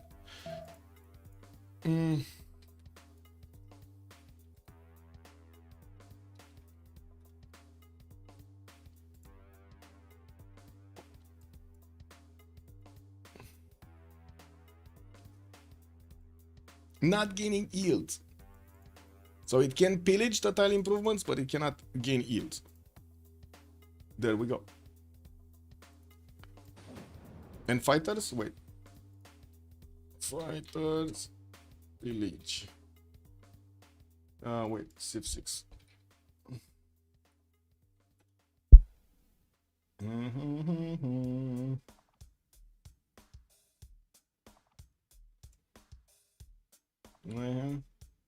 Anyway, is this our hide and seek game? Yeah. Where is Maya's artillery? He had one. It's not there anymore. Oh no, it's here. It's in Babylon's capital city. It's in Babylon's capital city. Well, former Babylon capital city. Survive until Indo deploy victory. They're trying, but Indo deploy victory. Wait a second. He's 20 turns away, right? Yeah, he's 15 out of 20, and that would mean without noble. So he's 16 out of 20 points for the diplo, basically. With Gilgamesh getting his 1000 culture per turn and 58 out of 98. It does seem like Corndacier should have this in the bag. 1112 tourism points. While I don't think, did he get computers? Maybe he probably got computers right before chemistry. So I guess he already has that bonus on his side. We do have the death squad upgraded on Maya's western TKL, and I do notice all of these helicopter armies are going to get into Indonesia's territory from the left side, where there are planes getting built, but I'm pretty sure Indonesia is going to want to deploy them on the right so he can take care of these units from Maya. I don't think they can take out Maya, actually, with the city of Durmuti being defended by multiple Indonesian battleships here. I don't think he can actually take out Maya entirely, but he is gonna put him down to one city. He's gonna basically neutralize the threat. I don't think he's... yeah, I mean, I guess it's already 3 versus 3, yeah. If they do manage to take out entirely Maya, that's their diplo out the window, basically. But it will also slow down the cultured victory of Gilgamesh. Somewhat. Wait, did France lose all of his boats again? Oh my god, France lost all of his boats again, guys. He had an ironclad fleet armada somewhere, and he doesn't have it anymore. He has a single ironclad here. He's still trying to build a harbor in the city of Lyon. Oh my god, I can't believe he's actually still trying to build a harbor there. At least in the northern city of Montpellier, he's trying to get an ironclad. There is an escape settler from Babylon. Yes, here. It's moving on one of the one-tile islands to the north of Indonesia. You are asking about the Sumeria ability. The Sumeria ability to spread the experience points, or what? What Sumerian ability? Which one? I mean, Gilgamesh. This one, share pillage rewards and combat experience gain within 5 tiles, if within 5 tiles. I'm pretty sure the experience, I don't know if the rewards actually get spread. I think we need to ask Devris. He's basically a specialist in Sumeria, to be honest. I see, the shared pillages. Okay, I see. Now I know what you were referring to, Janus. It took a while. I'm sorry, man. It took a while. Maybe I'm slow. It is what it is. The naval war in the south is truly a meme war. Yeah. Yeah, this one is really a meme war, yes, indeed. We do have fascism next turn from Maya. He's gonna get an extra +5 on his units from fascism, and by the looks of it, his tanks are starting to get into the borders of Indonesia more and more. They are pillaging as many tiles as he can get his tracks on Babylon's last remaining cities, Mahashapir, and it looks like he's starting to attack into the direct city center itself. Sumeria did deploy new fighters. He did get airstrips here closer to his opponent, and with the fighters, he's gonna start to take on the Indonesian Air Force. Doesn't really have that much chance to take all of those down, though. That's a problem. He needs more fighters deployed. Was that a bomber or a plane? I didn't get to see. Something attacked this tank from here. I didn't get to see what it was, but I think it was a fighter. Anyway, whatever. So the question was if planes being within 5 tiles are getting the shared, or if Sumer profits from bombing tiles. Okay. How is Persia doing the culture victory defense? I mean, he did get to 200 culture. Now, talking about culture victory defense, I don't think he's gonna get the defense. He's on 69 right now. He did manage to get over Zeyox and Shadaw, though, from his team, but Txoumin is still a bit too far ahead. And by the looks of it, we do have 1179 points for Corndacier for Sumeria to get that get that culture going, culture victory going, getting his research labs, building Cristo Redentor in the city of Uruk. No more rock bands though. I didn't see a single more rock band here. The aircraft, the Mayan helicopter armies are going through the Indonesian defenses on the left side. Yes, we do have some Cuirassier corps deployed, and Indonesia does have tanks here. I guess the question is, can they be quick enough to stop Indonesia from plugging these western chokes? And since we do have the fighters of Sumeria deployed onto the front line, now they're taking on the air force of Indonesia and his tanks. They did a lot of damage in just one single attack. We're also gonna have some Mayan tanks that do have promotions going against these Indonesian ones that are, first of all, not armied up, not cored up, not nothing. They're gonna do a lot more damage to these Indonesian tanks than Maya can actually than Indonesia can actually withstand on his side.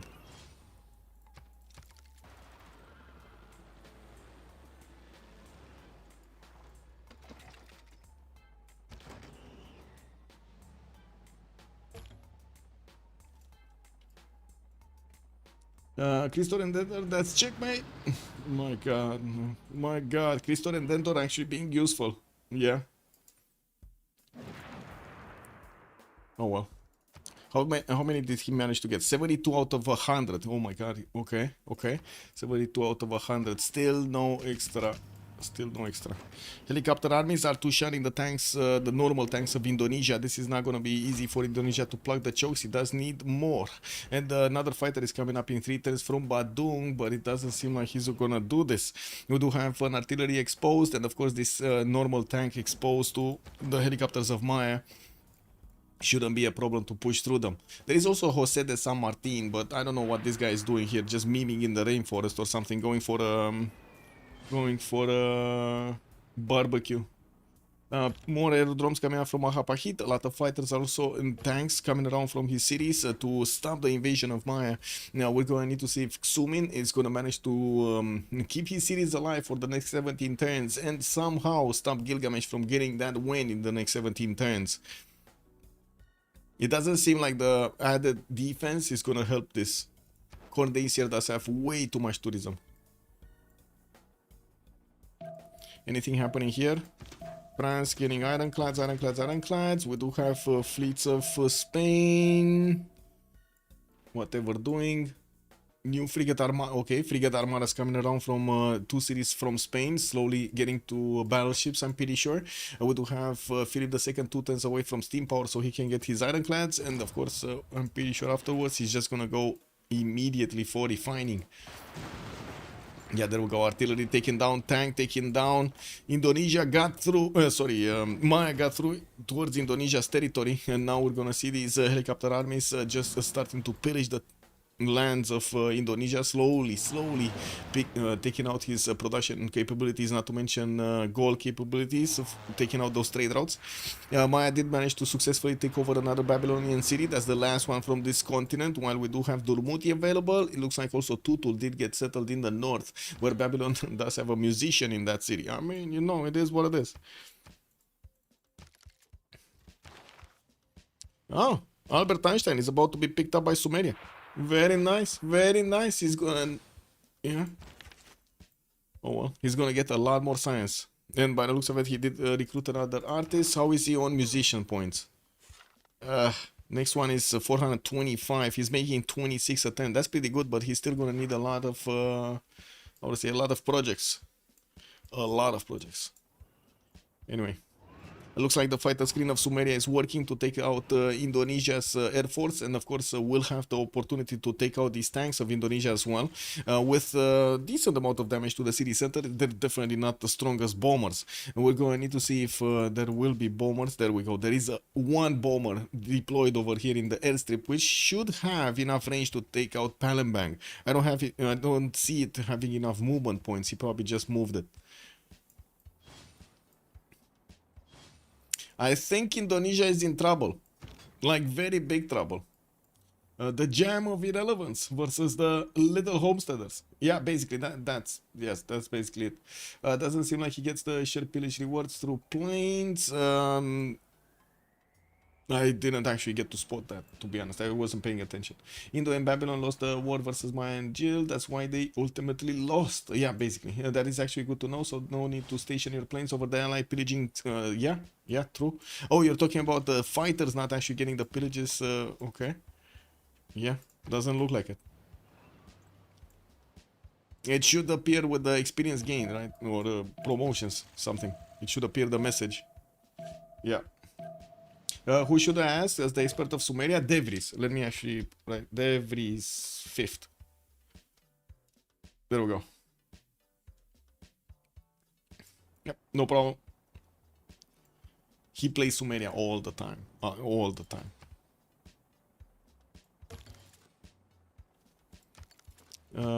Wait, there was another one. I think Propi also. No.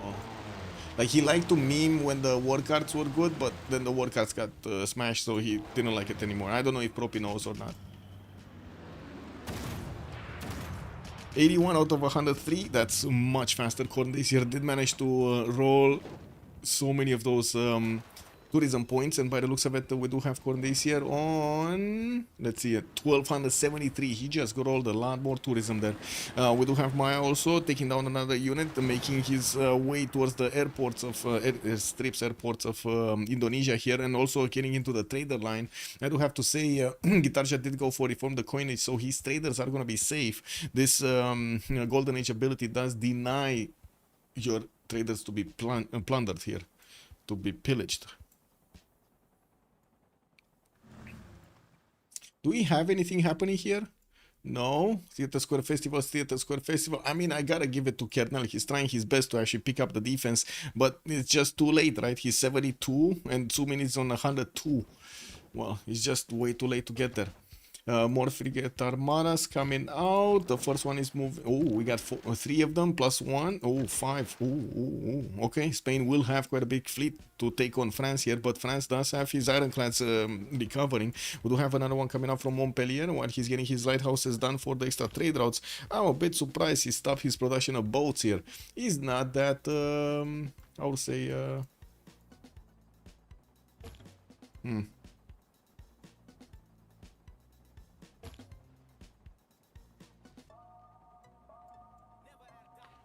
Oh well. So where was it? 81, right? 81 out of 103. 1322, by the way, tourism. He just rolled another 100. 1322 tourism. We check Spain, France. What is France? More gold. Gold per 10 is fine right now on both sides. And the Maya is just gonna tear apart the Indonesian cities, by the looks of it.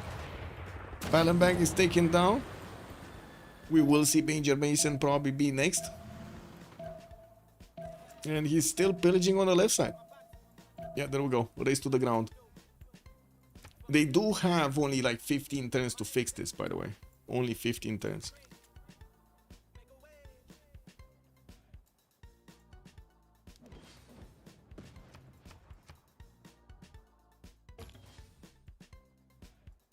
Where is he? 87 out of 108. 87 out of 108. Only 20 more to go. Oh, 21 more to go.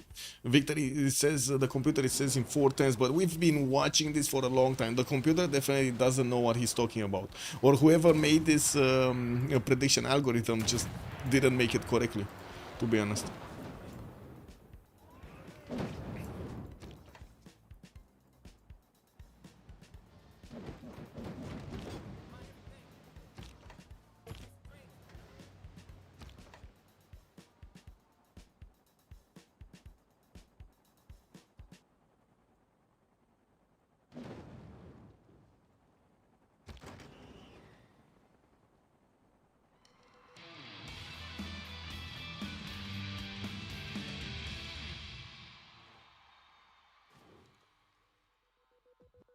Well, Tidos is building lighthouses for extra pillages. Yeah, he's giving more gold to Spain over here. Well, let's actually see if Spain is gonna manage to punch through the ironclad defense.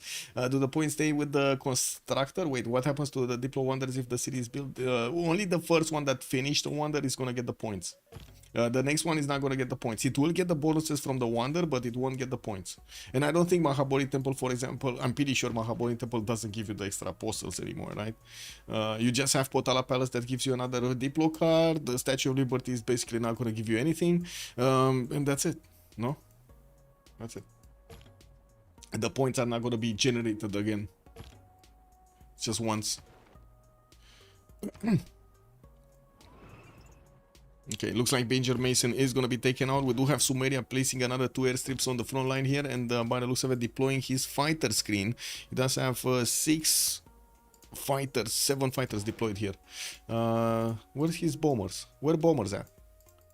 Where did he place his bombers? Oh, here. Okay, he has 3 bombers here. Can he? No, I don't think he cares. Yeah, I don't think he cares. As in take out Durmuti. I don't think he cares about Durmuti. So Bajer Mason with 3 bombers should actually be taken down here. We do have also the fighters of Sumeria that need to be deployed in the main land of Indonesia, probably around here behind the tanks of Maya.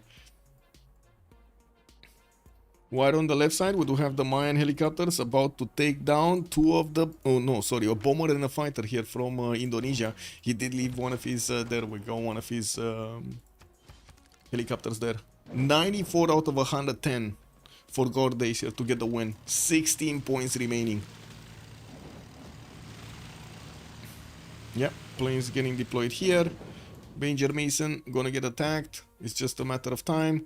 We did have some pillages done by the tanks of Maya, and one of the tanks did die, and there we go. The second bomber, third bomber going through, and now just the tanks need to attack into it. He did actually use one of his fighters though to do some extra damage, but he did take out that city. So yeah.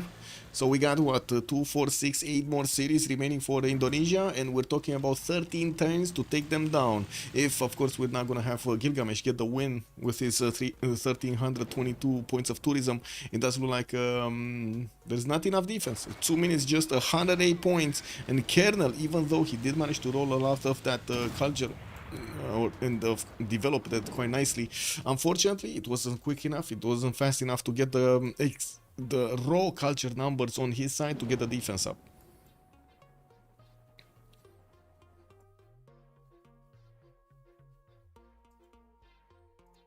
Where do we have more chats here? I think Spain and France play in a different world. yeah, they are playing in a different world over here. Yes. Also Isla, wait. Quality Dragon was making a comment. I like they are playing 2 versus 3 right now. Persia and Spain are completely useless. Well, I mean, yeah, I guess Spain is still keeping France in check, but not that much, to be honest. And yeah, I kind of agree. They're for the goal. They're making some goal, right? We do have Philip II at 135. He's giving Gitarja as many funds as he needs, but unfortunately, yeah, not enough units, not strong enough units to handle the Mayan threat. Also, what about Diplo Wonders? I have seen the statue. He built all of them, Iceland Doka. Royal, good evening, sir, and welcome. What is the other? When is there another novice tournament? I have no idea. Like, so we do have the new Go tournament started up soon.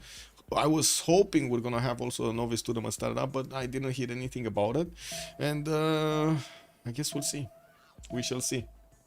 Even bots can make gold. Yeah, even bots can make gold.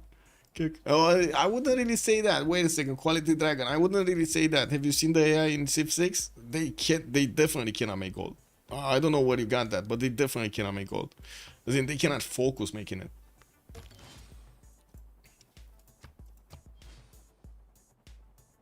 Where is he? 100, only 7 points away. Only 7 points away. I do have to say we might not have a post-game chat because my friend wanted to get out a little bit. So yeah. And it's like 2 AM, so you know, if I go out right now, it is what it is. Have you ever seen Mansa Musa on single? I know single, but is not multi, but still I haven't seen Mansa Musa on single, but I've seen Mansa Musa in multiplayer. And other nations in multiplayer. Yeah, Like, Dean, this AI is only making gold. Yeah, there's no other bonus there.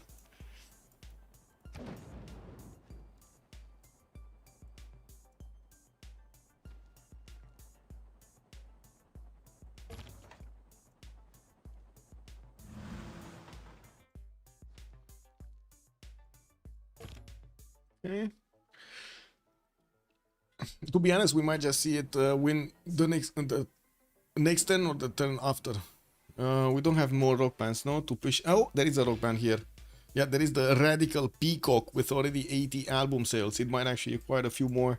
What is it? It's a surf band, Seaside and Harbors. Well, he doesn't have any of these, so I guess he only cares about getting them on the campuses and wonders, which, to be honest, Maya does have a lot of campuses but doesn't have that many wonders. I don't think he has a single wonder. Oh, he does have Hanging Gardens, right? That's his only wonder. Oh well. More artillery is coming in. Maya did manage to take out another city here. Jakarta is also going to be bombed to smithereens, and that city is going to go down. Very surprising, by the way, that we do have the Indonesian battleships actually staying away from the coast instead of next to the city center, so they can put the anti-air guns to work. Not sure what's happening here. Maybe he just like totally did not see that. Didn't realize that.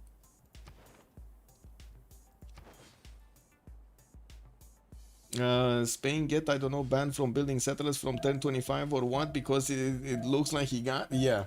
I mean, he tried as much as possible to get to fight over here with France and also help out a little bit with Gran Colombia in the north. He just didn't have time to get everything done. He always needed to do something. He always needed to keep building something. Okay, where is it? Culture victory! Sumeria! Boom, boom, boom, boom. Boom, boom. We did have Corndacier on his own little island. Well, peninsula. He did manage to get a culture victory. Amazing, amazing. So in a 3 versus 4 situation, his team being with 3 players only, going against his opponents over here, which were trying to get a Diplo, but still he did it.